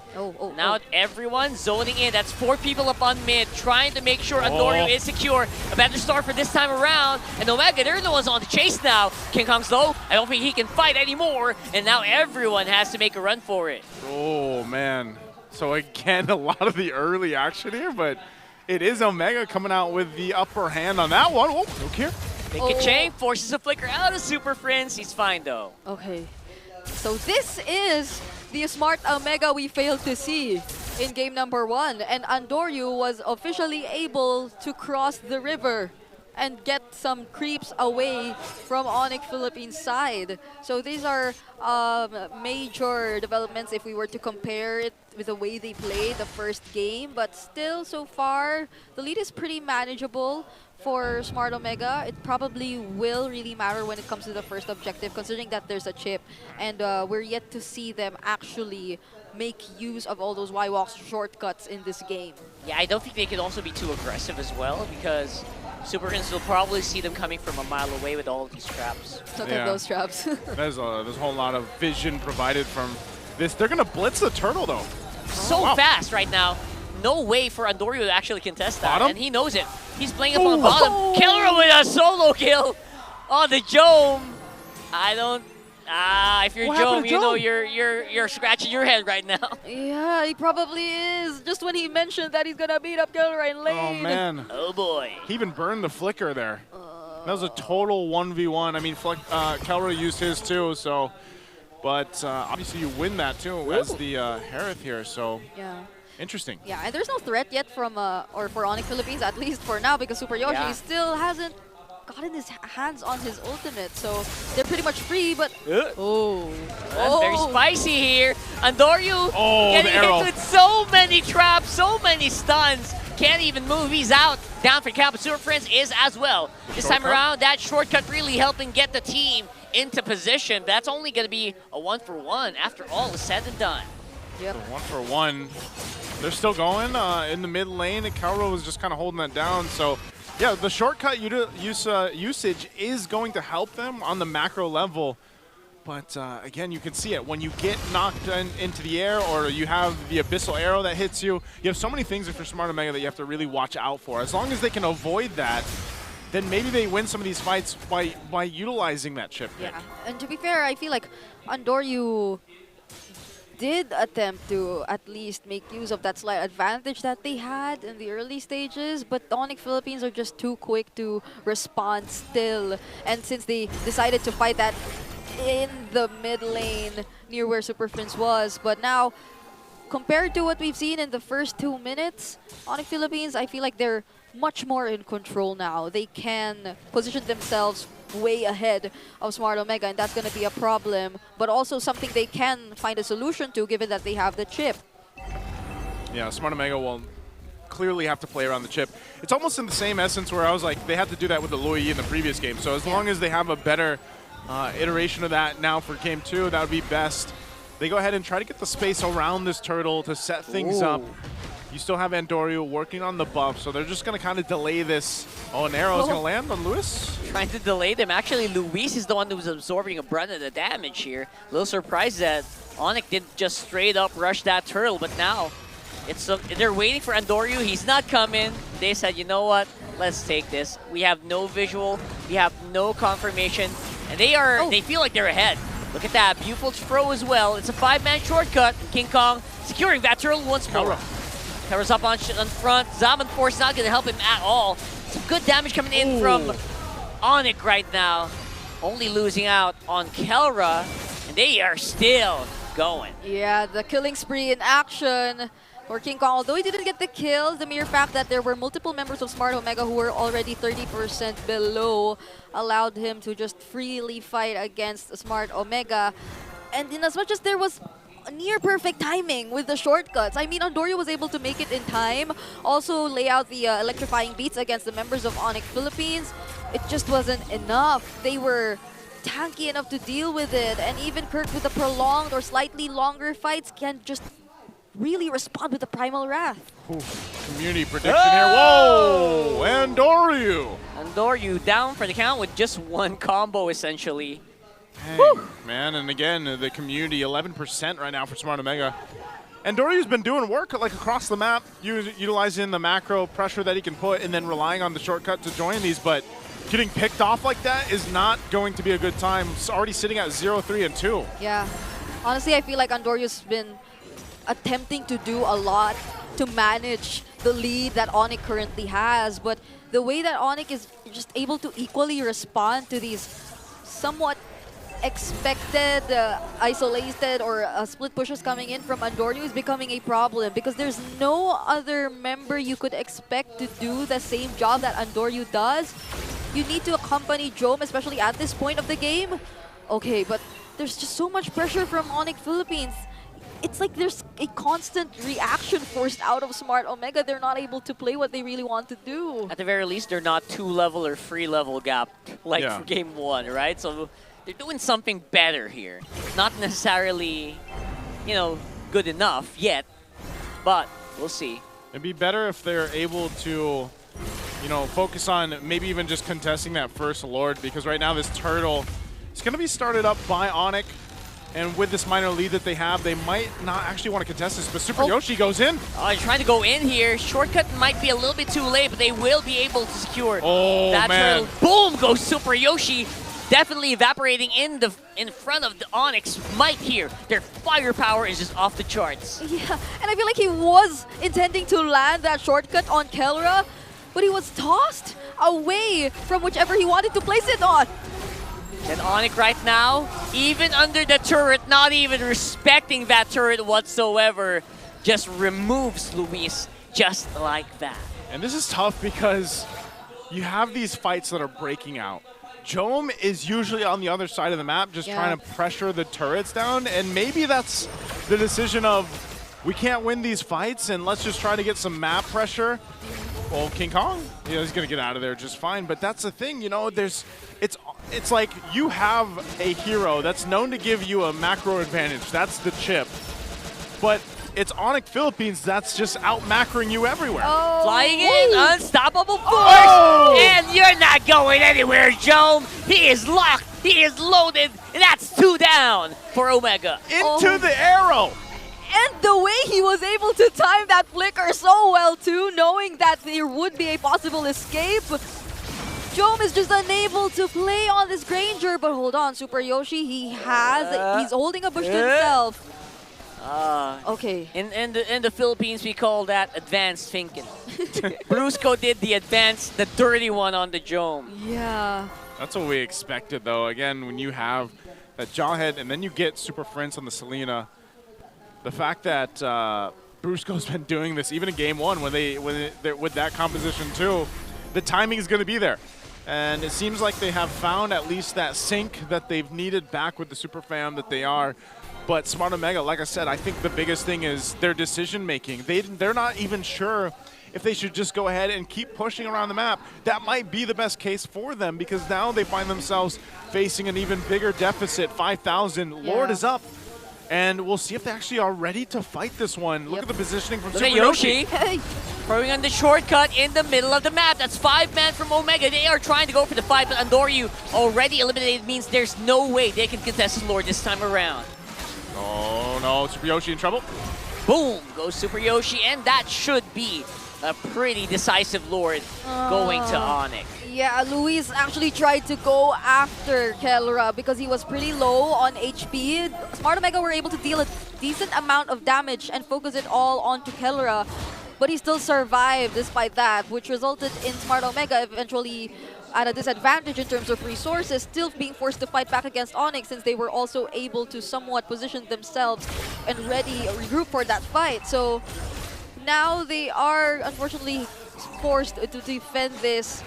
It was a very unfortunate sequence for Smart Omega, but we see that slowly the intentions are starting to show up. It's just that even the longer the game goes, the more Onic is also able to scale. I mean, at this point, this Selena from Super Friends, that many cooldown reduction he has already invested in. Oh, that's a lot! Trying to go for it again. Andoryu is all alone, but here comes the shortcut, and here comes their backup.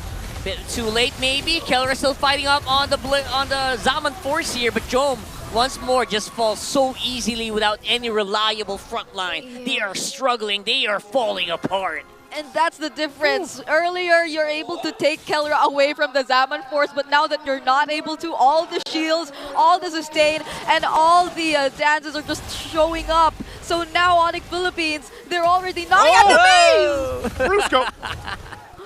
He does that, he puts pressure, that's turret top down, a mid's gonna be next. That's good pressure. Most likely, there's no waves though pushing in just yet, so Smart Omega immense against it all, even 9,000 behind. They're still in the game, but there's waves pushing in, still mid and bottom. I don't know, they're gonna have to pull out a miracle to actually have a full defense unless Onic Philippines decides to just take the safe route here. Oh. Ouch. Look at that Andoryu. If the minions were thrown in a little earlier, they could have probably attempted to, since the holy shields would have been popped. Okay, but here's Super Yoshi again. Could this be an attempt from Smart Omega? Take 2. Oh, spotted out. What is with the King of the Jungle game senses? That's just, he's locked in. Locked in, yeah. Just ready to grow the beard at this point. Again, it's free. It's almost free pickings for Onic Philippines. Like, that's kind of how it feels. And this was even back in the previous game. Now, yes, Smart Omega has survived up to this point. They've dealt with that base defense, but again, even in less than 30 seconds, this Lord is going to come up, and it's going to be very difficult for them to actually fight it. Now, I would like to see if they do, and they've gotten themselves in a position where they can actually go for a skirmish or a team fight, but with how far ahead Onic Philippines is the best option for Smart Omega just to go ahead and, you know, tidy up into the base and hope that they defend again? Probably, because even at this point, Onic Philippines wouldn't think twice about looking for a setup. Brusco has the immortality, so even when you do get to take it out, you've probably wasted multiple resources already just by doing that. True. Which encourages Onic Philippines to just proceed with the fights. And Smart Omega could not afford to use up all their resources on a single target who isn't a key target for them at this point in time. And with Onic spotting Andoryu clearing the top lanes, Could they potentially be clearing it? Oh, wow, it connected. They're absorbing so much poke here, even before the fight starts. Super Yoshi tries to go. I think they're going for broke here. That's going to be their last-ditch attempt, but Luis going to be evaporating as well. Taking out Kirk is pretty big, though, but the Lord still going over the Onic. Lord still goes over. Brusco is low. He's still got an immortality. But still, again, a objective, a Lord going to the hands of Onic Philippines, and they only lost Kirk in the exchange. Yeah, but that was a beautifully laid out Earth Shatter coming in from Kirk right before he actually fell down. It served so much in terms of how Onic was able to clearly win that fight, because the moment that the members of Smart Omega decided to go in the shortcut, they were all knocked up, which resulted in Onic being able to throw out the damage a little more easier, and now they are clearly looking to take down all the remaining turrets. Oh, nice attempt. This looks like it's going to be the Hail Mary here. Shortcut already used up pretty early on just to make sure everyone can come back and fully regenerate. The Lord going to get taken care of here by Onic. It looks like it is working out. Onic can't really push in without Kirk. Yeah. Good clear, at least for now. Good defense from Smart Omega despite it all. Still, how long can they continue to do this? They need to buy another 5+ minutes, I would say. 5 more. To really get to that point. That mid turret's going to go down. Oh, that's a very aggressive Avatar the Guardian there, already used up. We're taking down that turret. This turret number 3 here is going to be going down as well. Yeah. That's an empty one. Omega, what are you going to do? Going in as Brusco. Nice throw here. Andoryu just going to remove. That was clearly in sync. A toss into the Earth Shatter, but wait! 4v5, low HP here for Super Yoshi and Luis. And looks like that is going to be the sweep. It's a 2-0 for Onic Philippines. Took them a little bit longer to get game 2, but that is a sweep now for the Super Fam. Onic Philippines taking the series 2-0 against the Smart Omega. Ooh. Now we can say that they really are on the way to bouncing back. Whereas for Smart Omega, they will have to stay a bit longer in the lower half of our standings. There's so much work to be done, but look at these two gold laners right after that game. Again, friendly rivalry here for all the players and the teams obviously involved. But I can say, you know, Kelra, he stood on business in the gold lane there. He even had the solo kill, the 1v1 versus Jome. He proved himself today. Proved himself. 100%. And just as the team, it looked very clean from them. Now for Smart Omega, obviously, as they take back their bow here, they've got a lot to kind of adjust from, I would say, and work on. And I don't know, we can look at it as they're probably not happy with the way that the first half of the regular season went, but hopefully they can take what happened here in these first 4 weeks and come back stronger for the second half. I honestly miss week 3 Super Yoshi. I don't know what happened. Yeah. Something really, I don't know. I agree. I don't know how to explain it. I agree. That was so close to seeing the redemption arc. Or we were so close to seeing Smart Omega's redemption arc, but maybe we'll have to wait. Yeah, we will, but we're going to throw it over on stage to go ahead and hear from our winners, Onic Philippines, with our hosts. Let's go over. Continuing their win streak, it's Onic Philippines! Gentlemen, congratulations. Pangalawa na. Or actually, pangatlong win nyo na, pero pangalawa in that win streak. Kelra, I'm sure that this is, you know, a good boost din para sa team ninyo. Former member ka ng Omega. Ano sa tingin mo yung nagpapanalo sa inyo? At ano na lang yung masasabi mo kay Jome? Since natapos naman na. Masabi ko kay Jome, magaling talaga siya. Na-apply niya yung mga tinuturo ko. Na-apply ko rin yung mga tinuturo niya. Alright. Nakita ko ngumiti siya kagad nung sinabi ko si Jome. Come on, Kalusi. Go ahead. Ako gusto ko naman tanongin si Coach. Coach, masasabi mo ba, Coach, na since win streak na kayo ngayon, nakuha nyo na ba yung momentum na kailangan nyo? Di natin masabi. I mean, for us, pinakamahalaga is nag-improve pa rin kami. Kumbaga ayaw namin bumalik sa form namin before. Gusto namin mas maging higit doon. So, step by step, and maganda naman yung progression. Step by step and maging consistent lang sa mga susunod nilang laro. You know what, narinig ko kasi kanina kay Kelra, yung parang word daw na connection. Connection yung 5. So tatanungin ko kayong 5. In one word, ano ba ang ibig sabihin ng connection para sa inyo? O sige, ikaw muna. Connection in one word. One word. Pag sinabing connection, ano ba dapat ang meron ng Onic PH? 5, 4. Sabay-sabay kumain. Sabay-sabay kumain. Sabay kumain. Okay, Kurt. Okay. Ano ba ang connection sa'yo? Lagi nagra-rank game. Lagi nagra-rank game. Buti kunumpleto mo, Kurt. King Kong. Pagmamahalan. Pagmamahalan. Pagmamahalan. Pasok. Hey, di pwedeng wala ka dito. Part ka na ng connection. Sama-sama. Sama-sama. Sama. Kupalan. Okay. Okay. Sige. Sige, okay lang. Super Prince naman. Sama-sama. Sama-sama. Sama-sama Taken din. na, taken. Parehas lang yan. Parehas lang yun. O sige, parehas na. Kunin na natin yon. But of course, King Kong, I'm sure maraming sumusuporta sa inyo. Everybody's looking forward to your win. Anong masasabi mo sa lahat ng sumusuporta sa Onic Philippines? Lalo na yung mga nanood ngayong araw. Sa mga supporters namin, thank you very much sa lahat. Sana patuloy nyo kami supportahan. Abangan nyo pa kami sa mga sunod namin laro. Gagalingan pa namin lalo. Maraming salamat. And once again, your winners, Onic Philippines. Gentlemen, you may now take your walk of victory.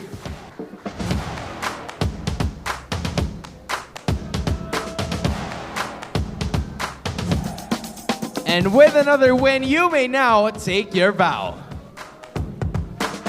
You know, Onic Philippines, they're pretty composed compared to the previous times na nakita natin sila, and at the same time, they're trying to build up on that connection. Sabi na nga ni Coach, step by step, mababalik nila yung momentum and connection na hinahanap nila. Well, we will be connecting it right back to our casters para malaman ang kanilang insights. Casters, balik sa inyo. We are connected, Hans and Kalusi. Thank you. I'm so glad for Family Day on a Saturday. You know, Literally family. But yeah, again, great to see some of the adjustments be made, and they are looking for their connection to bring them back to that peak form that I think a lot of their fans, a lot of the Sonics out there are looking for. And for our MVP for Game 2, it's going to be none other than the Monster Mage himself. It's Super Prince on the Selena pick. Remember when we entered the season with a very low win rate for Selena? Yep. And Super Prince right now is just bringing it back and climbing or bringing up the win rate once again for this hero. It's been a very difficult early game for Smart Omega in terms of rotation, simply because of the placement of the traps and simply because of the countless abyssal arrows coming in from Super Prince. The moment he got his hands on the cooldown boots and the enchanted talisman, he just kept throwing all these arrows, disrupting Smart Omega from doing what they want to do. And that's so hard for a team who has to rely so much on timing. On whether or not you are supposed to already enter the shortcuts, on whether or not you're supposed to already show up, because Super Prince denies you of all that. And it's not to mention all these well-coordinated, synced tosses and arrows coming in from their mid-duo. It really isn't just about his aim, right? Super Prince as an individual, but how the team itself is able to really kind of leverage that into a combo, into a layer. Yeah. It's either get started by Brusco, started by Kirk with those Earth Shatters, and then Super Prince follows, or Super Prince starts it, and then whoever gets targeted essentially doesn't move for 7 seconds. Yeah, that's why when we came to the game, I was like, guys, if you don't want to play, like, that's this lineup from Onic Philippines. Like, that you won't be able to play. You're either going to be stunned by an arrow, tossed in the air from Brusco, or knocked it by the earth from Kirk. So that's how it is. That's another beautiful combo we saw in the last sequence too. The toss onto the Earth Shatter. Yeah. For Andoryu. Like, imagine that. Insane. And now some might say that was luck, but others will say no, calculated. No, not really. I don't You already casted the Earth Shatter before you saw a target in front of you. Imagine this wombo combo. Brusco goes over, tosses them, they land on the Earth Shatter, they get knocked in the air, then the arrow hits. He gets hit with the arrow while in the air. Like, let me just not play. Let me set the phone down. Like, please, guys, stop. That's I can so only imagine hard. Omega in that moment. Yeah, and then once he gets down, there's the Blade Surge stun from King Kong too. Oh God. So you just like, come on. How do you actually get out of that entire situation? And even despite us saying that, yeah, probably Smart Omega was able to farm a little bit more, and Dory was able to get his hands on his buffs faster compared to earlier. I felt like that slightest bit of hesitation from Smart Omega cost them so much in terms of how they were supposed to execute the chip. I felt like it wasn't entirely maximized. Same scenario again with the Louis. Exactly. You had global presence, map control galore, but the team you're up against just doesn't really allow it. It doesn't, and they don't allow this BPI rich guy to change either when it's King Kong. Definitely with the colors of BPI, because he's going to be the BPI rich guy again for At the end of the season, this guy's the mascot, right? Yeah, he's going to have the BPI. most. He's going to have the most. And then imagine, BPI like actually has him on a billboard. I don't know. I think we'll have to set up a community poll. Who's the deserving of the rich guy? Is it OHEP or King Kong? Who's the most BPI rich guy? Or Domenkite, right? So we have like candidates. Actually, I wouldn't be surprised if by the playoffs, like there's a special award. BPI rich guy of the season? The richest guy of the season. Yeah. That sounds so... So we replace Fresh's face with the rich guy. That's so cool. And but your prize is you'll actually get something in your bank account. 50? No, I'm joking. Oh, I wish I could be a BPI rich guy too. Who wouldn't want to be? But yeah, that's King Kong for you, who's slowly getting back in shape. Or... Yeah, I mean, he's always been in shape. He's always been like He's super gym bod. He's been in the gym for a while, you know. He's but that's the thing. I would say, like for just Onic in general, this is another win that they needed. I said the same thing when they won against AP Bren. I was like, it's weird. They had to find their adjustments. Maybe this is it.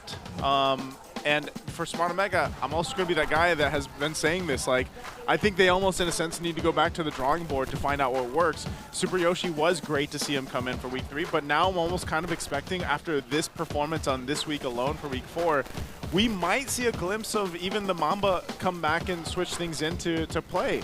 I don't know if that's going to be the answer, because even when we saw Chaknu playing, who is that one of that last remaining members of the Brungai, it wasn't the performance that I think a lot of people were expecting, that rally behind Smart Omega. So I would love to see them take some adjustment from these last 4 weeks. Come into week 5 and just like study it up. Have something to showcase. Or maybe, since we've been seeing some transfers happen along Oh, the way don't too. What are you trying to say, Bree? Right? So, I mean, there are a lot of possibilities still in the remaining weeks. The window's still open.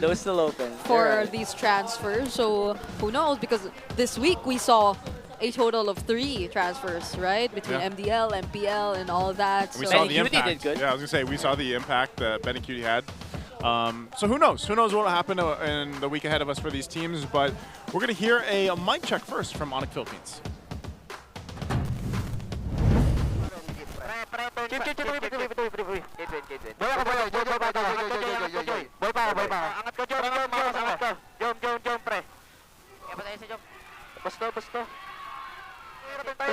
Flicker chip. Meron kayo, join.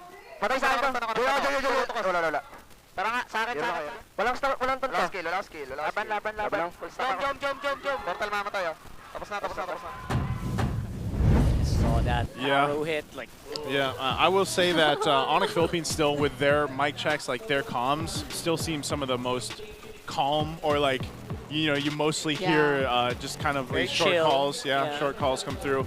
And again, that's that connection that they have here. So again, congratulations on the Philippines. Let's go ahead and turn the table over to the next matchup, the last one for a triple header. This is going to be fun, I would say. It's Team Falcons versus AP Bren. So it's the Falcon boys against their old team, their old organization, right? AP Bren. And I will still say, I think AP Bren has been making some improvements. Now, is that enough to go against these Titans, these guys, the glorious, if you will? I'm sure you'll see tons of glorious poses there. But it's been me, Naisu, Rockhart, and Brig. Another version of the family will be up here for the next matchup. Let's throw it over to the stage. it is time for another MLBB Golden Month special. Let's welcome our guest for today, Elgin! Elgin, hello! How Hey is it guys, going? what's up? Kamusta? Long time no see? Oo nga, nung ano pa tayo, na Saudi. Oo nga, nung MSC pa. lipad. Pero at least ngayon, nandito ka na. I think hindi na tayo pwede magpaligoy-ligoy pa, Elgin. Hanapin na natin ang ating mga participants. Show of hands, please. Okay. Sa mga Meron ba gustong dito? sumali, meron ba nandyan? Sa left side? Alright. Okay, marami rin dito. Meron nandito. Okay, okay. Sige, tayo na yan. Tayo na yan. Alright. Okay, We feel kailangan it. natin Meron ba? ng Meron. 10 participants. Ay, okay, sige, nandito na sila. Ang dami na nila today. Meron pa ba dun sa kabila? Other side. Meron other pa dito, side. meron pa dito. O, 5 na dito. Five. 6 na dito. 4, 3, 2, and... Sobra. Grabe, sobrang dami Wait natin lang. today. Sige. Ilan na sila? You know what? You know what? Gina natin. Elgin, come over here on this side, Sasali please. sana ako eh. Okay lang, okay lang. So guys, quick run lang ha. Pangalan nyo lang. What are your names? Mark. James. Jin. Prince. Louis. Roy po. Siyoso po. Bray. Pau. Kier. Han po. Ang dami nila. Yun ang napansin ko. Susubukan ko sanang isa-isahin eh. Pero sige, what are we gonna do, Kalusi?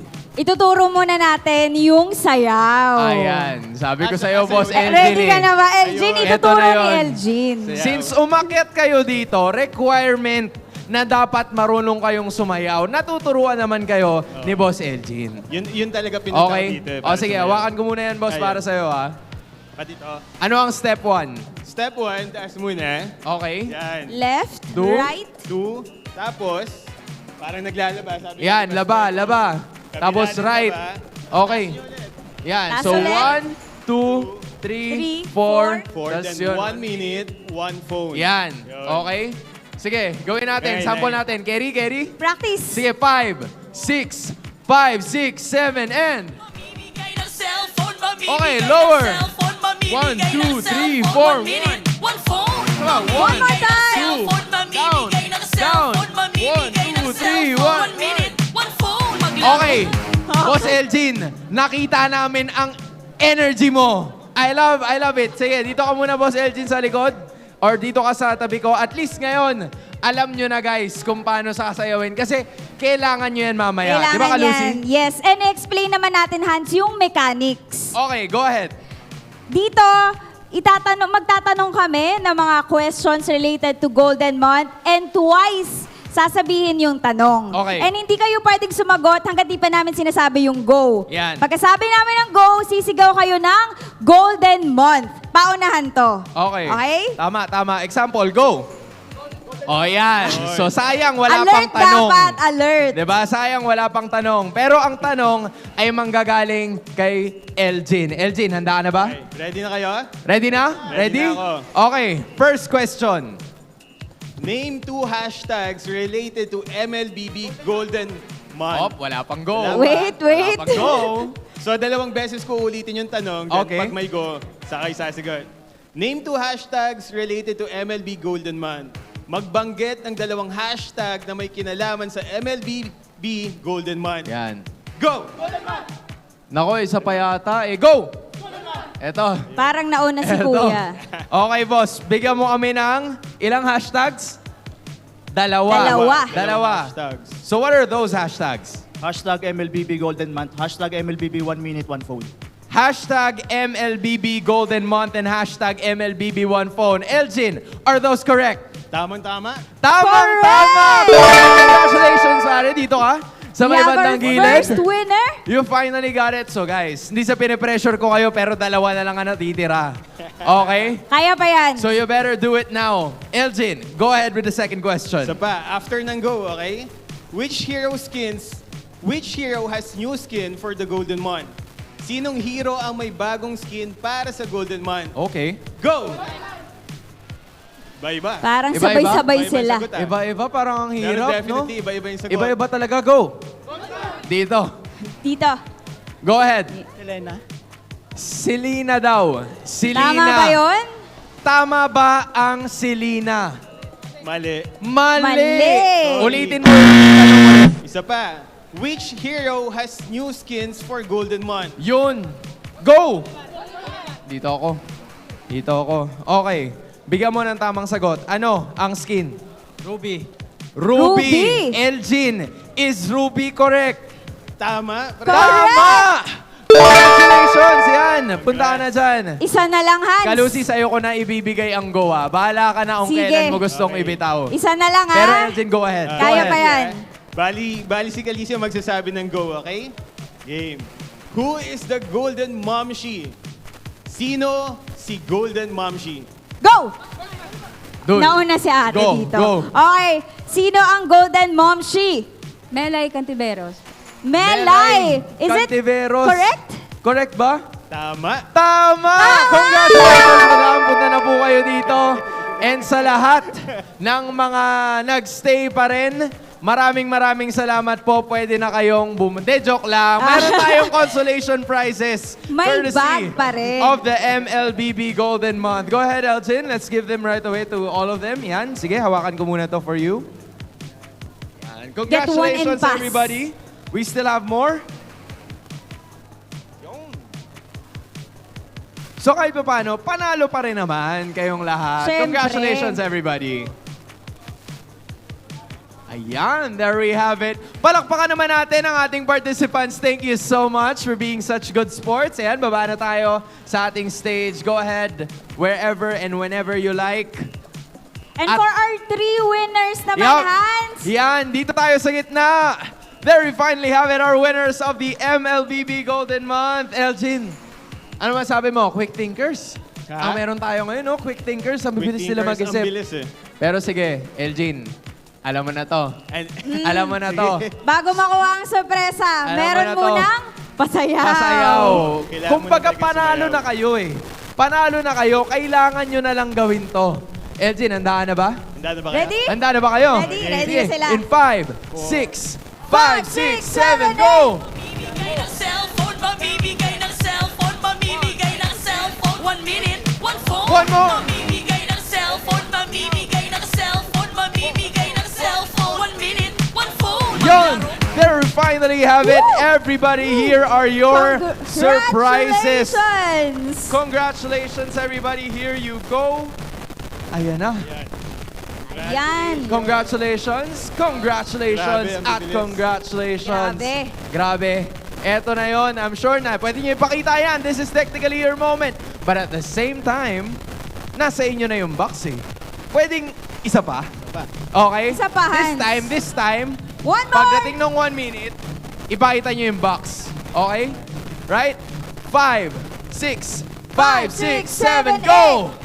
Okay. Cellphone, Down, mamimigay ng cellphone, down. mamimigay ng Single. cellphone. 1 minute, 1 phone. Yun! Mamimigay Diba? ng cellphone, mamimigay ng cellphone, Okay. mamimigay ng cellphone. 1 minute, 1 phone. There we finally have it. Congratulations to everybody. Congrats. Grabe, maraming salamat. Sige, dyan muna kayo. Tambay muna kayo ha. Kalusi, come over here kasi I think meron pang sasabihin si Elgin for each and every one of us, right? Yes. So guys, punta kayo dito, manood, makisali, sumayaw, at katulad nila, masupresan. Punta lang kayo dito sa MPL Arena and manunood lang kayo ng live, tas ang dami yung chance para manalo ng mga sorpresa dito. Ano din, huwag niyong kalimutan maglaro. Sa mga hindi pa nakakaalam, huwag niyong kalimutan maglaro dun sa Golden Month event nila na nangyayari sa 10 p.m. to 3 a.m. Okay. So may sorpresa sila doon. Actually, gumawa din kami ng video doon. May mga techniques doon para mas manalo kayo sa sorpresa nila. There we finally have it, 10 p.m. to 3 a.m. Elgin, maraming salamat for giving us your time in doing this. Maya-maya lamang ay makikita na natin ang laban sa pagitan ng past versus present. It's Team Falcons kontra sa AP Bren sa pagbabalik ng MPL Philippines. Thank you. Isa pa daw sayaw. Mamimigay ng cellphone, mamimigay ng cellphone. 1 minute, 1 phone. Mamimigay ng cellphone, mamimigay ng cellphone, mamimigay ng cellphone. 1 minute, 1 phone. Maglaro ka lang ng 10p.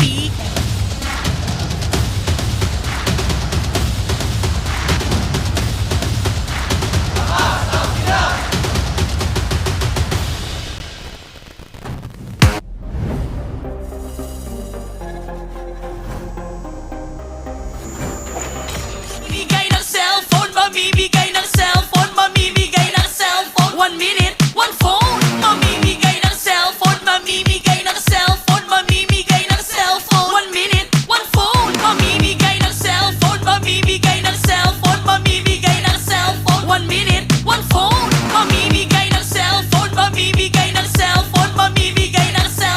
1 minute, 1 phone.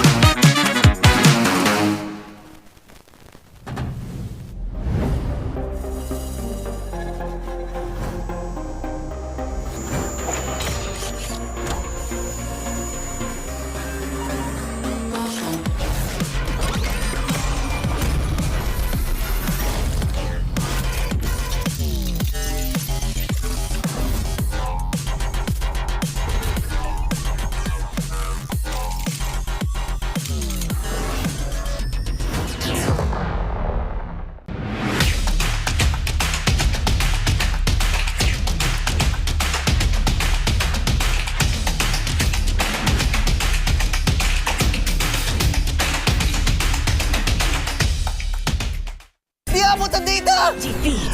GG bro! Don't worry! The Only with Smart Power All 99.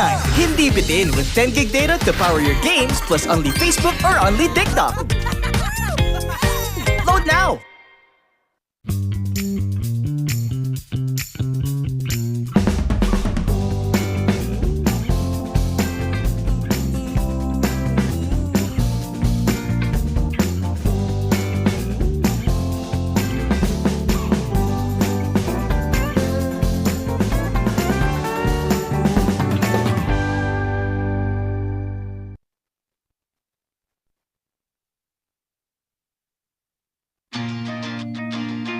Who needs to go to a concert when you can own that stage with your friends? Enjoy a night of impromptu bowling tournament.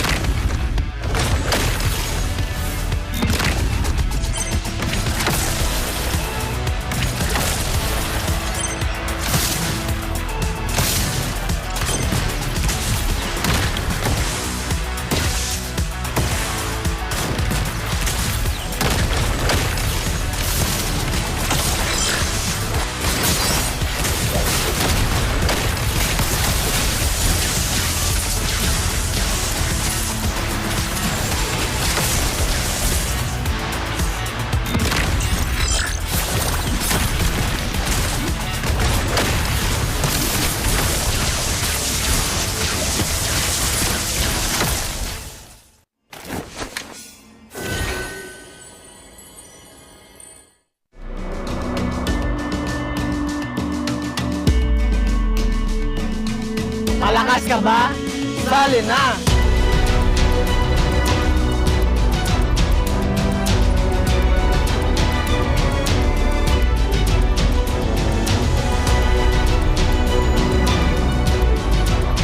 Kita Kids. Kita Kids. Kita Kids. Kita Kids. Sa MCC Season 2. Maraming salamat sa ating mga casters. Nandito tayo sa labas ng MPL Arena. Kasama natin, Kalusi, Hans Galleria, walang iba, kundi ang ML All Day PH. Boss, kamusta? Welcome to MPL. Maraming salamat po sa pag-invite sa akin dito. Talagang hindi ako makapaniwala na for the first time kasi na at sa tagal-tagal ko nang nanonood ng MPL, ngayon lang ako nakapunta dito. Well, you had a lot of contributions for us. Ang dami niyang naiaambag sa kultura ng MPL For dito, sure. no? Pero gano'n ka na po ba katagal na fan ng MPL? Since season 1. Since grabe Season yun. 1? So, sino yung favorite player mo? Si Carl. Si Carl Tizzy. Carl Tizzy, ang young goat. Makes a lot of sense. Pero yung season 1 kasi, Ethermin pa. Wala pa si Carl. Yun, nagsimula kila Boss Doggy. Yun. Okay. Pasok pa rin. Kasi, well, parang mas matagal ka pang naging parte ng MPL kaysa sa amin. Actually, diba? I want to know more about your origin, yung page mo. Paano ba nagsimula yung page mo? Bali, nag-start kasi ako mag-content ng MPL noong 2019. Tapos, nag-stop ako, tapos nagko-content, nagko-content dahil may work din ako dati, day job. Tapos ngayon naging full-time ako, talagang binost ko na lahat ng time ko. Talagang ML all day na. Kung hindi ako naglalaro, nagko-content, naglalaro. Basta umiikot na yung mundo ko sa ML. Full-time na to, ang ML All Day PH. Wow, the dedication, Hans. Now I want to know. Now I'm curious. Ano bang gusto mo in the long run? Do you want to be part of a team? Do you want to do this? Or parang, lang talaga to, hobby, katuwaan, full-time? But, yeah, what is the end game run for you here kung anong ginagawa mo? Wala naman po, lang talaga yung talagang super fan lang ako ng ng MPL saka ng ML. Kumbaga, hindi ko talaga tina-target na sumikat or kung ano man. Basta ako nag-express lang ako nung creativity ko dun sa paggawa ng mga content. Saka syempre, at the same time, gusto ko kasi yung ML. And speaking of content, ano naman yung favorite content mo so far? Yan. Nung M6 po. M6? Kasi alos lahat po ng highlights dun parang nagawan ko siya ng content. Is there anything specific? Like a match na parang, shucks, nag-boom talaga yung page ko na nakilala talaga siya. Oo. Is there anything na meron ganun? Yung kay Kelra po na naiwasan niya yung ultimate ng Arlot. Okay. Yun po talaga yung nag-viral na nagulat din ako na ayun. Palo din kasi talaga si Kelra nun eh. Gold standard talaga ang nag-trend. Actually ngayon, we wanna have you to invite all of our MPL fans din na nanonood sa MPL Arena, gaya mo. Ayun, sa lahat ng mga followers natin dyan, sana pilitin nyo na makapunta dito kasi ibang-iba talaga experience hindi kagaya nung nasa bahay ka lang talagang. Siguro gagawin ko na to weekly dahil na-experience ko na ngayon, napakasarap pala. Aabangan ka namin weekly dito sa MPL Arena. Teka lang, wala ba tayong face reveal dyan? Hayabusa pa eh. Bawal. Yun ang branding na mysterious muna for now. Okay, so parang may goal na dapat umabot sa ganitong klaseng followers para may face reveal na. O baka weekly, pabawas ng pabawas. Pabawas ng pabawas, pababa ng bumaba. No? Pero ML All Day, salamat. Thank you so much for being here with us today. And by the way, to all the rest of our people and the rest of our viewers na nandyan ngayon, punta na rin kayo dito sa MPL Arena kasi malay nyo, gaya ni ML All Day PH, kayo na ang susunod naming may interview. But as of this moment, we're gonna toss it back to our casters.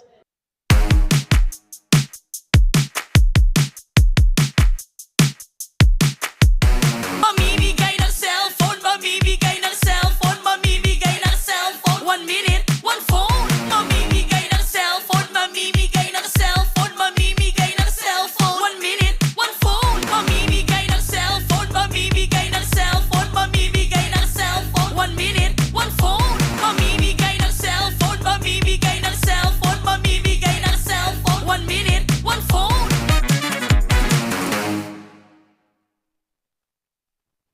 Dad, kaya mo ba yan? Dad, kaya mo? Si Ren J, kaya mo yan? Makapanising ka niyan, ha? Pre, huling ko man yan sa akin, nagpahinga. Smiling Demon, pinagpahinga ni Young Goat. Ginanon ka lang kahit. Tipin mo yun, ginanon ka lang. I don't know Demon kahit. Sino to? Pinagpahinga ni Young Goat? Undefeated sila eh, lakas. Humble lang tayo, humble. Ang cute ng emote ng Aurora, bilhin nyo na guys. Kanta ko si Kelra sa mic check. Ako si Kelra, aka Gold Standard. Minsan ay napabilang din sa mga sindikato. At sa mga sindikato na may halo na bato, pinalo ko siya ng isang sinturon. Ako, wala na ako sa lahat. Safe na. Gagalingan ko na lang. Ako si Kelra, dating Smart Omega, na tinanggal o umalis ba? Hindi ko alam kung anong tunay na rason. Pero kalaban ko kayo ngayon. At ako naman si Joem na babawi sa week 4. Week 4 na ba o week 5 na? Hindi ko na alam ang nangyayari. MPL na. Manood kayo sa social media. Magsisimula ng 5 p.m. pero drafting na kami ngayon. Onic PH, ang kalaban namin at leleegan. Pero kay kami ay naganda. Di pa kami yung Smart Omega. Ay, tignan nyo muna to. Tinitignan ako ni Kelra. Tignan nyo ang gagawin ko. Tinitignan ako ni Kelra. Si Jom, kumakanta pa eh, no? Ulit mo, Jom! Ang iay mo, oy! Okay, tumingin ka pa. Kumakanta ka pa! Pari ka sa akin in game. Naka-aura si Jom, pre. Aurahan ko lang. Guess what, you know, last night? It was the best. Dahil mamimigay daw kasi ng cellphone si Infinix, guys. Kaya bago yung cellphone. Si Andor yun, nagpapa-invite, oh. Miss siguro ako nito. Ah, sige. Ano yung gina? Ay, online!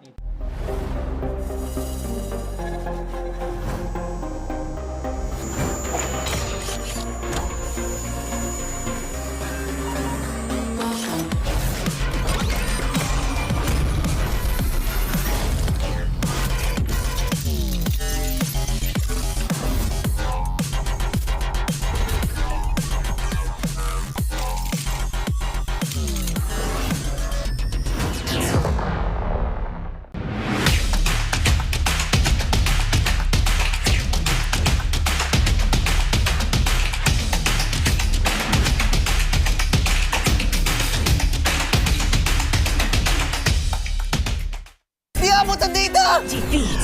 GG bro! Don't worry! The Only with Smart Power All 99. Hindi bitin with 10 gig data to power your games plus only Facebook or only TikTok. Load now!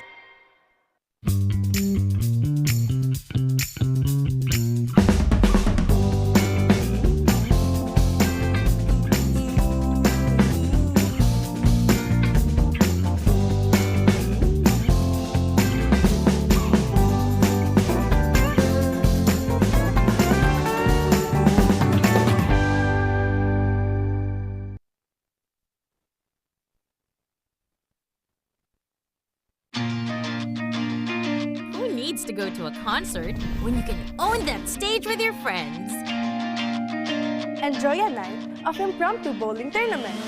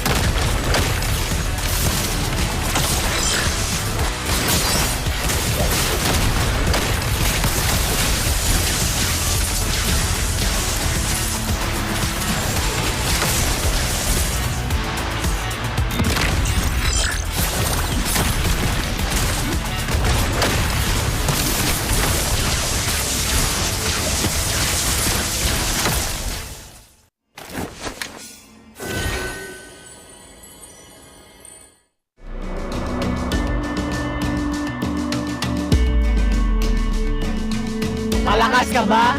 Sali na!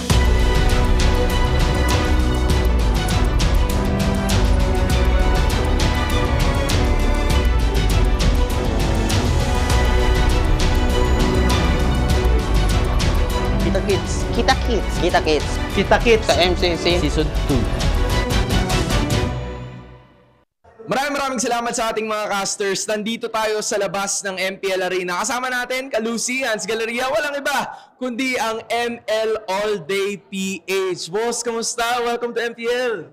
Maraming salamat po sa pag-invite sa akin dito. Talagang hindi ako makapaniwala na for the first time kasi na at sa tagal-tagal ko nang nanonood ng MPL, ngayon lang ako nakapunta dito. Well, you had a lot of contributions for us. Ang dami niyang naiaambag sa kultura ng MPL dito, For sure. no? Pero gano'n ka na po ba katagal na fan ng MPL? Since Season 1. Since, grabe Season yun. 1? So, sino yung favorite player mo? Si Carl. Si Carl Tizzy. Carl Tizzy, Makes ang a lot young of goat. sense. Makes a lot of sense. Pero nung Season 1 kasi, Ethermin pa. Wala pa si Carl. Yun, nagsimula kila Boss Doggy. Yun. Okay, pasok pa rin. Kasi, well, parang mas matagal ka pang naging parte ng MPL kaysa sa amin. Actually, diba? I want to know more about your origin, yung page mo. Paano ba nagsimula yung page mo? Bali, nag-start kasi ako mag-content ng MPL noong 2019.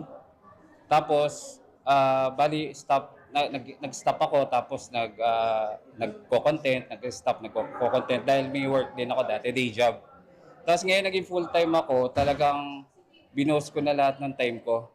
Talagang ML all day na. Kung hindi ako naglalaro, nagko-content, naglalaro. Basta umiikot na yung mundo ko sa ML. Full-time na to, ang ML All Day PH. Wow, the dedication, Hans. Now I want to know. Now I'm curious. Ano bang gusto mo in the long run? Do you want to be part of a team? Do you want to do this? Or parang, lang talaga to, hobby, katuwaan, full-time? But, yeah, what is the end game run for you here kung anong ginagawa mo? Wala naman po, lang talaga yung talagang super fan lang ako ng ng MPL saka ng ML. Kumbaga, hindi ko talaga tina-target na sumikat or kung ano man. Basta ako nag-express lang ako nung creativity ko dun sa paggawa ng mga content. Saka syempre, at the same time, gusto ko kasi yung ML. And speaking of content, ano naman yung favorite content mo so far? Yan. Nung M6 po. M6? Kasi alos lahat po ng highlights dun parang nagawan ko siya ng content. Is there anything specific? Like a match na parang, shucks, nag-boom talaga yung page ko na nakilala talaga siya. Oo. Is there anything na meron ganun? Yung kay Kelra po na naiwasan niya yung ultimate ng Arlot. Okay. Yun po talaga yung nag-viral na nagulat din ako na ayun. Palo din kasi talaga si Kelra nun eh. Gold standard talaga ang nag-trend. Actually ngayon, we wanna have you to invite all of our MPL fans din na nanonood sa MPL Arena, kagaya mo. Ayun, sa lahat ng mga followers natin dyan, sana pilitin nyo na makapunta dito kasi ibang-iba talaga experience hindi kagaya nung nasa bahay ka lang talagang siguro gagawin ko na to weekly dahil na-experience ko na ngayon napakasarap pala. Aabangan ka namin weekly dito sa MPL Arena. Teka lang, wala ba tayong face reveal dyan? Hayabusa pa eh. Bawal. Yun ang branding okay. na. Mysterious muna for now. Okay, so parang may goal na dapat umabot sa ganitong klaseng followers para may face reveal na. O baka weekly, pabawas ng pabawas. Pababa ng bumaba, no? Pero ML All Day, salamat. Thank you so much for being here with us today. And by the way, to all the rest of our people and the rest of our viewers na nandyan ngayon, punta na rin kayo dito sa MPL Arena kasi malay nyo, gaya ni ML All Day PH, kayo na ang susunod naming may interview. But as of this moment, we're gonna toss it back to our casters.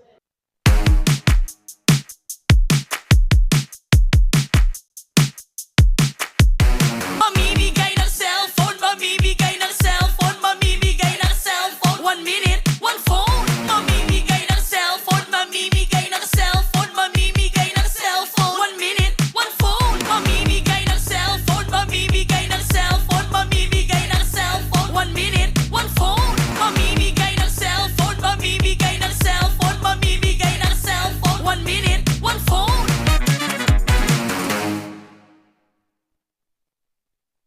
Dad, kaya mo ba yan? Dad, kaya mo? Si Ren and Jay, kaya mo yan? Oo, panising ganyan, ha? Pre, huling ko man yan sa akin nagpahinga. Smiling Demon, pinagpahinga ni Anggot. Ginanon ka lang kahit. Tipin mo yun, ginanon ka lang. I don't know, Demon kahit. Sino to? Pinagpahinga ni Anggot? Undefeated sila eh, lakas. Humble lang tayo, humble. Ang cute ng emote ng Aurora, bilhin nyo na guys. Kanta ko si Kel Ra sa mic check. Ako si Kel Ra, aka Gold Standard. Minsan ay napabilang din sa mga sindikato. At sa mga sindikato na may halo na bato, pinalo ko siya ng isang sinturon. Ako, wala na ako sa lahat. Safe na, safe na, safe na, safe na. Gagalingan ko na lang. Ako si Kel Ra, dating Smart Omega, na tinanggal o umalis ba. Hindi ko alam kung anong tunay na rason. Pero kalaban ko kayo ngayon. At ako naman si Joem na babawi sa week 4. Week 4 na ba o week 5 na? Hindi ko na alam ang nangyayari. MPL na. Manood kayo sa social media. Magsisimula ng 5 p.m. pero drafting na kami ngayon. Onic PH, ang kalaban namin at leleegan. Pero kay kami ay naganda. Di pa kami yung Smart Omega. Ay, tignan nyo muna to. Tinitignan ako ni Kelra. Tignan nyo ang gagawin ko. Tinitignan ako ni Kelra. Si Jom kumakanta pa eh, no? Ulit mo, Jom! Ang iay mo, oy! Okay, tumingin ka pa. Kumakanta ka pa! Pari ka sa akin in-game. Naka-aura si Jom, pre. Aurahan ko lang. Guess what, you know, last night? It was the best. Dahil mamimigay daw kasi ng cellphone si Inpix, guys. Kaya bago yung cellphone.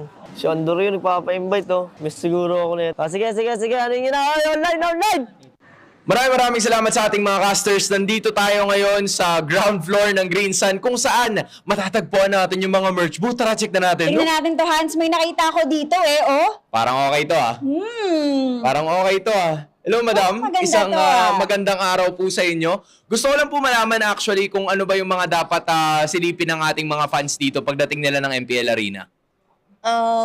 Pagdating nila ng MPL Arena, may ano kami dito, may bagong labas kami na jersey which is etong Team Liquid Season 15 jersey. Pwede. Season 15, so yan po yung suot ng mga players. Yes po. And ito yung suot nila actually ngayon. Itong away namin. So magkano naman po yung mga jerseys natin? For the jersey po, yung walang IGN is 2.5. Then, 2.5. Yung with IGN, pre-order siya, which is 2.7. 2.7. Gano'n naman katagal yon pag nag-pre-order? Gano'n katagal bago makuha yung order? Siguro 7 to 10 days. 7 to 10 days. Oh, not bad at all. Ikaw, Bag, mas gusto mo ba na may IGN yung sa'yo o wala? May IGN para sige. mafe-feel ko din kasama ako sa grupo nila. Sige. Ma'am, di ba mayroon pa po tayo dito? Ito po yung newest release nyo, correct? Ay, maganda yan, ah. Yes, may bagong release kami na na shirt po, which is 900 pesos lang siya. 900 lang, Hans. So para sa mga under a budget, kung siguro, di ba, hindi pa nila carry yung liquid na jersey, at least meron silang shirts, di ba? Tapos meron At pa yung maganda mga yung iba. tela, Hans. Maganda. Legit, maganda. Okay, sige. Iwan ko na to. Ito. Feeling ko dito, papakewin nyo lahat to pagbaba nyo. Magkano naman to, ma'am? 300 po. 300? Pwede na, di ba? Panalo ka pa rin. Hans, wala naman akong bag dito. Maganda rin to, ah. Lalo Sige na nga. sa mga tumatakbo dyan. Sige nga. Parang kailangan ko yan bukas. Di, ma'am, magkano naman yan? 1.2 lang po. Sobrang quality na nito kasi dami na rin yung bulsa, mga ganyan. Oo nga. Madaming bulsa, maliit lang. Pwede nyo lagay kahit saan-saan. Okay? So yan, meron din silang mga socks. Meron pa sila nung mismong, anong tawag dito? Yun? Towel. Yun. Yan. So there you have it. Maraming salamat. In case guys, pwede kayo pumunta dito. Okay? Rekta tayo sa kabila, Kalusi. Liga dito. Liga Ayan, dito. meron pa sa kabila. Dito naman tayo sa Team Falcons. Madam? Isang magandang araw sa'yo. Gusto ko lang malaman ano ba meron tayo dito. We have casual shirts here. We have black and white with same logo po ng Falcons. And they're 500 pesos only. 500 pesos? Ikaw ba pipiliin ka? Anong gusto mo? Yung black o yung white? 500 lang naman, so parehas na. Parehas na. Oo nga, pwede yung gawin yan. Meron ba tayong stickers? Yes? Yes, libre pa. Libre. So, Libre yung stickers. parang Ayos gawin natin siya. So parang pupunta ka lang dito, di ba? Okay, Punta ka yan. dito. Punta ka dito. Hello po, pwede makahingi ng sticker? Sure po, pero kailangan yung bigay ng t-shirt. So kailangan bilhin yung T-shirt. Freebie yung stickers. okay. At least nagkalinawan. Di ba? Hanggang kailan ba yung boot naman dito, Hans? Hanggang bukas na lang po. Hanggang bukas. Kaya magmadali na kayo pumunta dito sa MPL Arena para makabili rin kayo ng mga merch ng mga favorite nyong teams. Correct yan. Team Liquid Philippines, Team Falcons, at lahat ng ating mga MPL teams, dito nyo sila makikita sa ground floor. So with that being said guys, patuloy lang ang suporta. Balik na natin sa ating mga casters.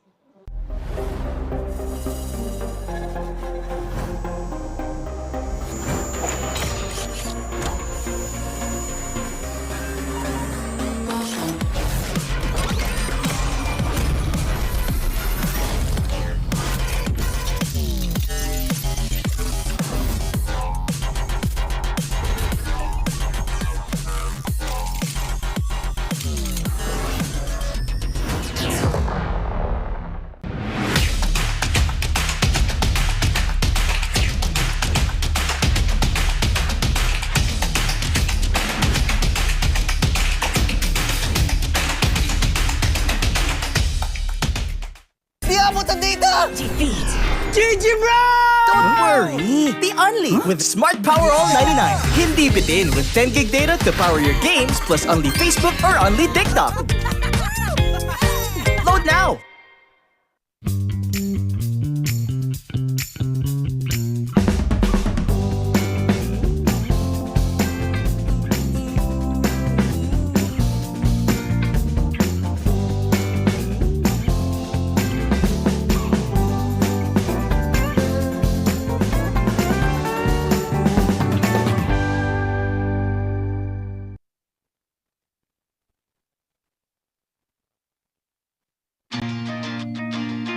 Who needs to go to a concert when you can own that stage with your friends? Enjoy a night of impromptu bowling tournament.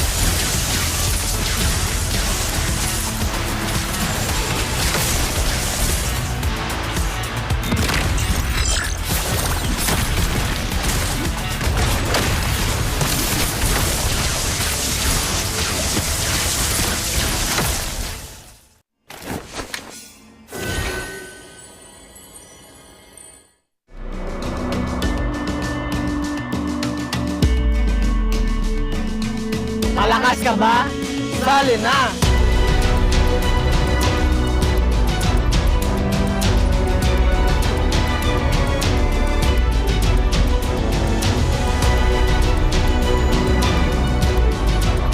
Kita Kids. Kita Kids. Kita Kids. Kita Kids Sa MCC Season 2.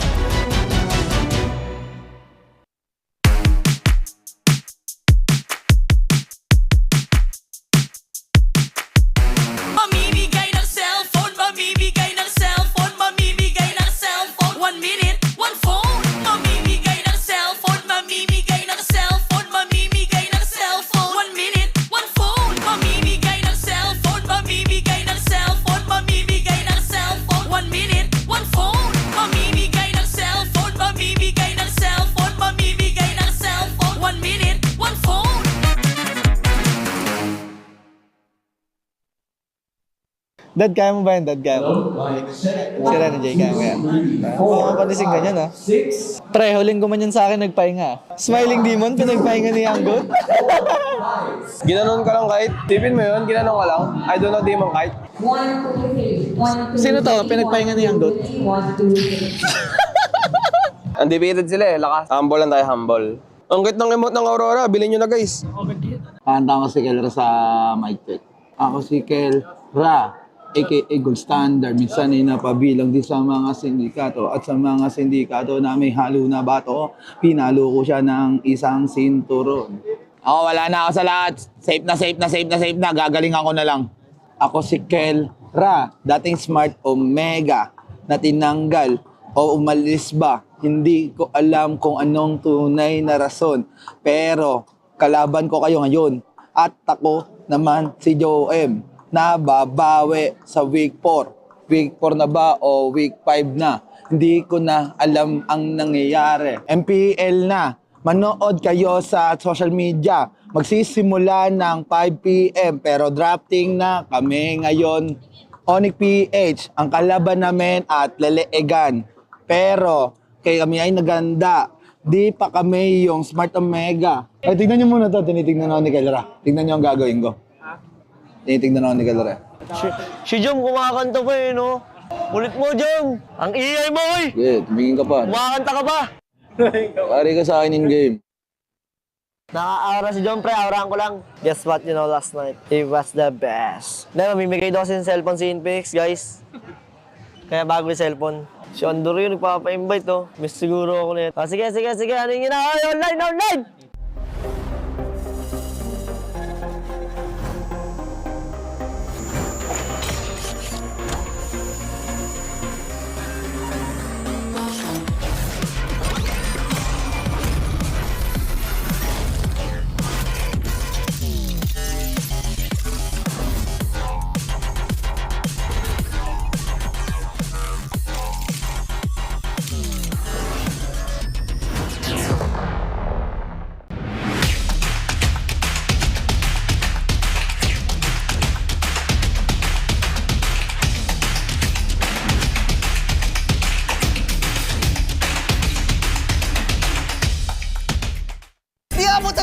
Defeat. GG bro! Don't worry. Be only with Smart Power All 99. Hindi bitin with 10 gig data to power your games plus only Facebook or only TikTok. Load now.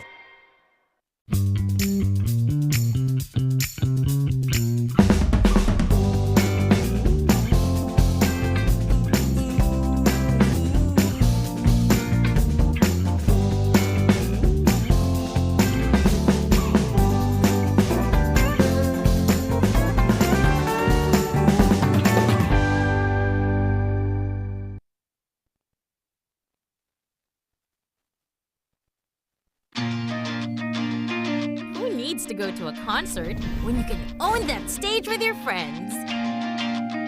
Enjoy a night of impromptu bowling tournament.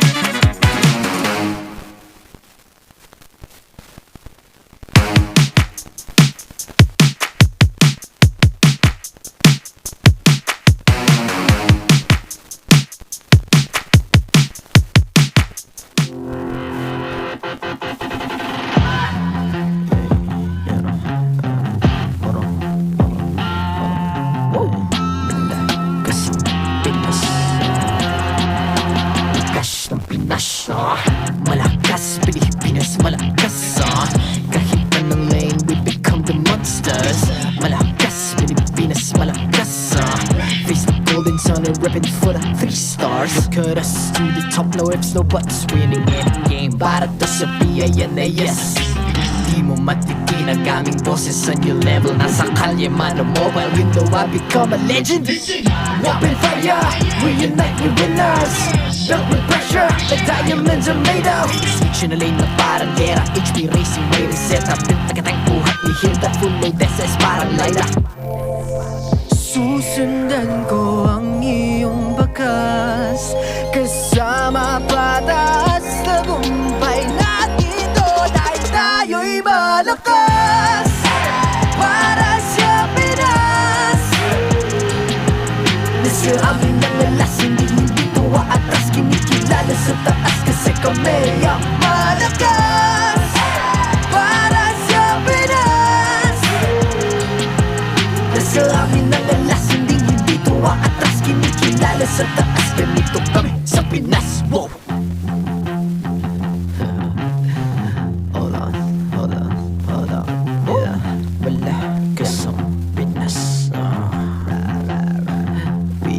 Laging every beat, no surrender, no retreat. Pag nagsama-sama, just imagine what we can achieve. Laging every beat, no surrender, no retreat. Giving 100 all my all, cause we just cannot be defeated. We are unstoppable, immune and invulnerable. Ready ang equipment, lahat frozen, malang crowd control. Pakita ko na jab like pow, east to the southeast. So what I would proud and loud, cause every enemy we devour. Susundan ko ang iyong bakas, kasama patas. Tagumpay natin to dahil tayo'y malakas. Para sa Pinas, nasa amin ang alas. Hindi tuwa atras, kinikilala sa taas. Kasi kami ang malakas. Para sa Pinas, nasa amin ang alas. Hindi tuwa atras, kinikilala sa taas. Ganito kami sa Pinas. Wow!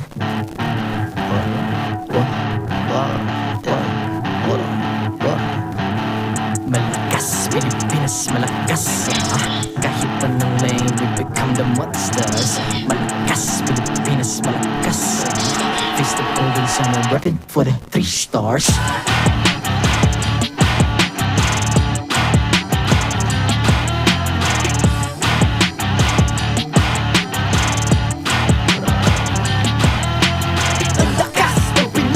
Reunite, be the stars. Ang lakas ng Pinas. Reunite, be the stars. Ang lakas ng Pinas. Reunite, be the stars. Ang lakas ng Pinas.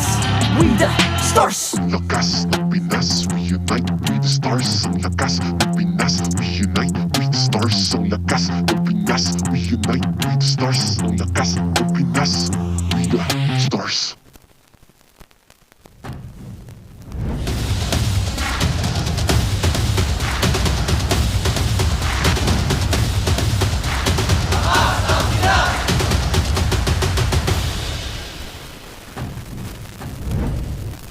And now you wouldn't think we'd leave you with just 2 matches today, right? We are on match number 3, and it is gonna be 3 of us as well here. Yeah. I'm Rockhart, this is Ingat, and this is Brigida.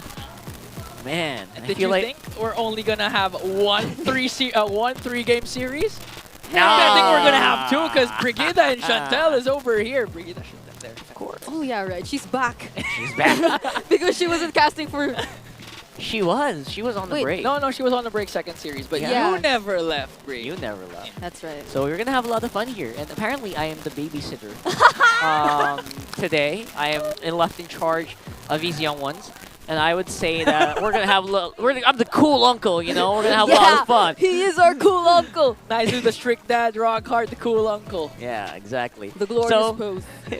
if you guys didn't catch the previous series, Kelra and Super Friends actually led Onic to a 2-0 sweep. That was honestly really disgusting gameplay. Disgusting in a good sense. Yeah. All right, where it was like really 11 minutes, 13 minutes on those games. It was insane. Yeah, and if you saw the lineup again, the Joy, the Selena, even Bree mentioned it that the start of the season, Selena wasn't doing good, but Super Fritz begs to disagree. Slowly raising up the win rate again of the Selena mid. Yeah, and even King Kong bringing back the killing spree, and I feel like again he wasn't able to make or show us the fullest potential just yet, but it's very promising to see how all of these adjustments are slowly being introduced and used here in week number 4. So in the coming weeks, as we head into the second half of our season, it's more and more becoming interesting. Especially because next week we'll see Kalea in action. Kalea. He's very excited. Yeah. And of course, if you guys are excited about your tomorrow, bringing you a better tomorrow is BPI. They empower Pinoy gamers with next-level banking solutions to help you level up in life. Digital deposit accounts, insurance, investment, loans, and more. That's why you should start saving for the epic future. Open up a hashtag SaveUp account today via the BPI app. All you need is one ID, 5 minutes of your time, and you already have an account. So open an epic future together with BPI, whether it be at your nearest branch or here at the venue because they have a booth. So don't forget to check that out now. That's right. It's always good to plan for your future. Don't do what I do and just wing it. All right. And if you're Hey, cool uncle! Is that advice is for us true. and everyone? Yes. Okay. Don't be like me. That's the advice. Uncle Lockhart be dropping life advice. That's correct. That is correct, Yon1. And for the meantime, though, obviously, if you're feeling a little bit loose with your change, if you got some chump change that you want to cash in, maybe you can get it with the new Edith Prismatic Sentinel skin. It's pretty cool. There's a 30% off promo on it. You can also get it from a chest if you're feeling a little lucky. So join Edith and experience MLBB Esports Charm. You got a big MPL logo every time you cast a skill. I love it. Yeah, I believe Kurt just used it Yeah. earlier when they were doing all the tosses and knockups and layups and layups. Wow,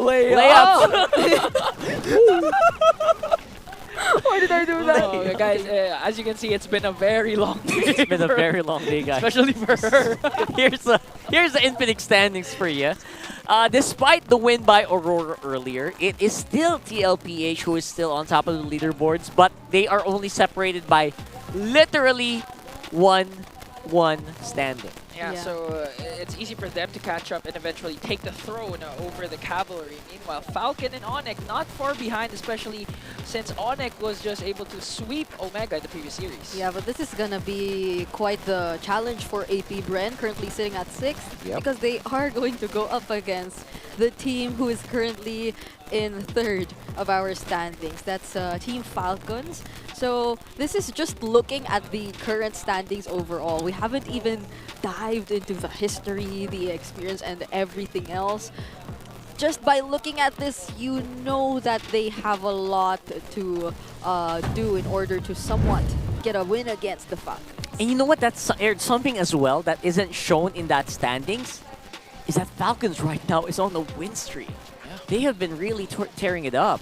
And they've been getting those W's, at least for the last few ones, right? So at the very least, I feel like it's still scary if you're AP Bren, despite getting your win, right?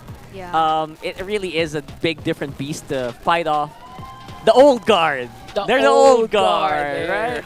It's a clash between generational junglers, not to mention literally all of Falcons members are former AP Bren members.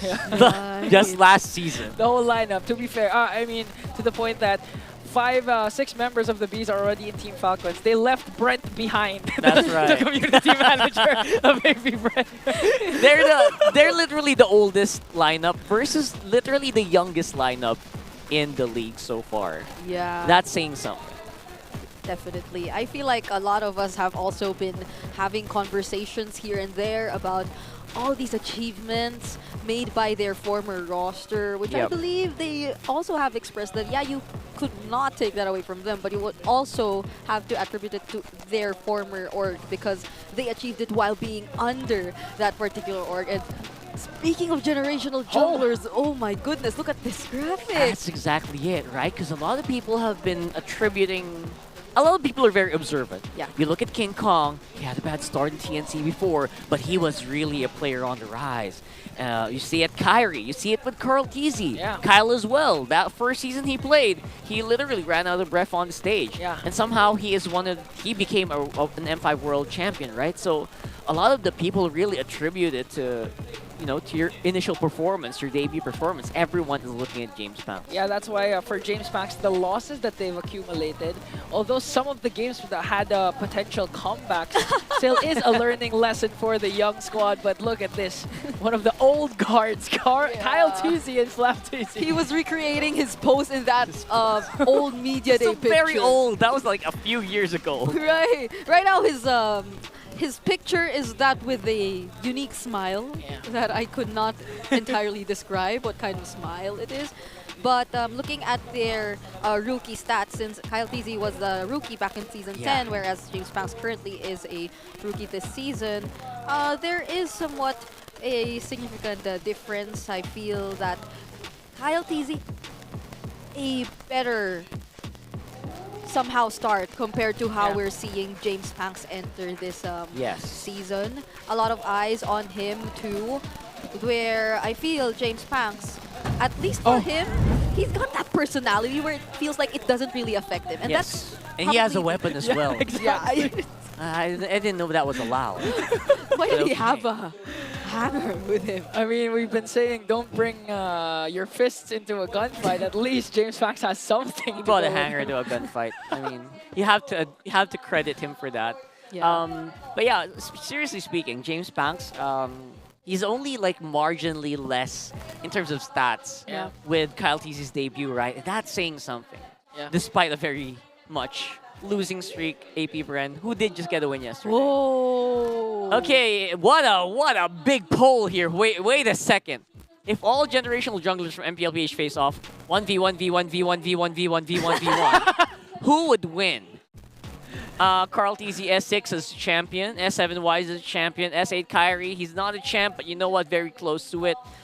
Demon Kite S9 was really rookie of the season. Kyle TZ, his breath is back and he's looking stronger than ever. King Kong was super duper strong in S11. Or is James Panks the best?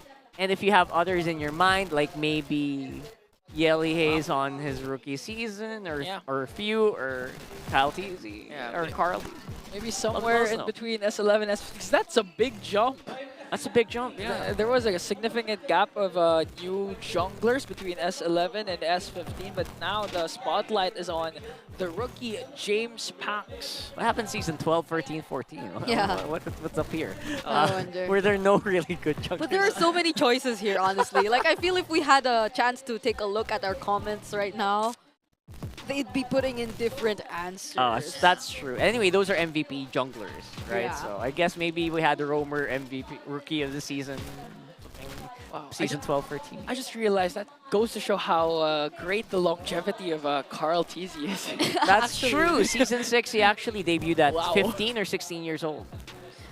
And he doesn't feel like he aged. He's like 20-something. Yeah. He's young 20s. Atop one of the gods in the jungle lane still, not just in the Philippines, but also worldwide. Wow. I feel it. I really feel it that... You literally watched him grow up. I did, yeah. I was there when he was baptized. Season... in ML. I feel like this is a great spark of conversation where you kind of wonder, what makes a good jungler? Is it just your individual skill? Oh. Is it the teammates that you happen to have in that moment? Or is it something else, right? Is it something that maybe, just the X factor, like what we saw with King Kong, for instance? Yeah. Kyle TZ had less than exceptional stats, but his teammates were insane. Yeah. Throughout time, I feel like there's been some sort of change in terms of which matters more. Like, a lot of it matter all in all, but utility junglers, assassins, a lot of those changes, really drastic. Let's have a look at our player walk-ins here and see who is starting their lineups. To oversee and uphold the tournament's integrity, guiding us through this match is our marshals. JJ, Joshua, Patrick, and Jubin! Legends, champions, titans, an epic battle awaits for the final match of the day. Soaring above the arena, it's Team Falcons! In the EXP, the Filipino cannon, Flap TZ! In the jungle, the young phenom, Kyle TZ. In the mid, ang idol ng mga kids, Few. In Rome, the master, Ogwen. In the gold lane, the bulletproof, Super Marco.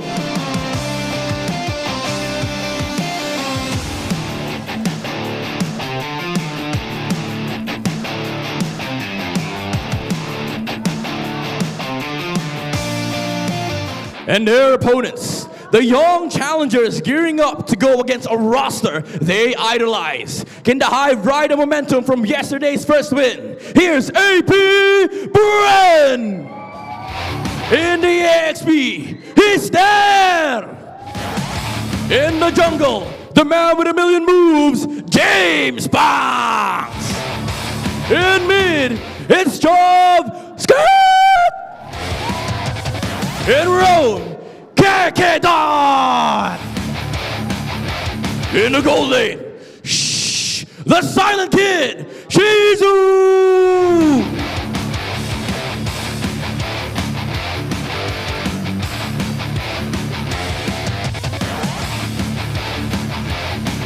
And their coaches, Coach Trevor and Coach Jeff. Falcons or the Hive, it's time to get a final match of the day started.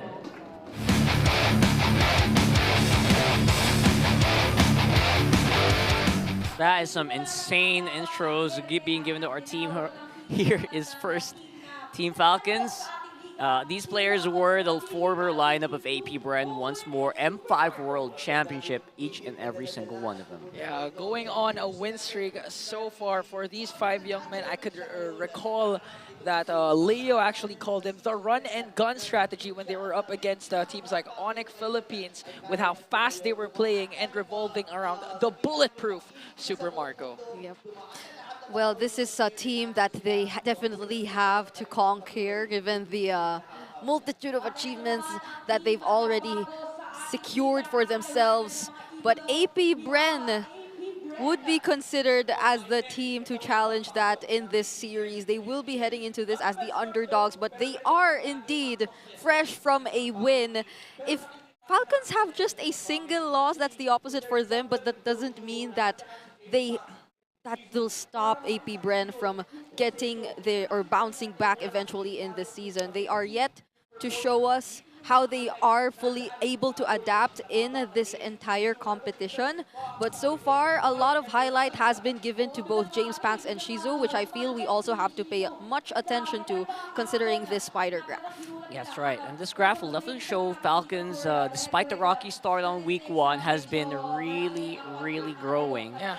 Especially in contrast to AP Bren here, who looks like, you know what, it's not a good start, but they got something going last match. The graph literally is dominated by Team of Falcons. A good thing there was a peak there for kill participation for AP. I was about to say Falcons AP Bren, but AP Bren. So we can expect AP Bren to play more together and play around the fact that they have James Banks and Shizu as their main course for their team.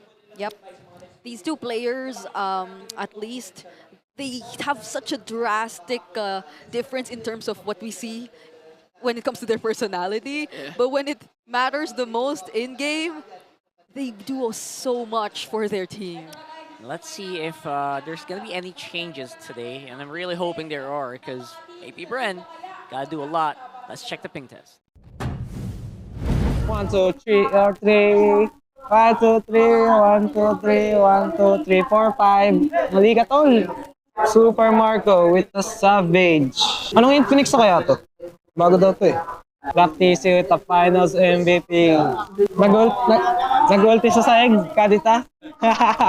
Di ka pa? Di ka na makaka-out, boy? Fly high Falcons. Whoa! Goat ng MPL. Goat ng MDL. Toby vs. Pew, walang iya macho. Coach. Daw. Kaya ba daw ng old gods? Sumabay sa Karen. Hey! Bago pa nag-umpisa yung palabas, alam nyo na kung paano magwawakas. Now the big one is finally here. Pagtitripan sa entablado. Yung animal ng ilustrado na basehan daw ng Morado. Laging flip top. Grabe mga young gods. Current din yun yung mga Onic. Hindi yun old gods Ilang kaya pupunta sa mag-anak ko? 13 yung pinalista ko. Hi guys! Shoutout sa inyong lahat. Pero gusto ko sabihin, maraming salamat. Shout out to you too, bro. We just got a message from James Panks. What a nice message from James Panks, right? Here's the Infinix keys to victory, though. It should be very straightforward for them. It is, because knowing the history between these two franchises, for Team Falcons, it's as simple as showing them how it's done. James Panks has touched on this idea quite a number of times in earlier ping test or mic check. They are indeed considered as the quote-unquote old gods, or the team who's been here for the longest time. So their experience can do much in terms of the game that they're about to head into later on. But for the young bloods, for AP Bren, what's important is that they show them heart. They show them the hunger that they have, and that all that the learnings they've already gotten all through their experiences in the first few weeks. Because definitely this would be the time you'd want to eventually find your footing in the league. Now that you've already gotten a single win, you'd want to ride on that momentum and potentially get more. But for both, it's mostly just trusting the process. I feel like it's a little bit more applicable in the current situation of AP Bren.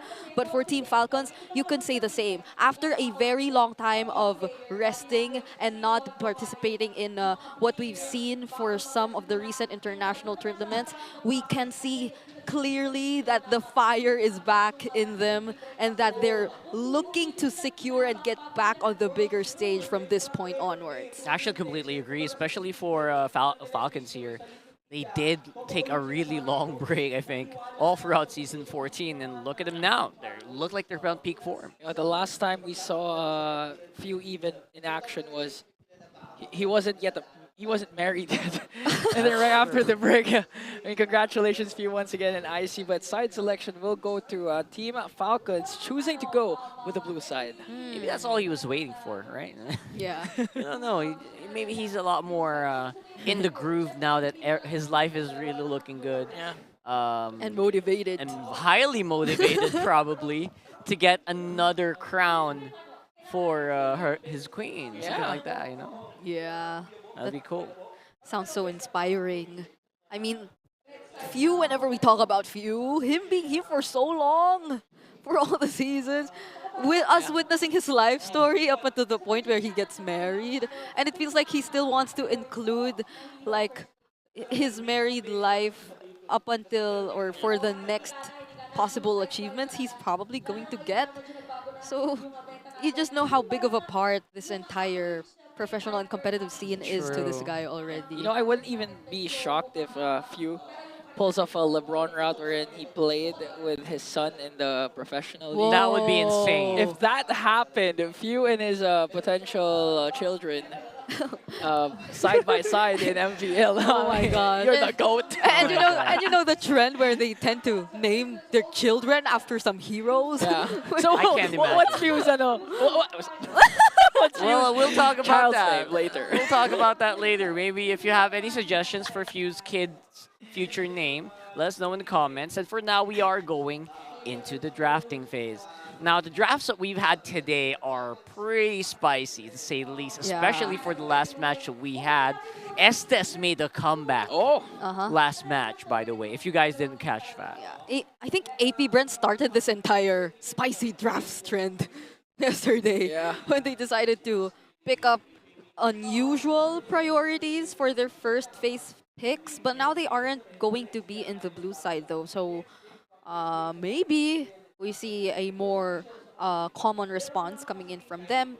But looking at it so far, it's mostly the Joy and the Luyi that are still available and aren't completely banned just yet. I'm wondering about the Badang too, since I think Badang has been clearly a game changer for AP Bren. Yo, the Badang was crazy to say the least for yesterday.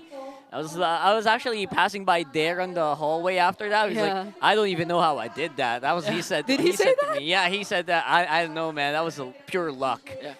Beautiful set though, and I think that will be highly respected in this matchup.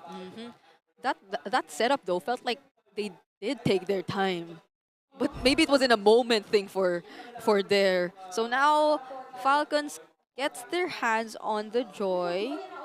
So the Granger possibly will be a pickup here for Shizo still, since it is still open, and maybe the Badang we mentioned if they wanna flex it a bit later on. But it's not just that though. It's the Louis is still available too for AP Bren, so they might want to consider that. But again, this is a Joy. Yeah, and if ever they do decide to go for the Louis, Valentina could be still an option for a few in the middle lane. But again, you have to respect the capabilities of Chopskirt with Louis.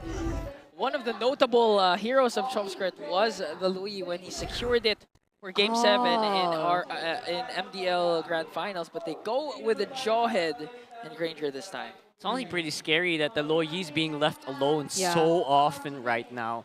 Sometimes, actually, last game, it also left in the draft, like, second phase. Yeah. So, I don't know. There's just not much emphasis on global response right now. And I gotta say, the Airfell also very underrated in these games. Yeah, probably the most well-respected at this point in terms of global presence is going to be the Chip, which is currently banned, or which was banned here by AP Bren. But yeah, again, even though the Irithel hasn't been that much of a priority, probably when you look at it from a perspective of what's really considered as Super Marco's comfort picks, yeah, that probably could be really considered to be one of it. And again, it guarantees you some sort of way to reposition yourself with a heavy crossbow, given that AP Bren might just be considering the pickoff route.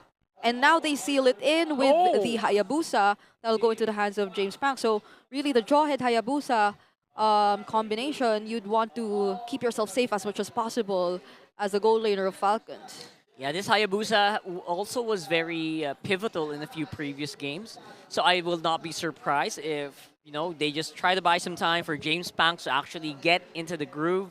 Because when James Panks gets into it, when he's locked in, he's a different beast, to be honest. Yeah, and this is what we are expecting from AP Wow, because this is the printed first time. photos.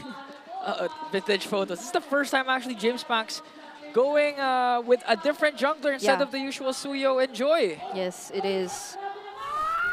So they take out...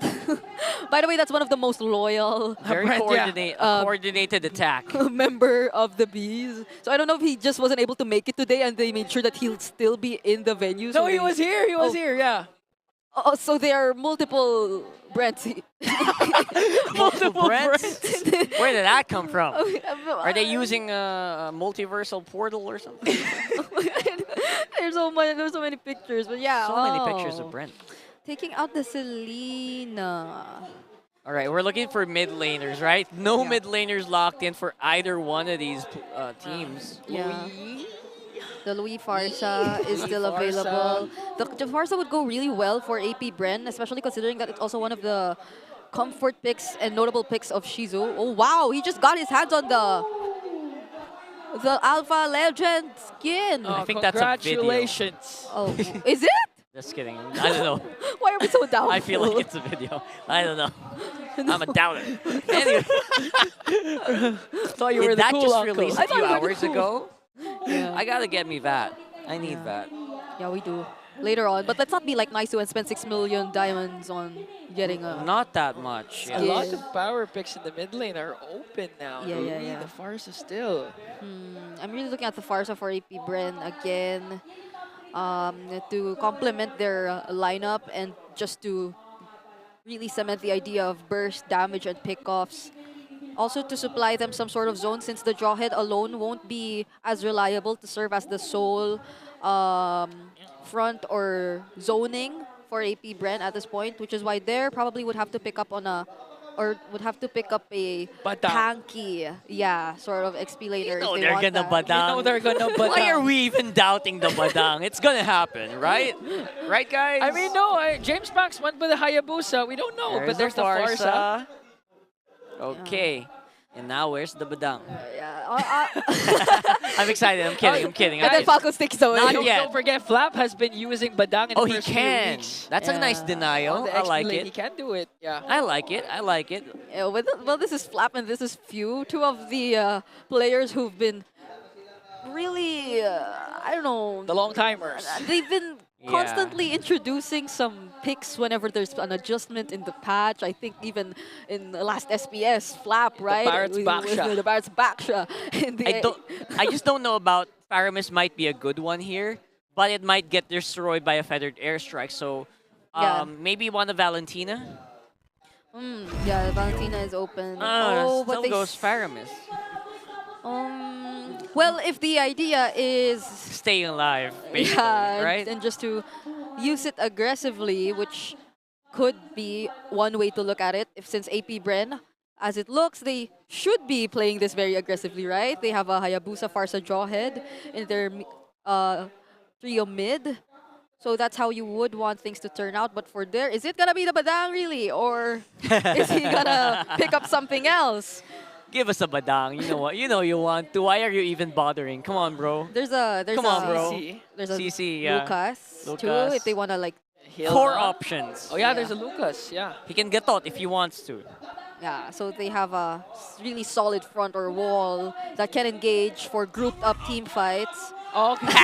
But why are we doubting this? Yeah, we shouldn't doubt this anymore. Why are we even doubting? Again? Right? We give him so many options. CC, you want to go Lucas? No, I'm gonna go Badang. That's there for you, bro. If it ain't broke, don't fix it. That's right.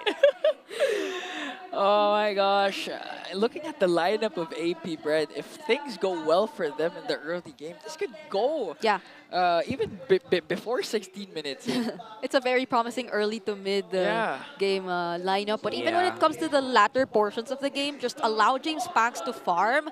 He can gain absolute easy access to the backline heroes which are present for Falcons. He can be the one to constantly force out the Nether Realm. He can be the one to hunt down Super Marco. It just that he needs to really land all those Quad Shadows and those Shurikens, since again the recent adjustment has been more on Hayabusa not just freely using the ultimate whenever he wants to, even though he doesn't have the stacks. So that's probably just one thing they have to consider. But other than that, Falcons, I feel like they're playing it really safe. I saw multiple Purify spells across the board. Let's see if that's going to result to anything good here. We do see a lot of Purifies and 4 Flickers here for AP Welcome Bren. to Mobile Or are they going to be the Legends. aggressor here? Or will they have a problem in the jungle? Kyle TZ really scary on that Joy so far. See how they rotate. Yeah, that is going to be indeed the idea of AP Bren. So we're expecting them to rotate aggressively and as fast as they can, which is what we are seeing from them right now. They are leashing James Pax really well. He's already gotten his hands on the double buffs, and they will also secure the Little Wanderer from themselves. So at least a very decisive start for AP Bren. But let's see if they're able to maintain this. Look at how fast James Pax is. Already level 4. Kyle TZ still getting his purple buff. Just like what we witnessed yesterday with one of the first series, is that it's all going to boil down to the XP lane and how your junglers are doing in the jungle. So far, we know Kyle TZ has Oh my mastered that goodness. Joy very well and can really snowball early Yeah, on. but Super Marco can sense the danger. That's 4. That's 4 members, so luckily he just kept himself safe under tier 2. The fast rotations for AP Bren, if they aren't actually able to maximize it, it's a great advantage for Falcons too at this point. That's true. Right now, 83% of the community thinks that Falcons AP Bren are going to come out on top here. I don't know if you guys agree, but let us know. Maybe you have a different idea about this lineup. Let us know in the comments, sir. Yeah. We'll read them later. We still can't count out the fact that a potential clapback can come from AP Bren because they have the signature Badang and Kekedot's Farsa. So Team Falcons cannot be complacent at any given moment. Hey! Oh, that was Clap close. easy. No ulti yet, so Infernal Pursuit won't be able to be used to dodge out. And there's a reset on that turtle as well, which means they're trying to delay this as much as they can. And most members of AP Bren, excluding Kekedot, are already level 4. So they'll be a lot more confident to take on this objective. Flap is yet to get his ultimate, so there won't be any Infernal Pursuits just yet, but they might just go for it. Skirt goes for the feathered airstrike retribution battle, and James Pax secures the turtle. NetherRealm coming in from Few, unstoppable force from Kekedot. It looks like both teams will disengage. Falcons still looking for an opening for a counter trade. Very interesting timing here of the use of the NetherRealm basically as an exit tool. Look at that top lane though. Oh, is this a one-on-one? Oh, wow, what a one-on-one. Oh! Weaving and dodging the Rhapsodies, and that Sonata Super Marco stays alive, but he has to respect the damage from the Silent Kid. Okay, they spot Kekedot too. Oh, there's the throw. TZ was able to escape. Feathered airstrike coming in from Skirt. Has to use the electrifying beat. James Pax goes in. He still has the Wiki Shadow. Not yet on cooldown. Goes in once again, paired up with unstoppable force coming in from Kekedot, and the first blood drawn onto Ogwen. All right, AP Bren are keeping the aggression. This is exactly how they want to play their lineup in the early stages of the game. So Team Falcons, at least for them, they still somehow attempt to contest given or even looking back at the first turtle, and Super Marco has been managing his lane pretty well. He hasn't been taken out just yet by AP Bren, and he's also traded some energy shields for that earlier turtle secured by AP Bren. But still, this doesn't take away the fact that AP Bren is indeed leading by 1K. So Falcons at this point are really just waiting for their timings, and at least they have a lot of tools to respond and fight back against AP Bren to sustain the fights a little longer and eventually regroup to respond to them. That's actually true. They do have a lot of tools, and all of those are mostly on the hands of Few as well as Ogwen. So they're going to have to choose their fights carefully and make sure that they're very aware of the map, and then maybe they will fight later when Super Marco's, he's better. But right now, he does need more farm before he can join. Yeah, they need more time, and we can attribute how AP Bren is doing well because of the fact that their pokes are just too immense in the mid lane. Now, Farsa compared to a very passive Faramis so far. It's another AP Bren 4v5. has immense range. Okay. 4v4. There goes in with the fist break. Here comes the unstoppable force once again. Flap TZ up against 3. Infernal Pursuit might do the job. NetherRealm clutch once again from Few. James Pax goes in.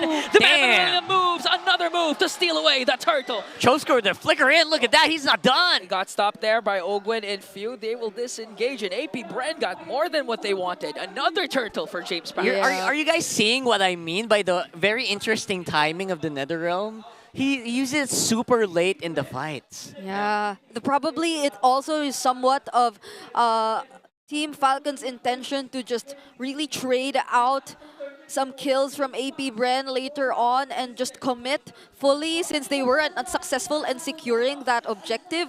But AP Bren, they just know how to be so careful as well to disengage when they need to and not give all those trades. Since there's no flicker, okay, there's going to be an unstoppable force to throw onto Kyle TZ, but he was able to dash out. They're looking to go for Kyle TZ, but again, a trade for Team Falcon. Very interesting.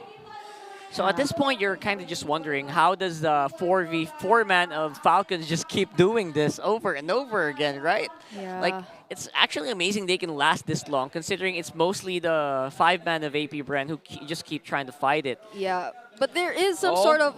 Hold on. Hey! Maybe later. Maybe later here. Okay, now I can continue. But there is probably some sort of low-key response from Falcons in terms of how they play their rotations. So AP Bren is not able to maximize their early potential in terms of team fights. The mere fact that they're almost always grouped up together guarantees that the damage of the Ogi Shadow kill will somehow be split up. That's what we saw earlier when they tried to take down Kyle TZ, but he still survived since Ogwen and Few was there to share the damage of the Ogi Shadow kill. So if Falcons is still able to maintain and time these well, then they can find eventually an opening possibly. But right now the lead is just growing in the hands of AP Bren. It's 7 minutes and we're 1-1. So, I don't know if that means anything major, but no one's really dying in this game. Okay. Yeah. Flap TZ goes right after Kekedot. Skirt as well. Unstoppable force for Kekedot onto Flap TZ. Forced to use the Infernal Pursuit. Ogwen with glorious pathway. James Pax once again. 3-4-3 for the man with a million moves. Secures another turtle. That's so consistent how he's always getting the turtle so easily. Yeah, 3 consecutive turtles in the game. Oh, Oh no, they get there! Oh, few pulls there, forced to use the fist crack almost for El Capitan. Yeah, but going back to what Rockhart mentioned, this at least is Falcons minimizing that possible snowball and growth of the lead in AP Bren's hands. They have they're able to keep themselves safe most of the time, but keeping yourself safe but not being able to do something out of it later on, that might hurt them later. Oh, the aggression of the Bees once again to bring down Master Ogwin. Shizu working on Flapteasy. Kekadon might be the next target. Super Marco picks up another kill. Few on the other hand pulls there. Fist break combination. The Netherrealm was casted. Okay, Flapteasy still going right after there. Infernal Pursuit, Chove Skirt! What a beautiful cast of the ultimate. Here comes the man with a million moves. No Netherrealm, and James Pax secures the kill. Kalteasy might be the next on the chopping block, but with the electrifying beats, will escape successfully. That was a tremendous move by James Pax. Multitasking on the turret and making sure that Few would not be able to escape without a scratch here. Beautiful movement from AP Bren. Yeah, and that was a fight where Falcons was clearly split up, and it worked exactly in favor of AP Bren and how they've been, or how they've built this lineup, this composition. They're being the first target of Falcons, and them actually pulling him back towards them worked so well for AP Bren, because then there was able to sustain and again get enough or buy enough time for AP Bren to follow and dish out the necessary damage. I don't think they're even, he didn't even die just yet. Yeah. Never died even once. Again, early cast of the Netherrealm because of the damage coming in from James Pax with one Uigi shadow kill. That's why they had an opening a while ago. It was because they baited out the Netherrealm early on, and when James Pax knew there wasn't any resources left, he went in for the kill up against Few. Yeah, no major resources being used at all. I think that's fine to use the Netherrealm like that. Although here comes Kekadon, he's really committing a lot. Okay. Oh. No one's home though. Unstoppable force for the flicker of Flapteasy. As AP Bren, five-man rotation onto the Lord pit. It's gonna have Falcons is gonna have a hard time trying to contest for this Lord. Yep. Ogun will be scouting the area though. Kalteasy at this point, his entry timings are really going to matter, and his targeting as well. Flicker! Kekadon with the flicker, but Flapteasy with the stop. He manages to throw Owen though and gets feeded off to Shizu. There from the back line, zoning out the members of Falcon as James Pax gets the Lord. The next target might be Flapteasy. Infernal Pursuit onto Pive, but the silent kid silent no more once again. James Pax one more hit to Kalteasy. He'll escape, but three members of the Falcons are now dead. Even the camera is having a hard time catching up with everything that's happening around the map so far. Kalteasy and Super Marco were the only members left, and now it is so difficult for Falcons. Few on his stacks. I bet he's barely been able to get the necessary or the right number which will make you confident enough to always engage in a fight, because every now and then they find a way to take him down even despite this very low scoring game. So AP Bren have clearly snowballed and are approaching an almost 10k gold lead. Feels like they've found a recipe. They've found an identity here. Trying to blow it up, and there you go. Oh, there's the big zone damage from Chove Skirt with the feathered airstrike. 11 minutes in, one inhibitor has now been taken down for the side of Team Falcons. Yeah, things could have been so much worse for Falcons in that defense. Only if the minion was tossed a bit earlier from Kekadon, because that would have meant that the Holy Shields would be already gone for that turret, and the Lord would have had entered the base with a very low HP, less than 65%, but they're still about to go for it. Oh, Ogwin, dangerously low here. They were able to stop the Federation coming in from Chove, but Super Marco, the bulletproof is now gone. Next target is Flapteasy. Kalteasy has to back off now. Who's this? Ogwin going up against Form, maybe able to take down Chomskirt, but the price for his life. Three members now for Team Falcons. It's only Few and Carl remaining here. Oh, James Pax, they have minions there. Kekadon's ready to eject someone. Shizu just dishing out the damage. Immortality pop for Kekadon. The killing spree coming in from James Pax. And an unbelievable win for AP Bren. That was fast, that was surgical, and that was insane coming in for AP Bren. Oh my goodness!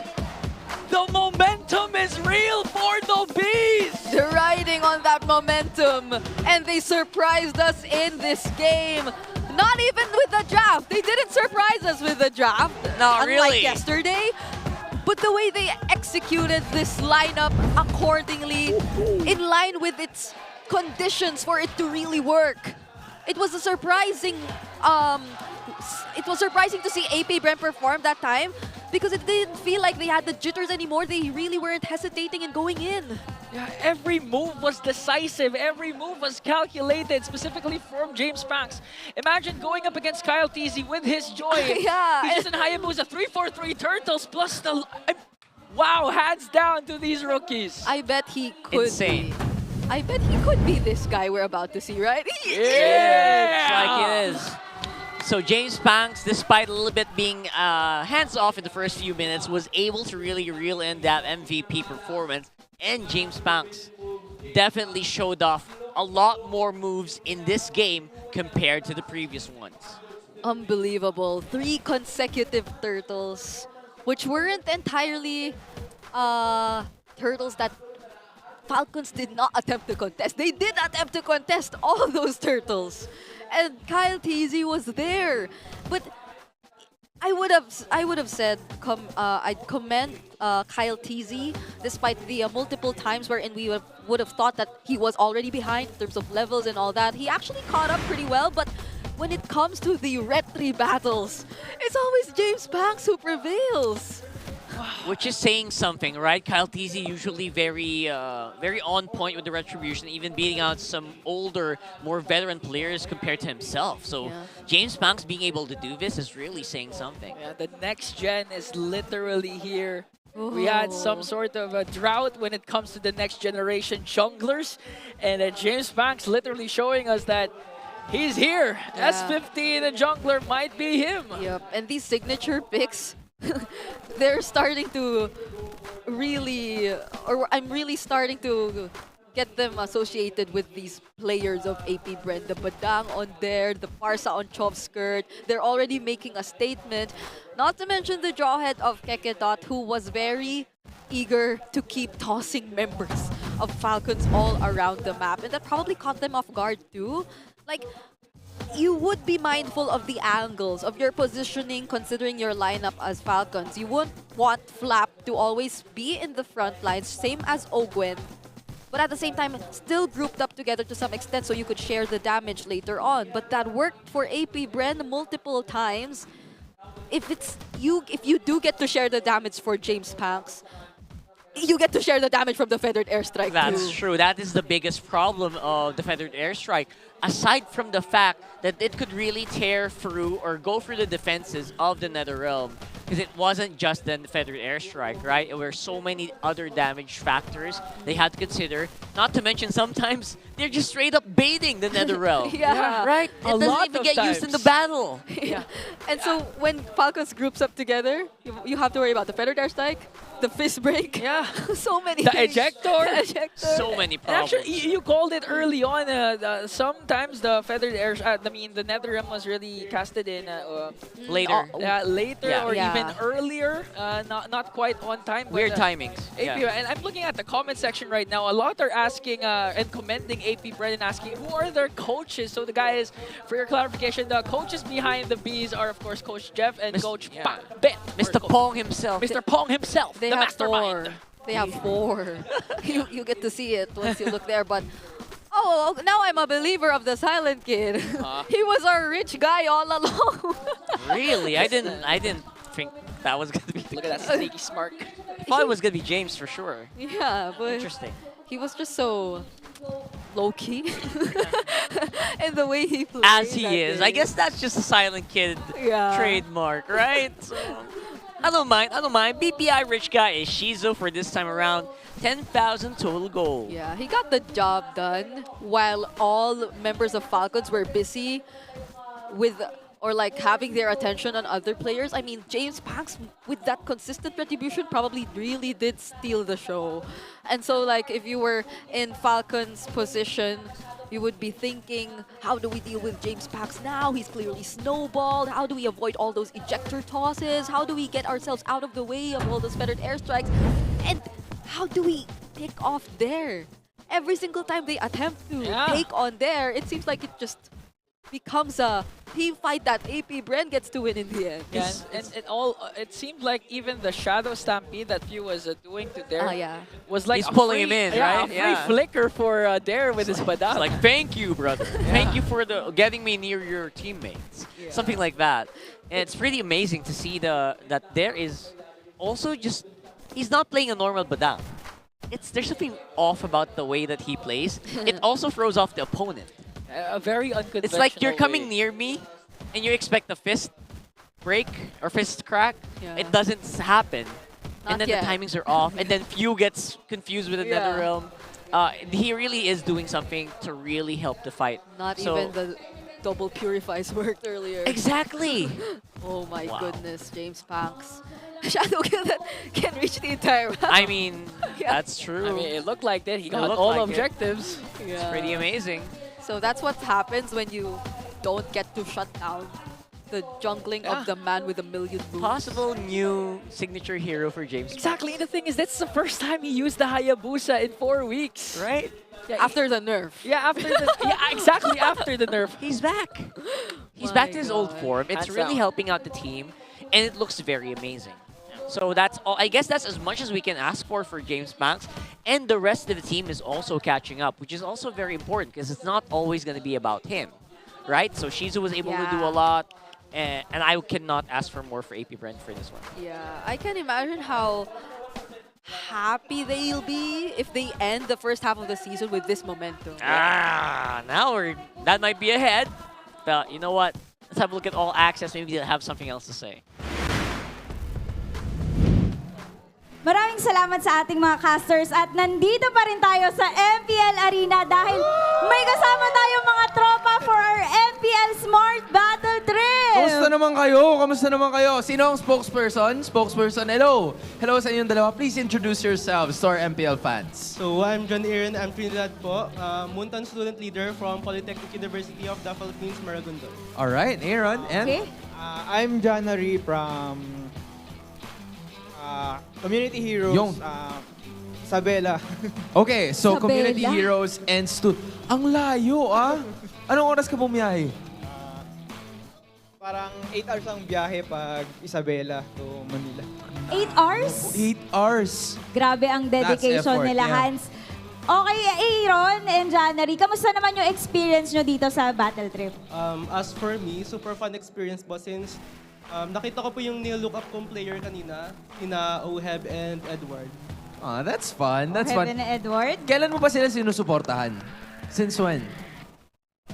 Dati pa. Like matagal na. Probably nung magkaampi pa sila. Right?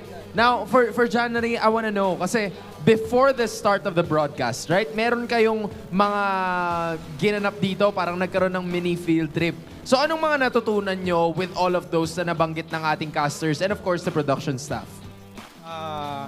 Nakakatuwa yung parang mga programs na ginagamit nila. Parang sobrang complicated rin pala. Medyo mahirap rin pala yung mga ginagawa nila para sa production. Pero enjoy naman. Yeah. Enjoy naman. January, I'm sure maraming mga nanonood dyan na gusto rin nilang sumali sa Battle Trip. Paano ba pwedeng sumali sa Battle Trip?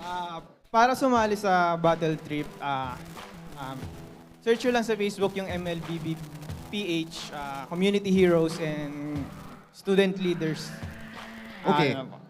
So yun, MLBBPH, Community Heroes, and Student Leaders. If I remember correctly, may kailangan na form doon. Tama ba? So, hahanapin lang po nila yung post regarding the battle trips. Tapos, they can fill up all the information needed for the battle trip. Alright, there you have it. Guys, thank you for being with us today. Salamat. Salamat. Hopefully, dumami pa tayo next week, right? For sure, manood na kayo dito at bumalik na tayo ngayon sa non-stop MLBB action as we head back to our casters. Look at those young ones exploring esports. Good time. You never know. Maybe one of those children is going to be the next generational jungler. Oh, Never or know. the next gen of casters. Or the next Brigida.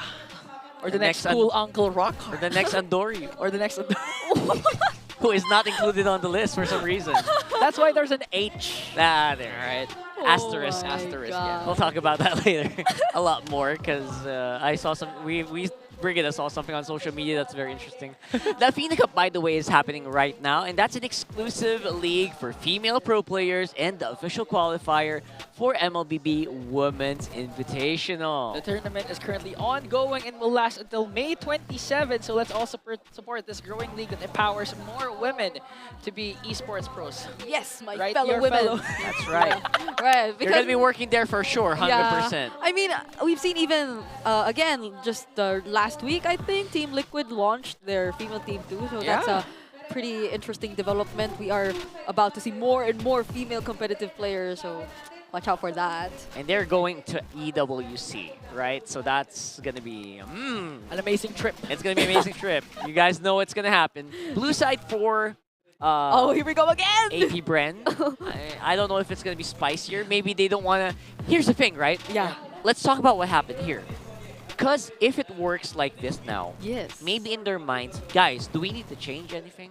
No. Do we need to try something that we tried yesterday? No. Maybe they'll just stick with what they did in game I number agree. 1. Yeah. Which is why as much as I like AP Bren on the first pick, maybe it's not as spicy as we think. But what can we expect? What are we hoping for? For me, if AP Bren doesn't change up anything, maybe we would see the Esmeralda, as you mentioned, in the XP lineup against the Terbadang. Wow. Yeah, I don't think Dare's not gonna change the Badang, right? He's just having so much fun with Yeah. it. Maybe Flap goes with Espe. Or he goes... Right? Or he goes damage too. Oh, we Like never know. a punching hero, bringing back the Paquito. Paquito? no, I'm just kidding. You guys We're just going, trying to put out some theories out there. Yeah, because I really feel like if you are AP Bren, you're Pong, you would say, guys, let's try that again. Maybe it'll work this time, right? So that's something that I am going to be so excited for. Let's see if that's going to happen here for the draft. For Yeah. game number 2. All right. If this does go and if we do get to see a similar trend to what we usually see, there's supposedly the Fanny being banned out next. The Eve or the Luyi, it's pretty much a go-to ban. But it would be all the more interesting if we get to see a respect ban or something. Like a possible Badang being taken out and respected too by Falcons. But that'll be probably something we get to see later on in the draft. For now, it's just really the go-to standard bans we're seeing. Yeah, big go-to standard bans. Also a bit surprised that we're still seeing Zushin. I feel like Zushin just has been losing a lot lately. So I mean, there have been some adjustments by the players. feels like it's effective, Yeah, right? they kinda switch it up in terms of the items, the priorities, but yeah, I think there's still much respect to it. Similar to the Badang, even though it's nerfed, right? Teams still pick it up. Still pick it up, Teams right? still ban it out later on. So Exactly. yeah, is this gonna be a mid lane ban again, or are they gonna take out one of the jungle or gold trades? There's too much on the table, honestly. We still haven't seen it banned on Chip. The Badang finally getting banned out, but it's by AP Bren. Yeah, and oh my gosh, they ban out the Johet! Loyi is open, Chip is open in this draft. No Johet first picks. No Johet for first AP pick. Bren. I was looking forward to that as well. It's a nice try. I'd consider like 2 of their core heroes for their winning lineups have been taken out. The Badang and the Jawhead, but they replace it with one of the strong and buffed. It's a powerful heroes. pick. Yeah. Overall, I feel like the Chip still deserves that red side ban. For some Yeah. reason in this game, it's open. I don't know. I would pick it up as well if I was AP Bren. Yeah, but then we saw how it does tend to struggle depending on the situation.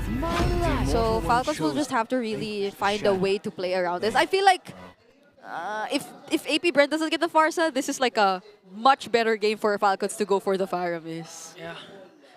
Especially considering that the chip is there for AP Brent's side. So now Falcon power picks with the Suyo and the Harith. So AP Bren, or for sure, will go for the Shizu Granger once again.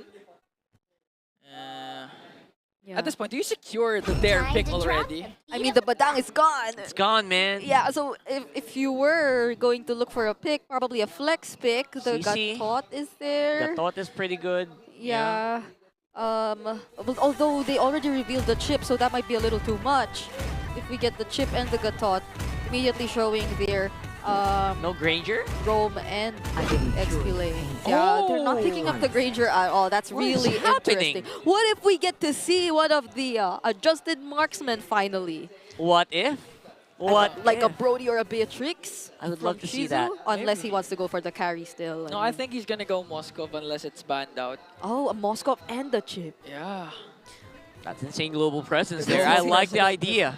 Yeah, You know, 100%. the headline a while ago was that James Banks' shadow kill covered the whole map. Oh. This is literally covering the whole map. They are going to be controlling the whole map. Not to mention they have a very mobile jungler, a very mobile mid laner. Like Yeah. they're going to fly everywhere. Yep. I like it. And Louis remains untouched for this series so far. Okay, Falcons, keeping it safe. We'll pick up the high loss first. So now we are probably going to see some mid lane bans here and there too from AP Bren, letting whichever they want to copy with the IMU through, since they have the Valentina. And I feel like it's a really great choice for AP Bren, since the mere fact that they have a chip in their lineup would require AP Bren to at least consider an AOE type of roamer or mid laner. So the Faramis, which we suggested earlier, since it isn't still entirely out of the picture, now that they have a Valentina, they can make it work for themselves too. So the double Nether Realm might become a possibility once again in this game. It's weirdly enough to say, I still kind of see the Faramis still possibly slotting in here. Yeah. Especially if you put yourself in the shoes of the Falcons here. Yeah, and there's no Farsa now. No Farsa, can't blow us up. I think they should ban out the Faramis here if I was AP Bren. Yeah. Not unless they just really want to fight them with their own Nether Realm too. Head to head, right? Yeah, I mean, yeah. So. Oh, that's true. You can just leave it open because you also have NetherRealm for your team. That will... Yeah. That's saying something because right now, look at them. It's almost all melee for AP Bren. Yeah. It's all straight up in-your-face gaming. This was similar to what Falcons drafted for themselves in game number 1. Only that Falcons still has a chance to secure some sort of range for them. Experience the euphemism. Oh, speaking of range, though, they take out another possible ranged hero for AP Bren too. AP Bren, they're getting challenged here a little bit, but like you guys mentioned, Moscow definitely still a bigger threat. Yeah. In this scenario, AP Bren very happy to take that up. Yeah. Yeah, we can't forget the last time Shizu showcased Moscow. It showed a lot of glimpse of hope, especially towards the late game, of how well he cast the SODs, not just randomly firing it at any given moment. It's really calculated to the point that he's not even trying to go for the neutral objective seals. He just really wants to go for the late entries. Yeah. But for some reason, after the go-to gold laners, it's either really the Moskov, the carry, then the Bruno. How So- flexible can Shizu be in this lineup though, if not the Moskov? Like, what have you guys seen specifically for this guy? Oh! Perfectly balanced, as all things should be. You got global, I got global too, Yeah, you so know? why don't we go all out on global then? Going back to the entire idea of the Moskov being slotted in for AP Bren, but to answer your question of what else Shizu might want to pick up in this scenario, Make some noise for yours truly. Carry, Moscow, Bruno. yeah, the carry or the Bruno is indeed still there, but hey, Moscow is just the how about you easy just- answer, right? Yeah, how about you show us the Beatrix? Yeah, but again, you have to consider the laning because laning is an important factor too in how things are going to turn out eventually. So what is the pick? Oh, they go for Irithel. They went for the easy answers. All right, not bad. And like you mentioned, this is very similar to what we saw from AP Bren last game. Yeah. Oh, sorry, from Falcons, Falcons. last game. Literally just changed up the lineup but added the global presence now for Flap TZ. Oh, what does he pick up against this? There's a glue. Galoo? Might be a bit hard to pull off. The Hilda. Gatot is the, like, I guess, just Gatot, throw it there. Yeah, just the for fun. unbreakable too. Paquito's not bad, maybe. To respond to the shortcuts. The Edith is there also. Edith, there you go. Yeah. Although, Primal Wrath. yeah, the Primal Wrath will be going into the hands of Top Spirit. The falling stars brought us here. I think... What? Hold on. Hold on. I'm trying to... Wait. Was that error? The last time we I think they called it. That might have been an Yeah, error. I think that they're smiling. I think they called it, Okay, yeah. so the last time we saw something similar to this happen was the Novardia Selena Yeah, TNC. So are you telling me that this is... I'm gonna try to not overanalyze this one. Yeah. Just so I don't think that is the case. I don't think that's. now, They're not gonna pick a Novaria there. But They're if not. they do, Do you really want to Fury Craft a possible missed pick? I don't think so. yeah, I don't saw think the so. reactions. They were like smiling. You're like, yeah, that's. I did not I can't choose read. that. I can't read their faces anymore, honestly. Oh, It actually, Wait. it actually is. Wait. Is this for real? I don't think it's. What? Everyone's like holding their breath now. And everyone's holding their phones too. If you look at the stage right now, so this might be it. What the heck? Wait. Okay, so That's me, literally me right now. What? Imagine if Redmar was here. He's so. He's so present. Why are they zooming in on the armpits? We still. Oh, that's the real deal. Oh my It's the real goodness, we deal. still don't have confirmation, so we're still. We can't. I don't think we. Okay. We don't have confirmation. Oh yeah. I'm going to really. Ah. Oh, that's so nice. It's Yeah. really fun to watch live, even if it's very far. Why are you shaking? Don't shake, bro. Oh, that's You're the fan Who flew? who Yeah. flew. From That was from Capiz. yesterday. Yeah, he was here yesterday. Right. So she's here for the entire weekend. For the I'm whole- glad she's I having hope. fun. If she's not here for the whole weekend, let me know. We're gonna allocate some tickets for that person. All right. It's also just fitting that MPL is inside the hotel, so That's right. that's why people who Literally, you wake up, morning breath, morning hair, then go to MPL. That's how I do it. Or depending on you. Yeah. I mean, you can kind of can maybe brush your teeth. brush your teeth before you go. Don't be such a boss in your bathrobes. It takes 10 seconds to wash your mouth with mouthwash. 10 sec. Oh. I would honestly like just give a skin to anyone who's gonna walk into MPL with a bathrobe and slipper on. Okay. Oh, you heard Guys, that? you heard it here first. Yeah. An epic skin from Rockhart. If you come in the MPL venue live, just wearing your bathrobe. With a bathrobe, bath Slippers. slippers, and you checked in the Green Sun Hotel in Makati City. Yeah, Yes. And or whatever check you it. like. Just style your bathrobe. Yeah. I feel like you can style it. With morning breath and morning hair. Oh! Oh, that's Redmar. He's here. He's here today, by the way. Oh in case you my forgot. goodness. Yeah, I could was- hear the whats from a distance. Yeah, he's here. He's here today. Uh, He has a party to go to later. That's very close. What's this? Fancy Klaban. Yeah, It looks this like guy. Brent won the Fancy Club. Yeah, I against, mean Team Falcons. they're topping the ranks, right, of the fancy club. This guy's getting way more exposure than we are. I'm amazed. Right? And all his funny faces. His face is on the screen It's more funny than we because it's are. coming from both sides, not just AP Brent, also Team Falcons. Oh, now he's getting his revenge. Okay, in fairness, most of the Falcons are also former AP Bren, right? Even the fans. Right now, they're very split, and most of them are used to cheer together, Yeah. right? Yes. There you go, the usual That's buff, the buff. for James Spanks, as usual, always present every day. Yeah. And the rest of the squad is very happy to be here. He missed his chance. Missed his chance. Oh my goodness, this is a message for Flap. He's Flap, basically asking for... We need some airfare. Airfare?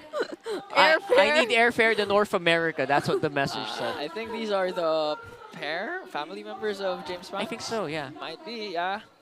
So remember that one mic check where he was like joking about, oh yeah, oh no!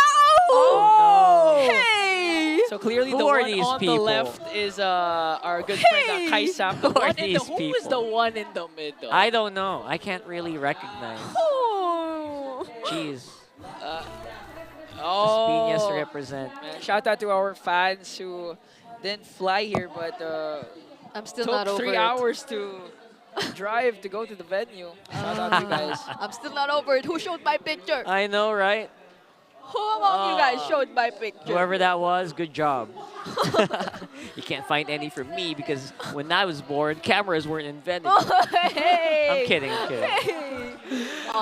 Someone got a ticket for him, From his and loved it one. is a loved one. I'm not sure if girlfriend or... Oh, that's so nice. Most probably. You know, around all the people watching right now. Wait a minute. Wow! No way. That's a flex. Oh, man. No way. So it basically says they're already 3 years strong. together. Because of the game. The free-year duo. Yeah. Oh, come on. I just want to play ML, bro. Same. Oh. What's this? Oh. Do they miss each other? See what I tell you? Most of the fans are literally it's split in half. God. Oh, that's I see what you Now mean. we know who the... That's what Hans reminds me of. A young wolf. A young wolf with no beard. Right. That is Wolf when he was like 15, this? 16 years old. Really? Yes, that's true. That's a true story. I mean, he's still 20, right? No, Wolf is 30. Oh, no. 34? 42? 22. I think he just turned 30, 31. Oh, why did we have to reveal it, though? Mia got I think he's watching. That's why I said he was 20. He literally did that to me before, so I. Oh, really? So we're quits. I get it. That's revenge right there. Yes, we're very old. And while we keep waiting for things to get settled, we're seeing so many pictures of people who I do not know are aware that they're being Listed. shown on Wow, wrong team, but sure. They're not playing today. screen. He's getting everything. Still the wrong team. So rich. He has. Okay. Look at his diamonds. He has 49,000 diamonds. Who is this person? Whose account is that? Is that Renmar? This guy cannot walk out of the stage. Whose today. account is that? That might be Renmar. Is that Renmar? No, it's Oh, not. it's not Renmar. He has 39,000 diamonds, guys. Sir, would you want to Would you like- share some of your... So this is the guy you have to ask for. I should also draw for the alpha while we're waiting. Hold on. I don't have diamonds left. I should ask. Draw. And where did you spend all of them? Guys, how much is the alpha? Anyone in the comment section can let me know. 10,000. Yeah, we're waiting. Seriously? Minimum. Huh? 10,000? Are you sure? Oh, that's another Yeah, I flex. think so too. Hey, it's Illuminato. I know this guy. Let me. I'm gonna walk up to this guy later. Wait, Hey. okay, I'll try to draw it. We play together. What's that on his... Hey. Yo, who's maybe you this? shouldn't. That's happy birthday. Happy birthday. Happy birthday. Happy birthday. I love it. I love this. Oh my gosh. I am loving this. These people just have no idea that You they're have being no idea shown that on you're getting screen. shown to hundreds of thousands of people. Or maybe You know, they guys, do. Among everyone watching around the world, What? literally these guys in the venue are the only ones having fun right now. Yeah, they got buffed. They got. Everyone's waiting for the game to start. These So guys are we. They love this moment. Yeah, just These to guys make have it so clear. much fun. Love it. Just to make it clear, we're waiting for the game too. That's me. Oh, I see you. Hey, it's I you. see my bald head also. Hi. We're also here. How about you? What about me? Yeah. Me too, me. Wait, maybe we can show off a few pictures of our own. Hold on. Show us too. What can I show? I'm trying to look for something. Let's look I for can something to show. Oh! Who's that? Is that? I thought it was midnight. I, thought don't it think was it's midnight. midnight. It is. Is it midnight with a big nose? What? Nose hole? Oh, yeah. I wonder who showed that picture. Though. Who was that? Come on, guys. I'm quite happy. I think we have enough time to check the. I hope to they check show the us. live stream. I think we have enough time to check the live stream. I think so. I am on the way. Okay, guys. We will be answering questions. Yeah, answer some questions on the live stream, bro. This might be the perfect time to ask for the Brigadudes to ask Brigida whatever question you guys want. The Brigadudes. The Brigadudes. Is that the official Brigida? Yeah. They're the Brigadudes. For men, it's Brigadudes. For females, no, Brigigals. Brigigals. Yeah. Or in Brigida's words, my fellow women. Fellow women. What's up, fellow women? I would like that. I like that. Fellow women. Okay. Hey, what? I'm trying to look for a good one. Look I for a good legit one. Okay. am wondering What? It's been a of while. whether or not. Hey! There we go. There we go. Okay. Wait. Double check it. So it was the glue. Oh, It was the glue. I told you, boys. I told you. All right. The cool Uncle Rockhart called it. He called it. He called it. No, I mean, it just makes so much sense. But honestly, I have hesitations in calling that because it could get beaten up. Not gonna lie. Yeah. But now we have it all settled and cleared up. It is going to be the glue to complete the lineup of Falcons. Welcome heading into to this Mobile match Legends. against AP Bren, who again are currently on match point. So they'd have to win this game in order for them to potentially secure the series. But if not, AP Bren riding on that momentum, that'll be a huge statement if they take down the Falcons. After beating Omega yesterday, sets their eyes on Team Falcons. Wow, just wow. Wow, just wow. Yeah. Okay, looking at the emblems real quick. So Shizu on a very aggressive emblem combination, Quantum Charge, with the Fatal and Master Assassin as well. Oh my goodness. Very aggressive. Early punish that can go for Team Falcon, but Look at Kekedot that. was able to stay alive with one flicker. The flicker has been burnt though. All right, that's a good effort from the early game here, but again, this is AP Bren who feel like they have everything put together. They're completely different AP Bren that we've been seeing for the past weeks. Yeah, and this reminds me of how AP Bren did execute their early game for game number 1 too. Falcons just seem to return the favor, and now they're the ones who are playing a much more dictating pace in the early game, really limiting the movements of AP Bren. Not until probably Kekedot really gets his hands on the ultimate.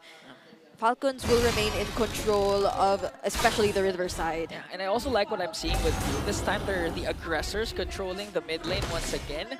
Earlier it was James Spank securing all turtles, but now they want to fight it out. The first man down is Kyle Teasy, and it looks like an uncontested turtle. Once again for AP Bren, the next target is open. Cho'Skirt with his own glorious pathway to bring down the master. Very early aggression here. Oh, flicker. Flap TZ. Was that Flap? He has the stacks, he has the stacks. He's trying to capture Kekedot! Oh, but the shortcut is there. Shizu might just sacrifice Kekedot instead to go for the kill onto Flap TZ. That's a 3-1 swing for the Bees. All right. Boy. The way that first turtle fight happened was so interesting for AP Bren. Despite us mentioning countless times how Falcons was clearly in control, Cho'Skirt came from behind. He attacked Falcons from an angle they were unfamiliar and they weren't expecting him to, which was sort of a sandwich play coming in from AP Bren. And they were just very confident in James Spank's abilities to secure the objective. So that was a clear win once again for them. What do you call someone who attacks from a very weird angle? What? An angle breaker. Wow. Whoa. First off, it was Brigida with a layup. Now Rockhart with an angle breaker. Oh, angle break. Yes. Yeah, I can do that. Okay. If you can see Brigida right now. You can only see her. Yeah. And I like how, again, Cho'Skirt did play that. He got the glorious pathway from Ogwen, casted it early on, but this time he's rocking that diversion.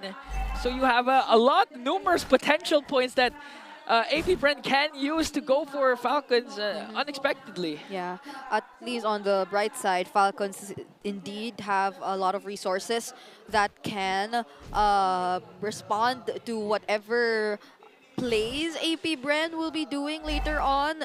The presence of a Luyi, the diversion, the duality, and all that can also prove to be one of the biggest threats for AP Bren when they do decide to engage from the shortcut. But timings are indeed gonna matter. So long as AP Bren has that or are able to communicate well with one another regarding those timings, I don't think that'll be that big of a problem. But Oh, that's Kegadot straight to downtown. He could cast that shortcut, but I don't think he's gonna go for it quite yet. Well, they send out a chip with a diversion. Falcons surrounding the turtle, just short-skirt and Kegadot goes in with a flicker. Shortcut is there. Here comes Tizi, the silent kid once again. They're trying to target Kyle Tizi, but Kyle Tizi will secure the turtle. Now Kegadot trying to go for Falcons here. Shizu gets a kill onto Few. There might be in trouble here. Here comes Super Marco with the Salmon Force. Gonna bring down Dare. That's a 2-kill swing for Falcon. Yeah. Somehow, somewhere, AP Bren and Falcons are actually equal on gold from everything that's happening. Chopskirt attempted to do the exact same play earlier, but wait, James Banks! Electrifying beats onto the bulletproof. I'm able to take it down! Fortunately, there was one dash left for Super Marco. He knows it. What a way to survive that. It was clearly an almost kill for James Banks, but okay, looking at the items so far, Kyle TZ is slightly ahead of James Banks still. They were able to equalize everything out, especially as Falcons was able to secure the most recent turtle. But Shizu has been able to get a kill and an assist, which is something you'd have to watch out for. Shizu seems to be locked in. The way he was just so decisive in battling Few one-on-one earlier, despite everything that was happening in the skirmish. So you cannot be isolated against AP Bren. They're really playing around with angles, I must say. Yeah, the moment that you think you're alone, something like this could happen, but this time it's Team Falcons to try and give space for Super Marco. That's a lot of space, honestly. Super Marco, despite almost dying, is actually in a pretty good spot. He has a kill, he has a lot of gold. So, yeah, I feel like they're just going to keep doing this over and over again. And despite not having a big lead, they do have a lot of map control. Yeah. And the space created from that diversion might be worth it, because again, space created for Super Marco, and at the same time, right on time for the turtle, because now the third turtle has spawned. Yeah, everything's still relatively equal for both sides. Kekedot already used the Y walk to make it in time for this upcoming objective, so let's see how they are going to pull this off. Okay, they're getting started. Kekedot's on the back! Kekedot makes a beeline. Kyle TZ with the turtle. There might be in trouble here as he gets taken down by Super Marco. Shizu working on his back. Few has to flick around. Owen chasing right after the silent kid. A double kill coming in from Marco. Three bodies from the Bees are now down. Chopskirt might be the next target.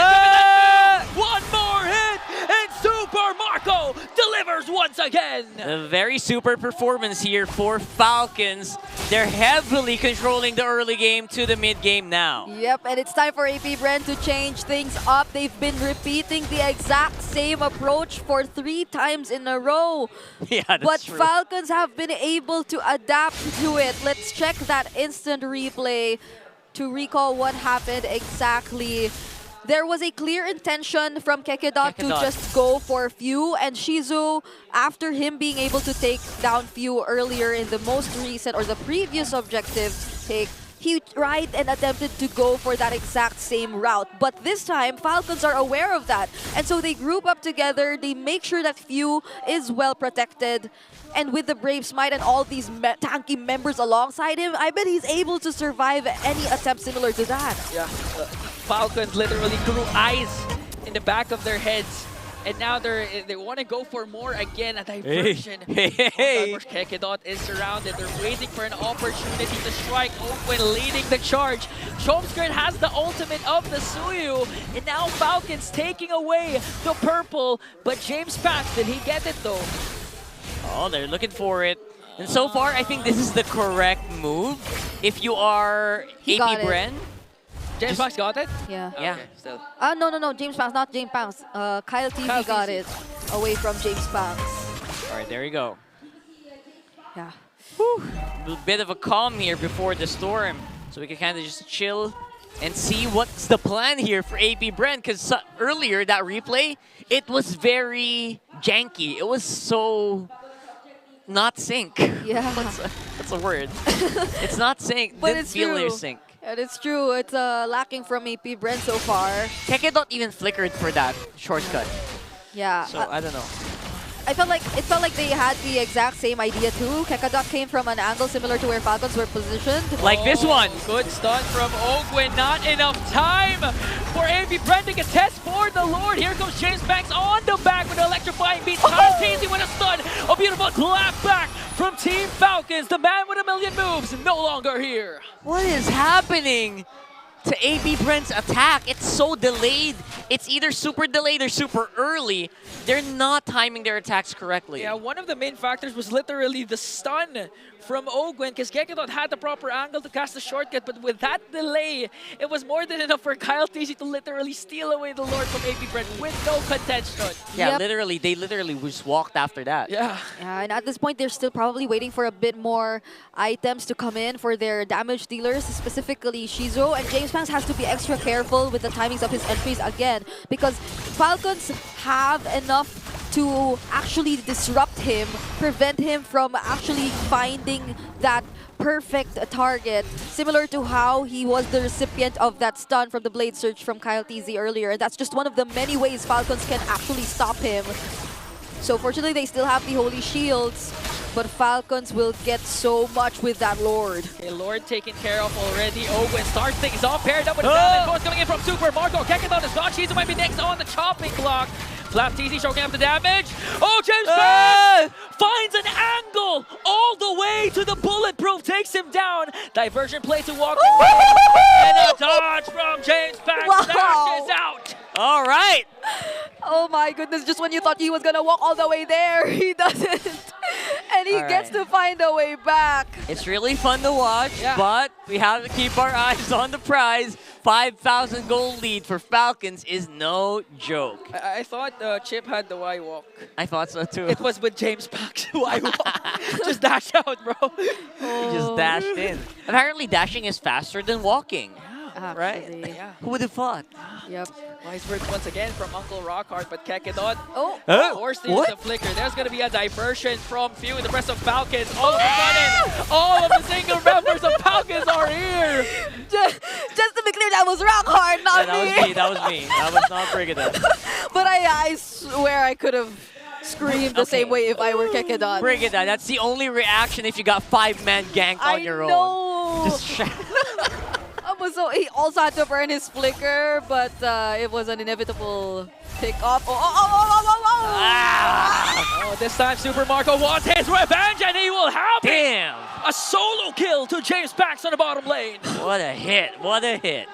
Super Marco 2. Individually, Falcons. Isn't it supposed to be assassins killing gold laners 1v1? Right. What is happening here? Oh, hold on. Hey! Comes the shortcut. Oh! They burst it down the teleport! Oh no! Kekedot again left alone! No more Kekedot and James Banks for this Lord take! Team Falcons, the run and gun strategy is working, but this time they're using their swords from Kyle TZ. That's one way to deal with a shortcut. Just destroy it in one burst. Oh my goodness! Oh no, they're gonna go for the diversion towards Shizu. Will they catch him? That's just the only thing to do in that situation. At the very edge of that. I can't. Oh my. From a Faramis to a Luyi making clutch plays after clutch plays.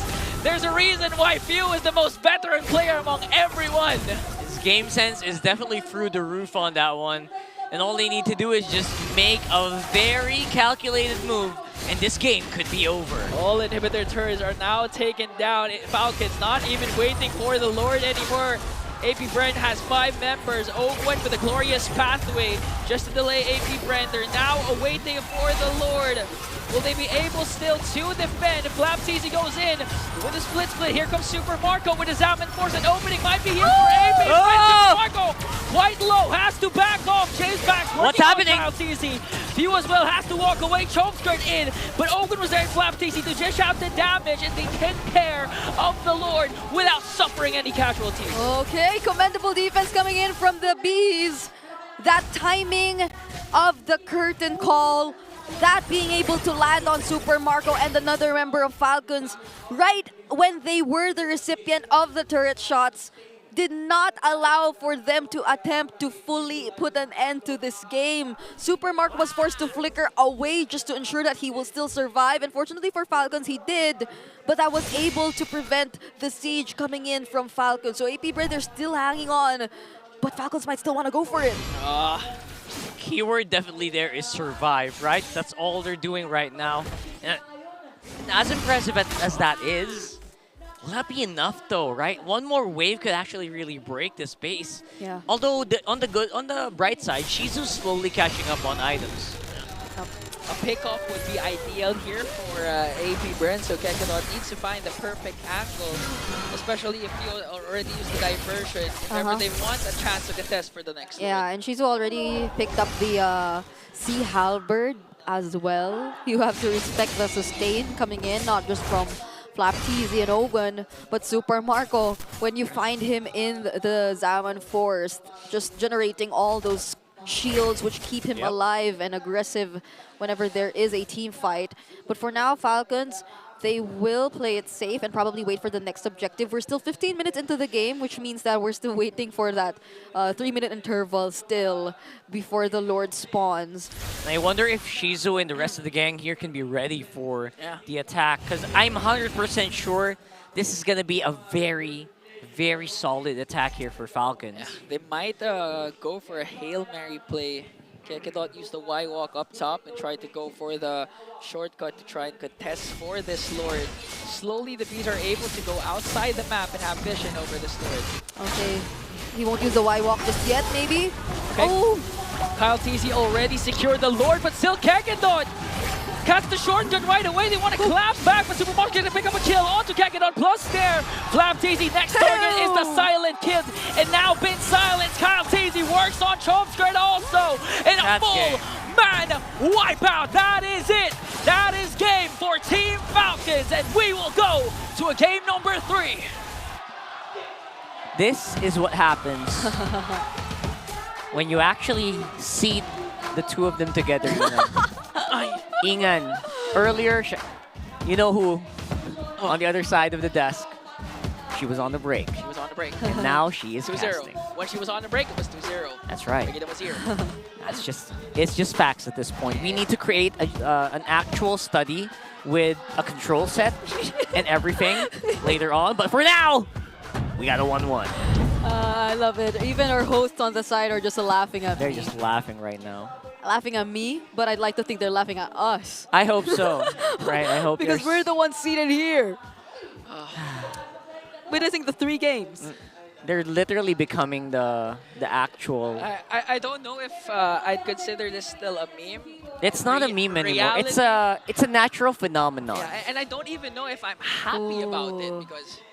I mean, what do you mean you're not happy about it? This is great MLBB. Of course I love myself. Yeah, we're seeing AP Bren finally get the wins. And it's It's uncanny. It's It's uncanny. Game 3. Wait, I need to clarify who screamed.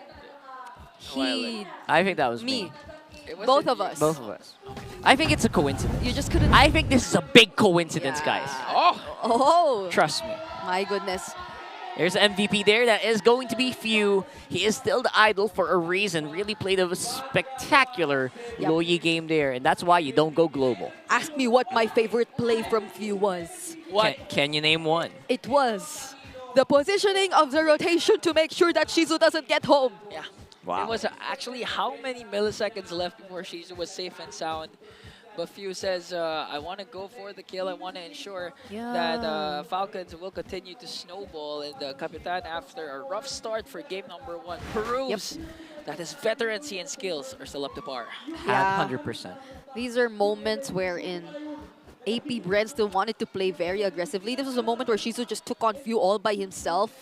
And this was in the second turtle. But after that, we did mention Falcons already learned from this single sequence. Look at how, despite Shizu wanted to go after Few, there was an immediate response from Ogwen.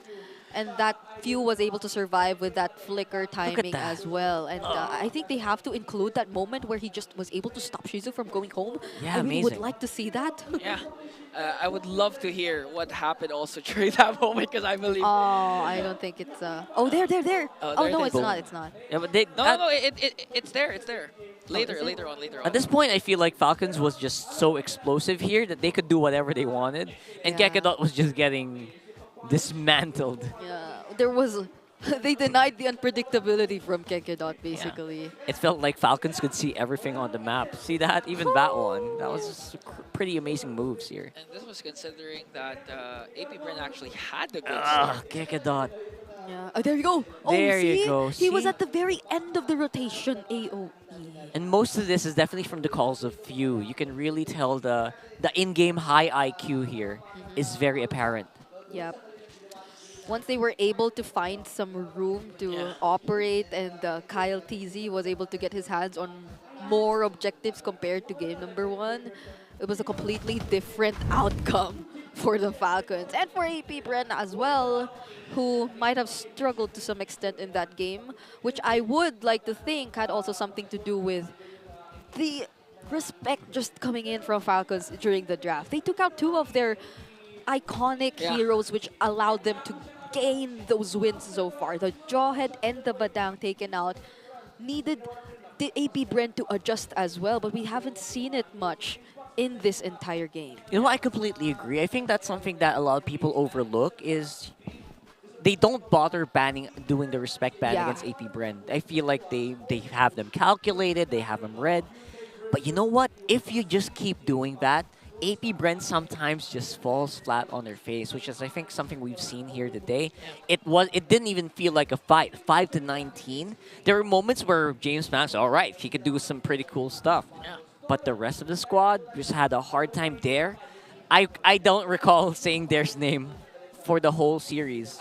There was just one For the whole game, right. crucial moment for the curtain call. Yeah, Except for the that final, one, yes. that one, but apart from that, compared Super to Mark his, was the survivor. right, compared to the Dare we've seen with his Badang literally changing the games. Highlight after highlight after highlight. It was not there.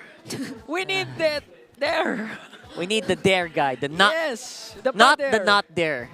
Maybe if Badang's not open, let's go with Grok. As an Grok? For the wall. Oh, all he right, needs a wall. because he is Pader. He's officially Yes. Pader, as christened by Mr. Renmar Santa Cruz. And I completely agree. I feel like he really does excel in setting up the battlefield, and if he's a CC, just not as good, right? Yeah. So BPI Rich Guy here is going to be Kyle Teasy, 885 GPM, very close to that 900 mark. Everyone just loves to see him on. And yeah, I would love to see more from Kyle Teasy for sure. This game felt like a very big statement game here for Kyle. Yeah, that was the show him how it's done game. Show him from how it's Kyle done. TZ. Yeah, and exactly. the entire Falcons.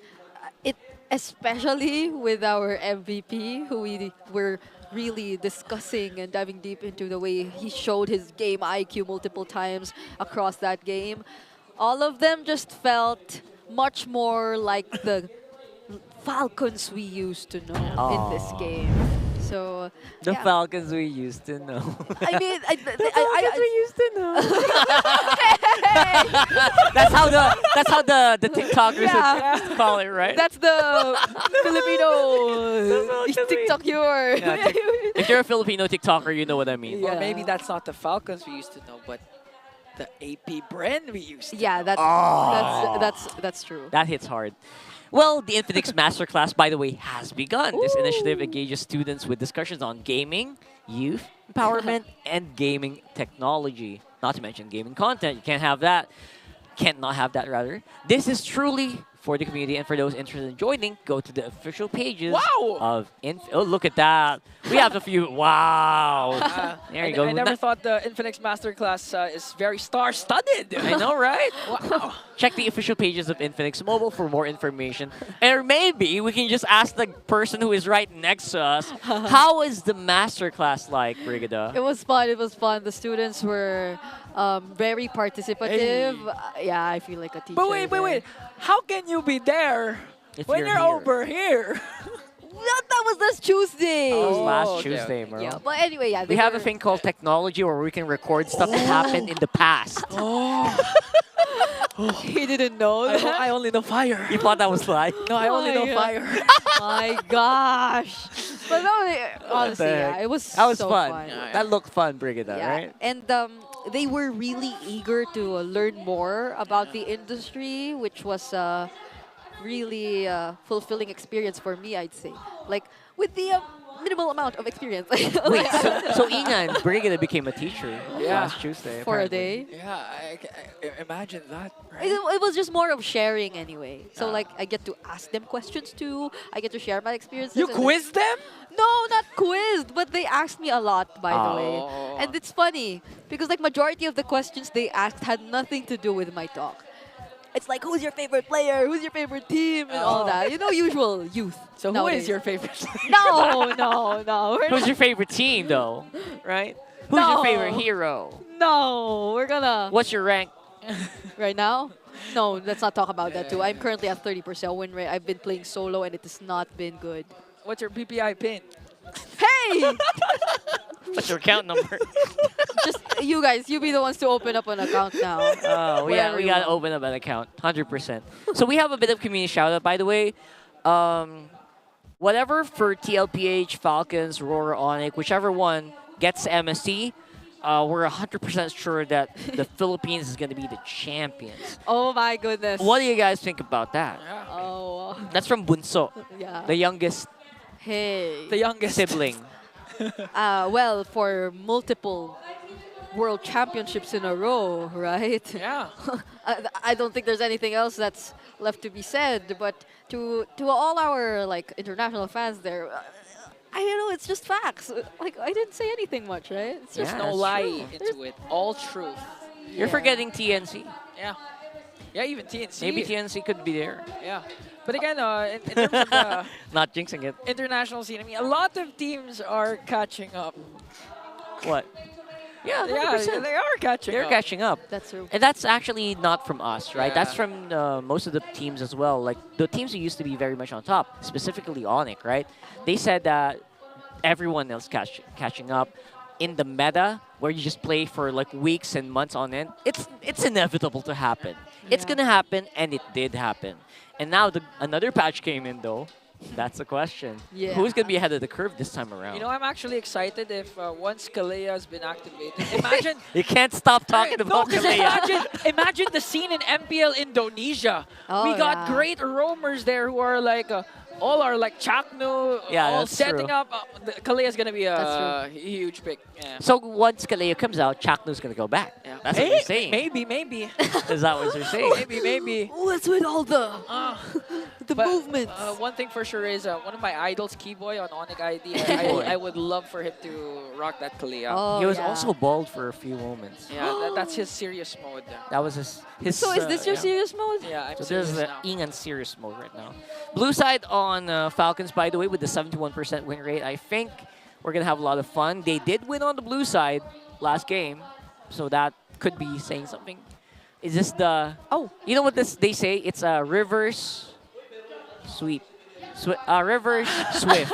It's a reverse. It's very fast. Yeah, it's fast. Oh yeah. Yeah, reverse and it's swift. And then what is this motion? Oh, It's Swift. I thought it was some profound Reverse Swift. Yes. quote or something. But yeah, it is. It's Taylor Swift's sister. Yeah, Reverse Reverse Swift. Swift.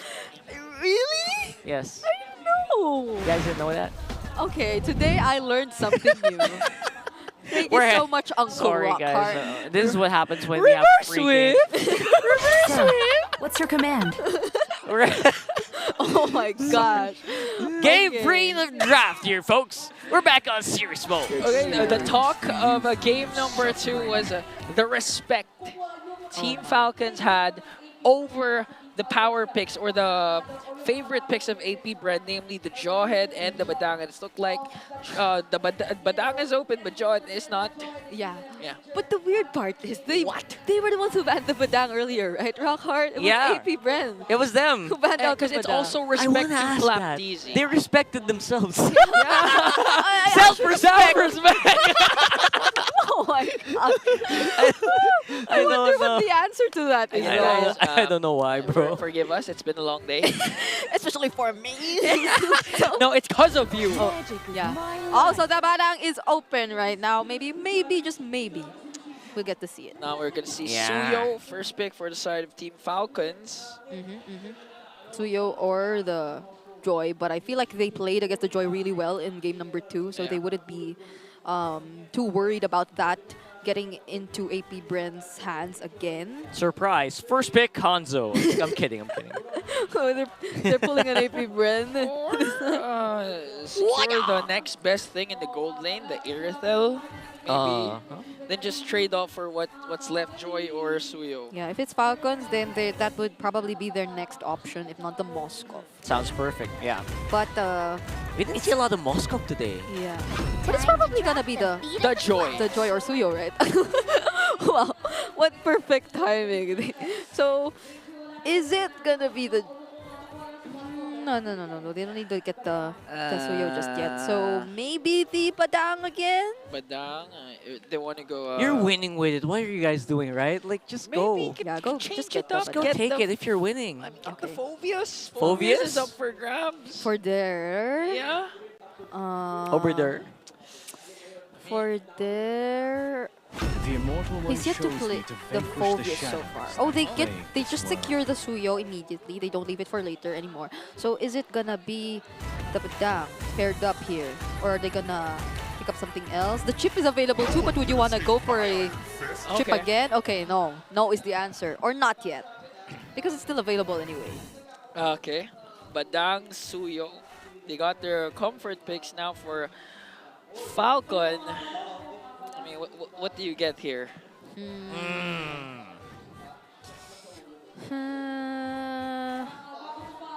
Falcons. You secure the Phobius for Flap? Possibly. Can. But usually it's getting banned out in the second. Or phase. the no, there's no Jawhead. Yeah, no Jawhead. Not gonna Yeah. rush the glue. Oh, maybe the Super Marco that you were mentioning earlier too. Yeah, could be. Could be a possibility for Falcons in this phase. Ah, they go chip? They go chip! Oh, macha. Okay. They go straight for the chip, Louis. Okay, chop skirt. It's they're your going choice. Do you want to go Valentina this time? They're going for broke here. Full global. What the heck? This is surprising. Because Few tends to like really adjust his picks. And he can potentially pull a Aramis or a Valentina later on, but they just go decisive and all in with the Louis chip. Okay. Does AP Bren respond to this or react to this here though? Or do they leave it for later? I mean, the Valentina might look like a great option, but at the same time, that'll compromise your range again. But they get it. There it They is. get I think banned they out for kind of sure. have to just take it, right? They had to. They It's had too good. literally no global presence if they don't get this Valentina. Yeah, not unless they pick up the Moscow for Shizu.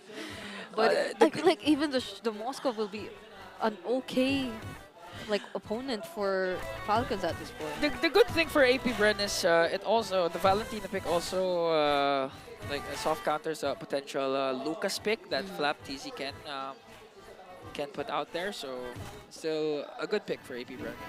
Yeah. Although I think for the series, they don't really mind giving an ultimate to the Valentina. Oh, yeah. Like we've been seeing. Yeah, just pick your poison, bro. Edith's picked up even with the presence of a Valentina and all that. Fight for the Alright, ultimate so answer. they'll be taking out other unwanted XP laners instead. Probably, yeah, Hilda's and those who can get a really good advantage against Dare. You'd want Dare to win his lane, so AP Bren can really operate. So. Yeah, that's true. Although Dare does kind of just win on his own though, right? He doesn't need like so much focus. Yeah. Except I'm thinking maybe because of the global presence, they can do more backstabs on Dare from the top side, maybe from a diversion to like the bush near the tower or something. If not top or bottom side of the map, right? Yeah. Oh, okay. They take out the Tigreal. I mean, the Badang, you already have to be careful with that. But the way the Chip and Louis can just individually make plays. Yeah. I don't think a single crowd control or disruption, or a hero assigned to disrupt is going to be enough for AP Bren if they want to cover their bases going up against this lineup of Falcons. But it's better than none though, because again, you can expect Falcons just literally create plays after plays, like what AP Brent tried to do in game number 2. Bruno out in picture. Okay, so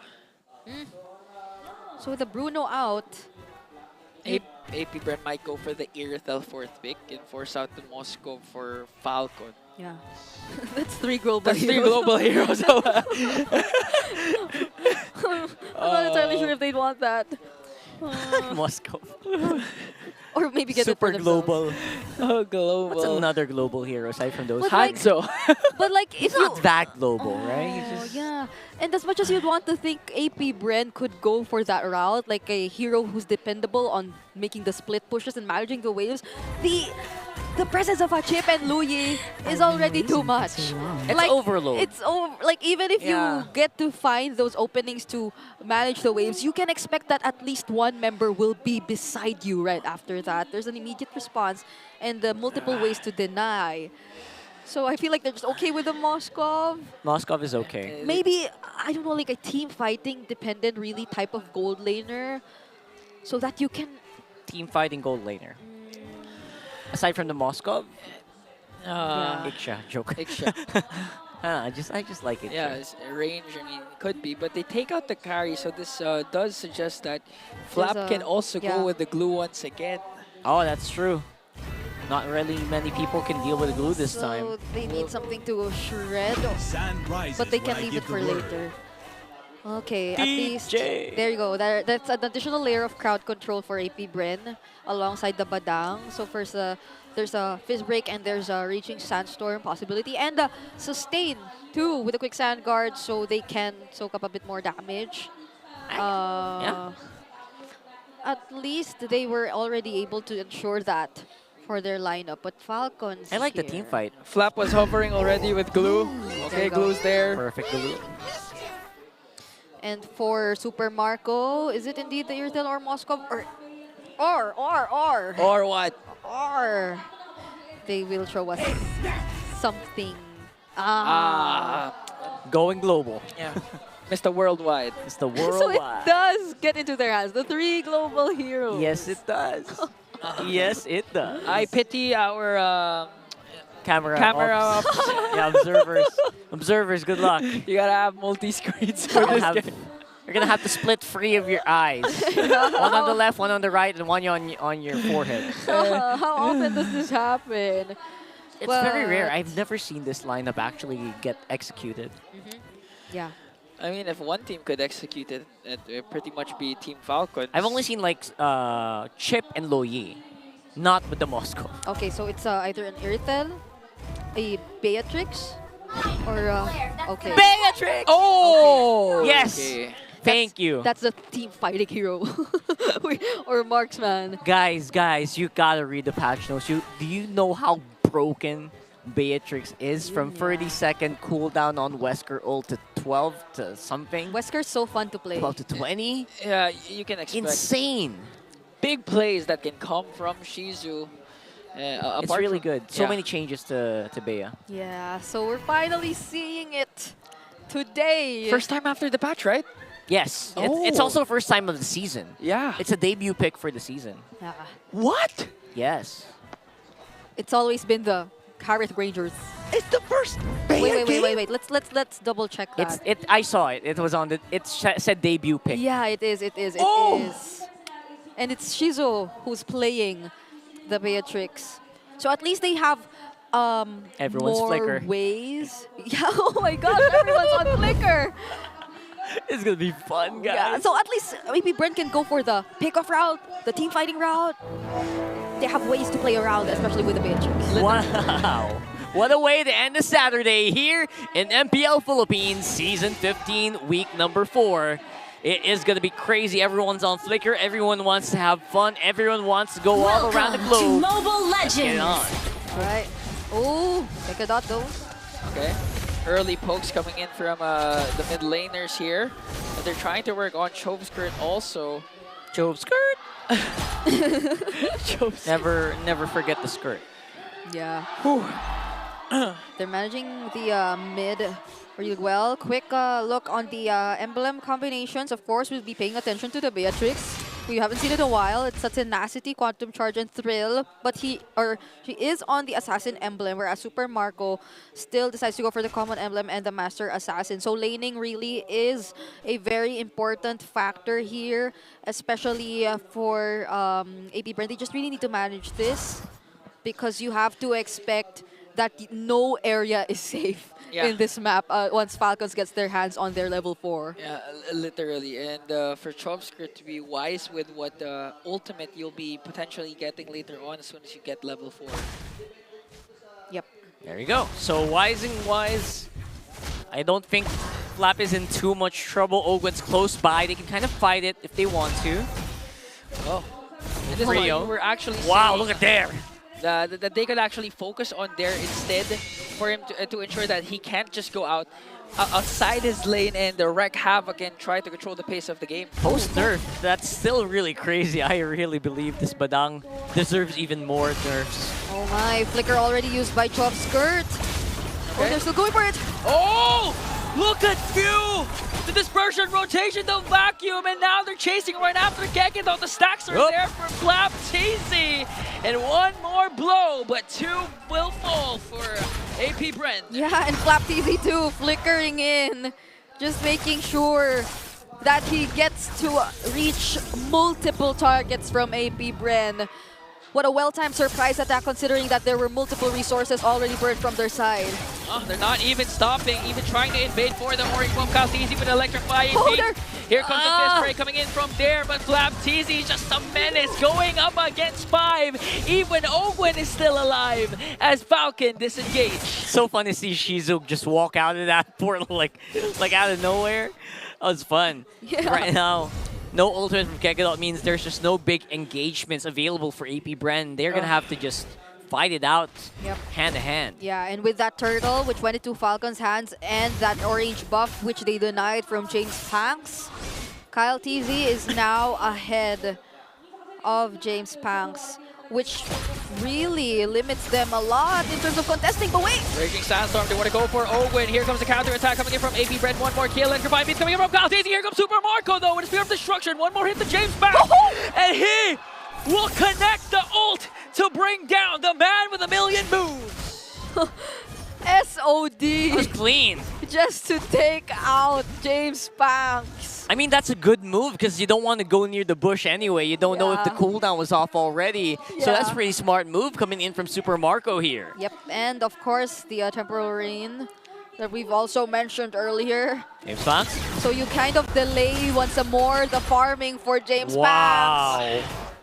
And everyone's here in the purple Papadir! But there also goes in the portal, already commits his combo. Kyle TZ still looking for a proper angle. Shizu in the picture! Whoa! With the Westguard play! They're going to be able to take down Kyle TZ. A clapback from AP Bren. Here comes James Pax as well, dishing out the damage, going to bring down Ogwen. But a clapback, James Pax will also fall down. Super Marco this time in the picture. Gekidon going for more, but few answers back. Super Marco up against 2, flickers out. 3, 4, 3. What an amazing clash for both teams! What an amazing micro play here. What? He saw few. He saw few. Oh my goodness, that could have been so bad for Shizu. Yeah, and a great response from him as well, just deciding to cast the Bennett's Rage to clear the minion wave so he has nothing else to worry about. But this will definitely be a turtle that will go into the hands of Falcons. There will be no trade whatsoever for AP Bren. So this will just mean that the gap will be, or the lead will be growing a lot more. I'm trying to recall when was the last time we saw a Wesker Flicker play. It's been a while. It's been a while. It's been a while, 100%. Wow. And now we're seeing actually the power of the Beatrix. Even very early on, you saw the potential it has, right? It's crazy. They really just adjusted Bennett a lot because people was just going Bennett all the time. There were people in ranked games using the Trinity build on a Bennett. Only Bennett, by the way. So you know how crazy it can be. They adjusted that. But now the other guns are pretty good as well. Yep. That was a flicker again with Wesker. We haven't seen it in a long time. But you see the damage. The amount of damage it was able to dish out with just her items, his items at the time. Like 1.5 items. Yeah, he didn't even have a full item just yet. It was just a Fury Hammer and the Legion Sword. I think even just one Legion Sword. He didn't have two. So imagine once he gets his hands on the Endless Battle, I mean Blade of Despair, Malefic all Roar. that, the Malefic Roar, so... Or do they run Malefic Gun now? What would the Beatrixes run today? They still run Malefic Roar, or they do gun for the range? I think it's if it's really for the damage, then we probably You gotta expect roar. the Roar. Yeah, gotta go for the Roar. Then there's the BOD. All ready for Shizu.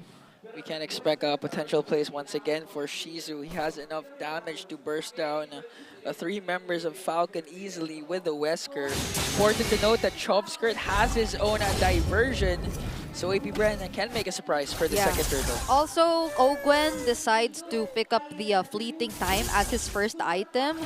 So they might be eager and looking for the kill! Oh! Jumps right into Bush right after 3. There with the combo, but Kyle Easy stays alive, gets away scot-free. The clap back from Falcon. Here comes the ultimate. They're going to bring down there. Kekimo trying to work on Kyle. Kyle still in the picture, still alive, and now gets caught down by 4. Super Marco with the final blow. Oh my goodness, there was no reason for Falcons to hold back. They could just all go in the shortcuts because they knew that the resources, the fist crack, the fist breaks, they were all down for AP Bren. That's crucial information that we used very well by Falcons. And Gekadot, he tried to join the fight. He tried to go for the kill.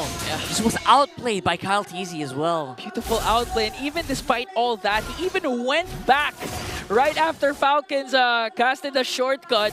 He wanted to fight more, and now they're working on the 3rd turtle. 2 turtles have been secured by Team Falcons, and they're looking to extend their lead. Yep. AP Bren will just have to trade for now. They haven't been able to for quite some time as well. But this is just Falcons gradually gaining control of the game. Fortunately for AP Bren, they're holding on pretty well to their turrets. This is one thing you like about the Beatrix, the amount of wave clear that it can offer. As long as it's alive. Oh, yeah. So it's a Malefic Gun. All right, so they will go for the Malefic Gun. Huh. Oh, wait, there's a teleport! Teleport concealed. They're working on Shizu. Super Marco with the shutdown onto the Silent Kid. The next one on the chopping block is Kekadon, and Flap CZ just working on there. He used up already the fist crack, but Kyle CZ is there as well. How many hits more to bring down there? Will he be able to escape? Kyle CZ in and now gonna bring him down, and now they're working on the top lane. James Fax, one more hit to the man with a million moves. A dash in for Marco, and a final blow to bring down 4 of the members of the Bees. Oh my god, this is just non-stop teleportation! This is the lineup that they were trying to do. It's in full force right now. They are multitasking the map, literally. Yeah. Apart from commending the whole squad of Falcon, I commend our cameraman catching everything in action right now. That was beautiful. Okay, Well, Kyle's easy. The diversion was already able to cool down in the span of that entire fight. Teasy's on split. They're able to get so many resources. 7.9k right now for Falcons. Feels like it's just so insurmountable. Oh my. They can't get their foothold. Yeah, 3k gold lead for Super Marco, but James Pounds, he's holding on. 2k behind Kyle TZ.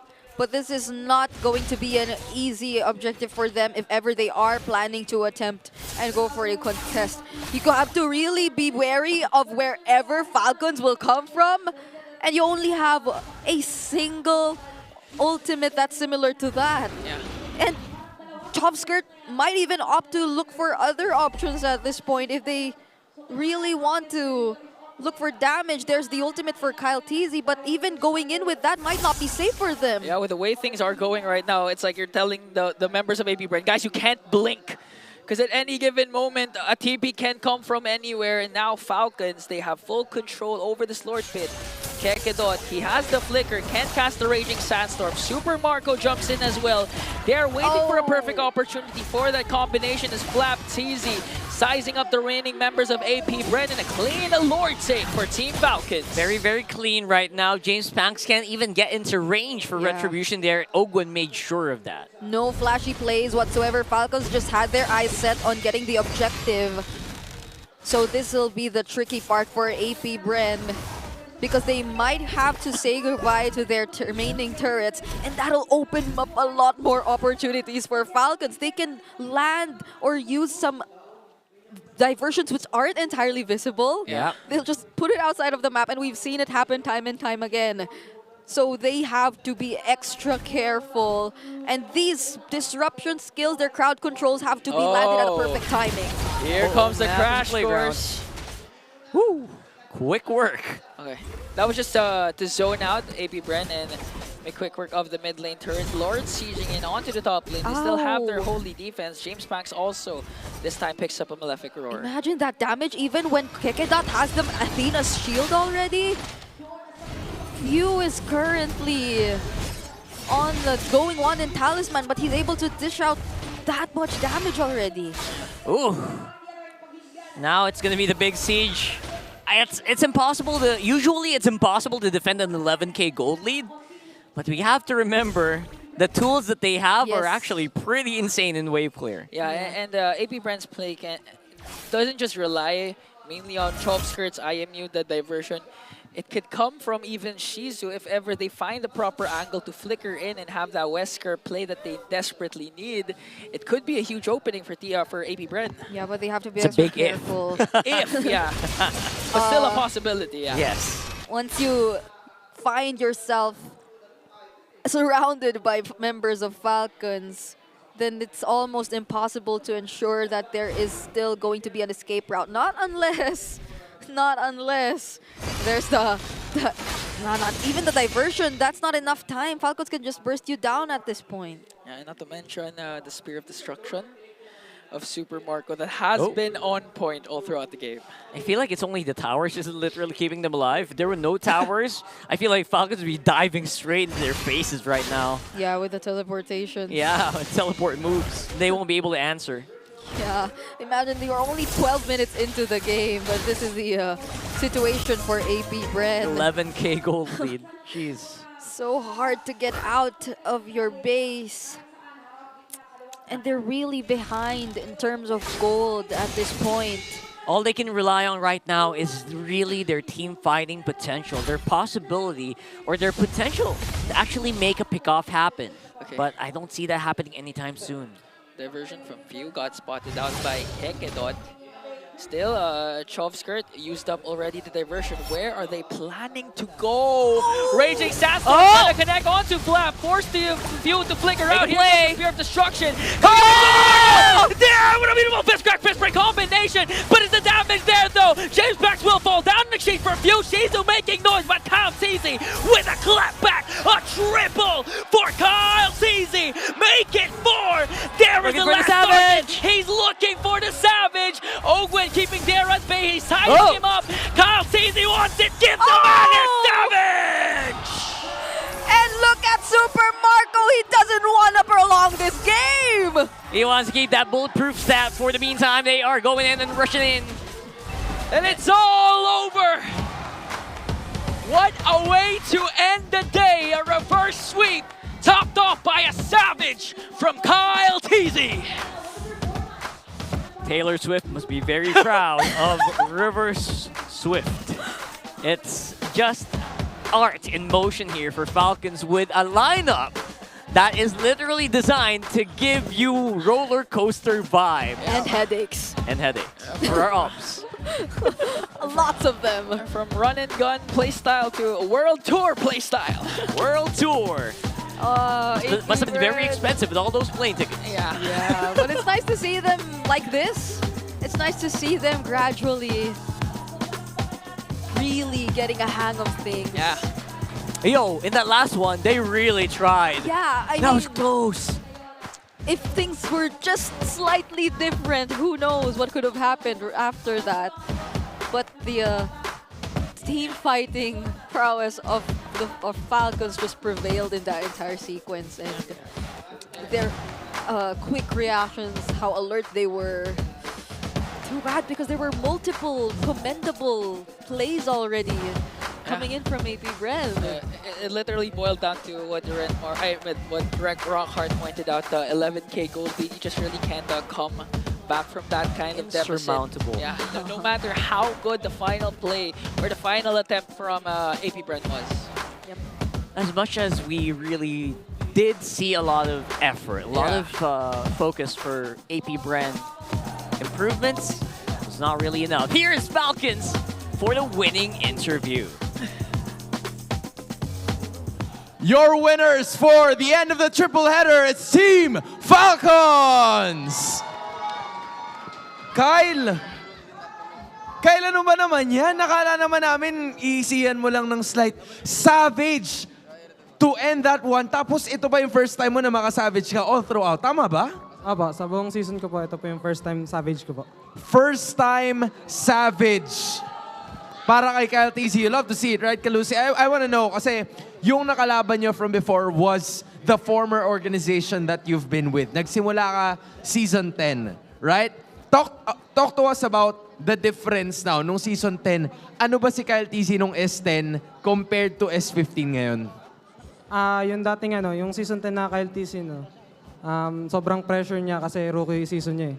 Tapos ngayon naman wala na akong pressure sa katawan. Di ko na feel. No pressure at all. Just have one more question. Kasi yung nakalaban nyo, si James Panks, is also a rookie na sumalang dito sa MPL Philippines. If there's anything that you want to say to him, just give him, some sort of advice. Anong masasabi mo kay James Panks? Siguro advice ko lang sa kanya, patuloy niyo lang yung mga laro niya kasi sobrang galing niya talaga eh. Tsaka lugin-lugi ako sa mga retrian niya. Just giving props to the man with a million moves. Hindi naman din talaga natin masisi. Iba rin ang pinakita talaga ni James Panks. Now, I want to talk to Few, ang idol ng mga kids. Few, okay, I wanna know, nung pumasok ba kayo sa Team Falcons, did it feel like a fresh start? May konting pakiramdam ba sa inyo na nag-back to one kayo dito? Hindi naman. Hindi namin inisip na back to one kami kasi kami-kami pa rin naman yung magkakasama eh. Niisip lang namin na parang lumipat lang kami ng org tapos tuloy pa rin sa tuloy pa rin sa ginagawa namin. Same pa rin yung chemistry nyo. That's good to know. And tomorrow naman, you'll be facing against Aurora. Tingin nyo ba kayo na ang makakasira sa win streak ng Aurora?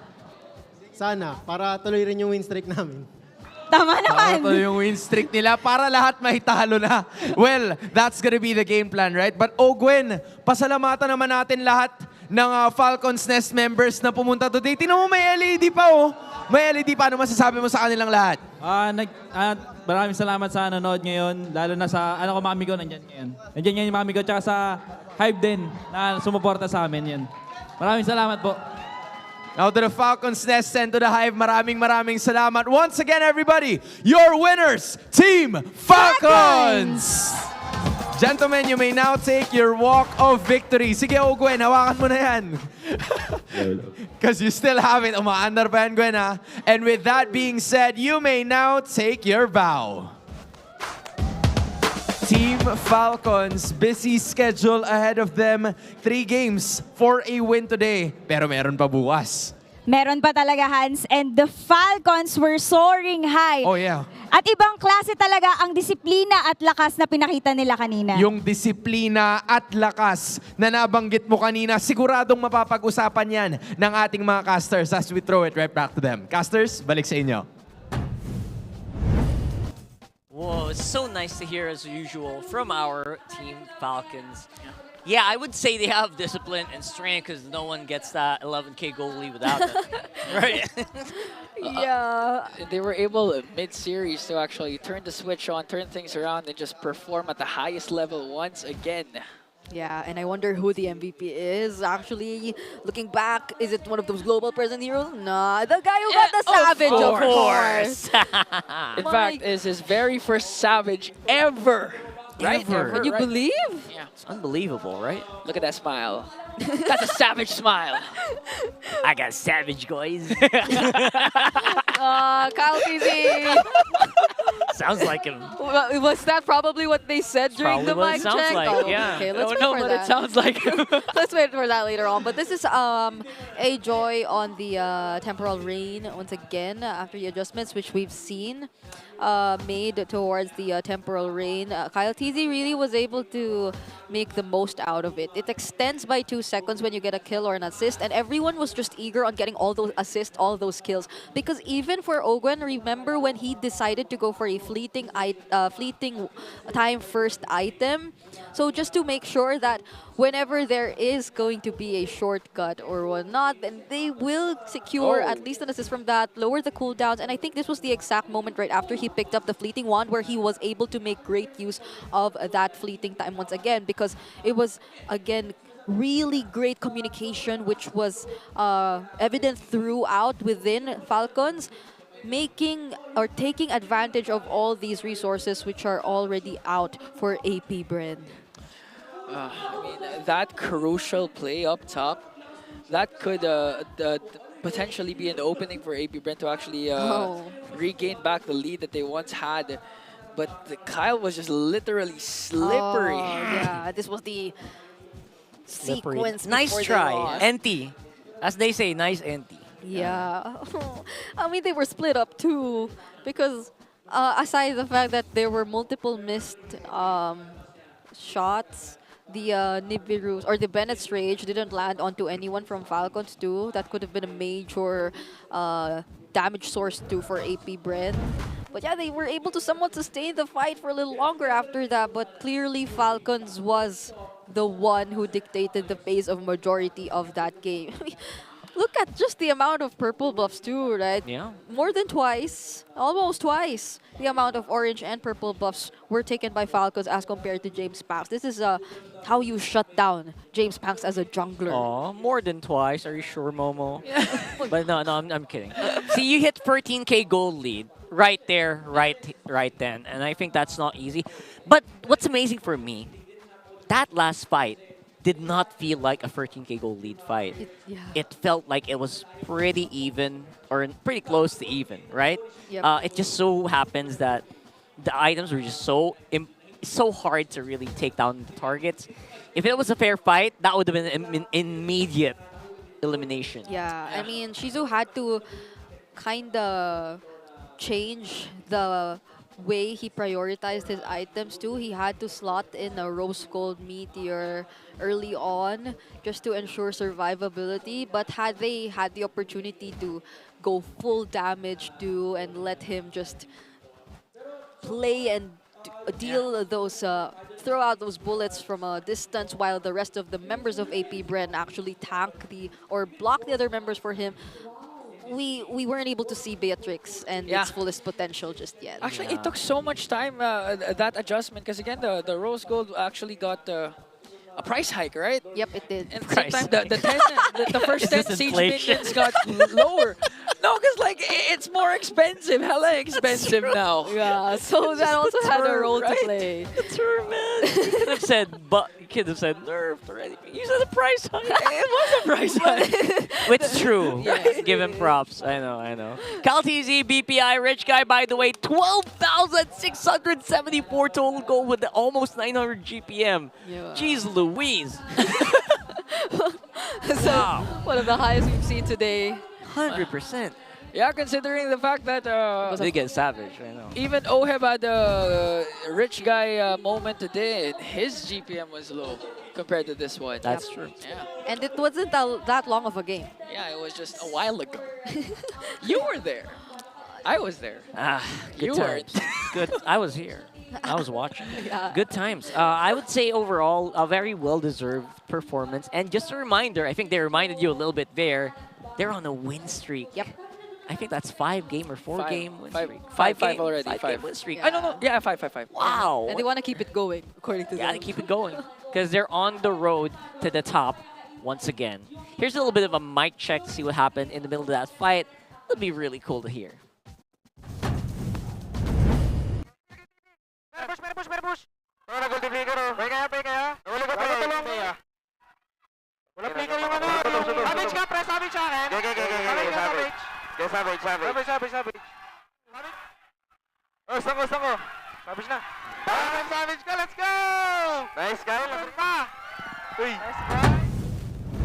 Very good call, very smart and coordinated counter-attack Yeah. for the Berry Bush? Berry Bush. Perry Bush? That's what I heard. Perry Berry the Bush. Platypus Bush? Is that it? And actually what I find funny about that entire mic check is the fact that they were the team who had a lot of global presence, but they were the ones calling Someone see me, someone see me.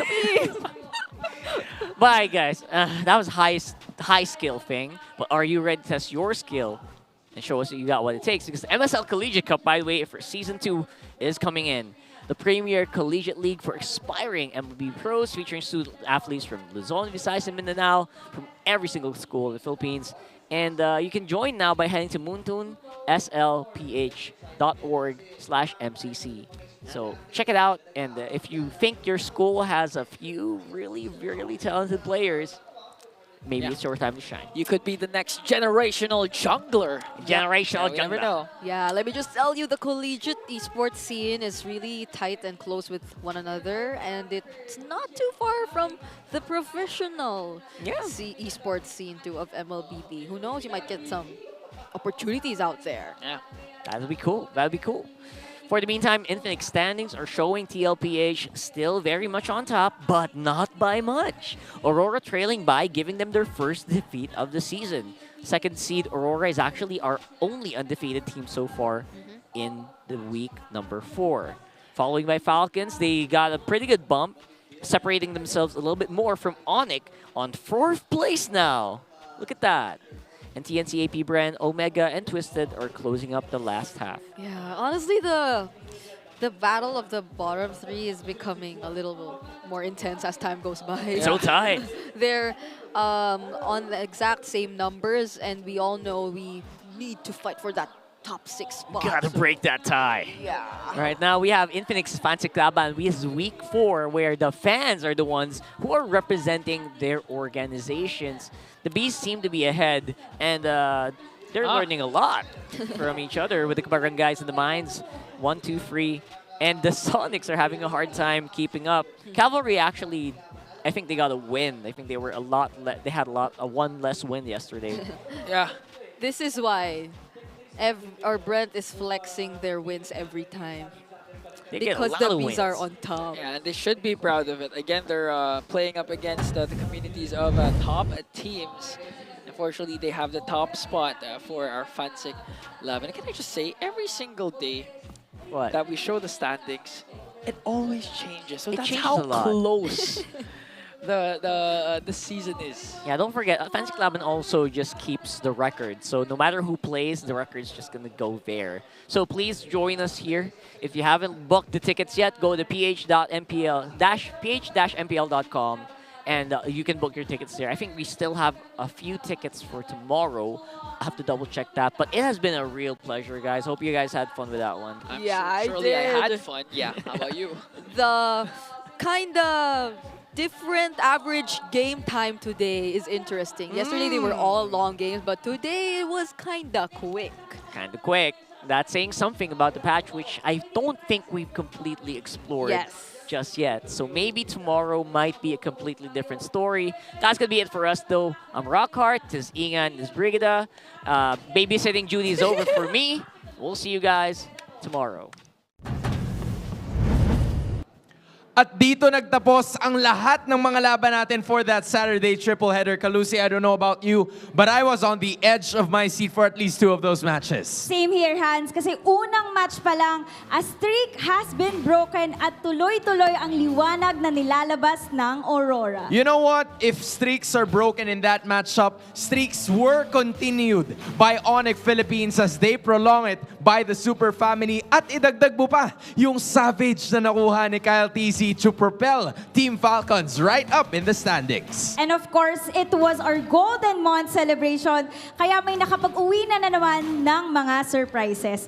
Iba talaga ang aksyon at sorpresa na mararanasan natin dito sa MPL Arena. But you know what, Kalusi? Hindi pa dyan nagtatapos because Week 4 is just about to end tomorrow, right? That's right, Hans. And it's also the final day of the first half of the regular season. Kaya huwag niyong papalampasin yan at sama-sama pa rin tayo dito para tunghayan ang Lakas ng Pinas! Kita-its bukas!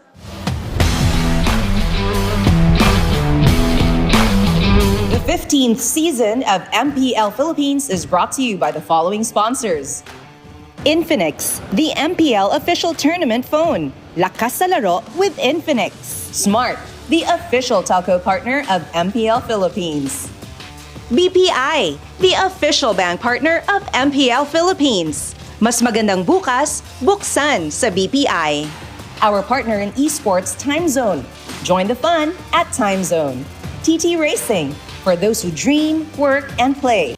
TT Racing has your back.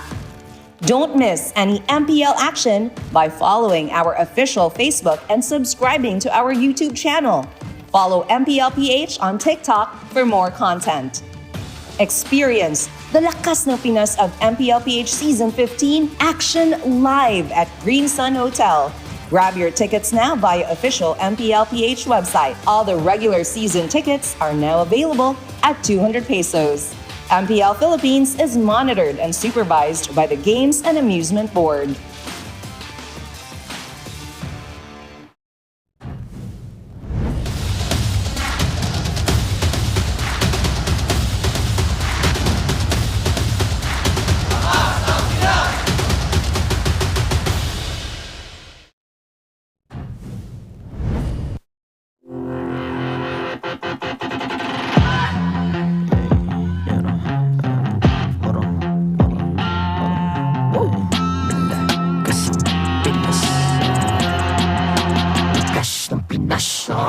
Malakas, Pilipinas, malakas kahit anong lane, we become the monsters. Malakas, Pilipinas, malakas face the golden sun and ripping for the 3 stars. Look at us to the top, no ifs, no buts. Winning any game, para to sa PIN na yes.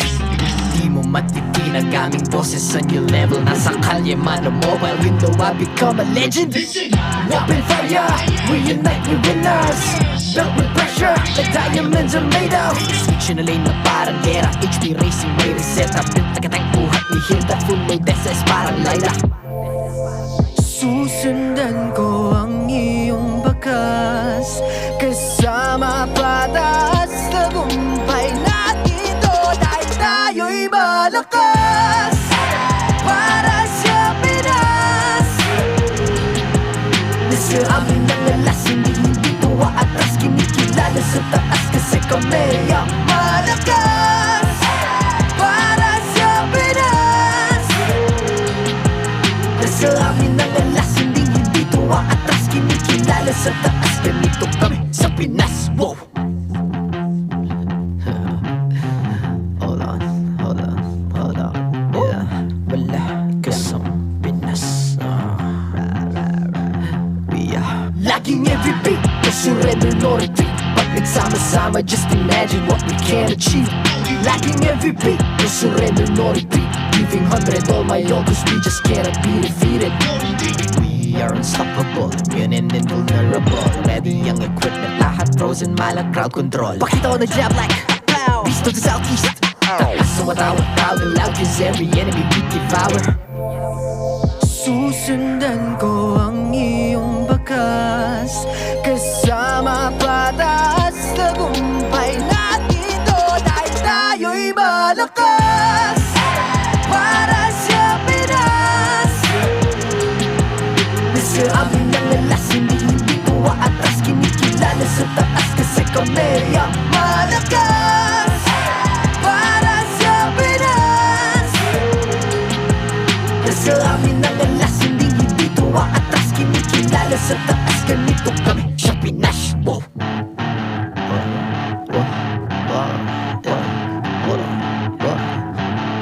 Malakas, Pilipinas, malakas. Kahit anong lane, we become the monsters. Malakas, Pilipinas, malakas. Face the golden sun, I'm repping for the 3 stars.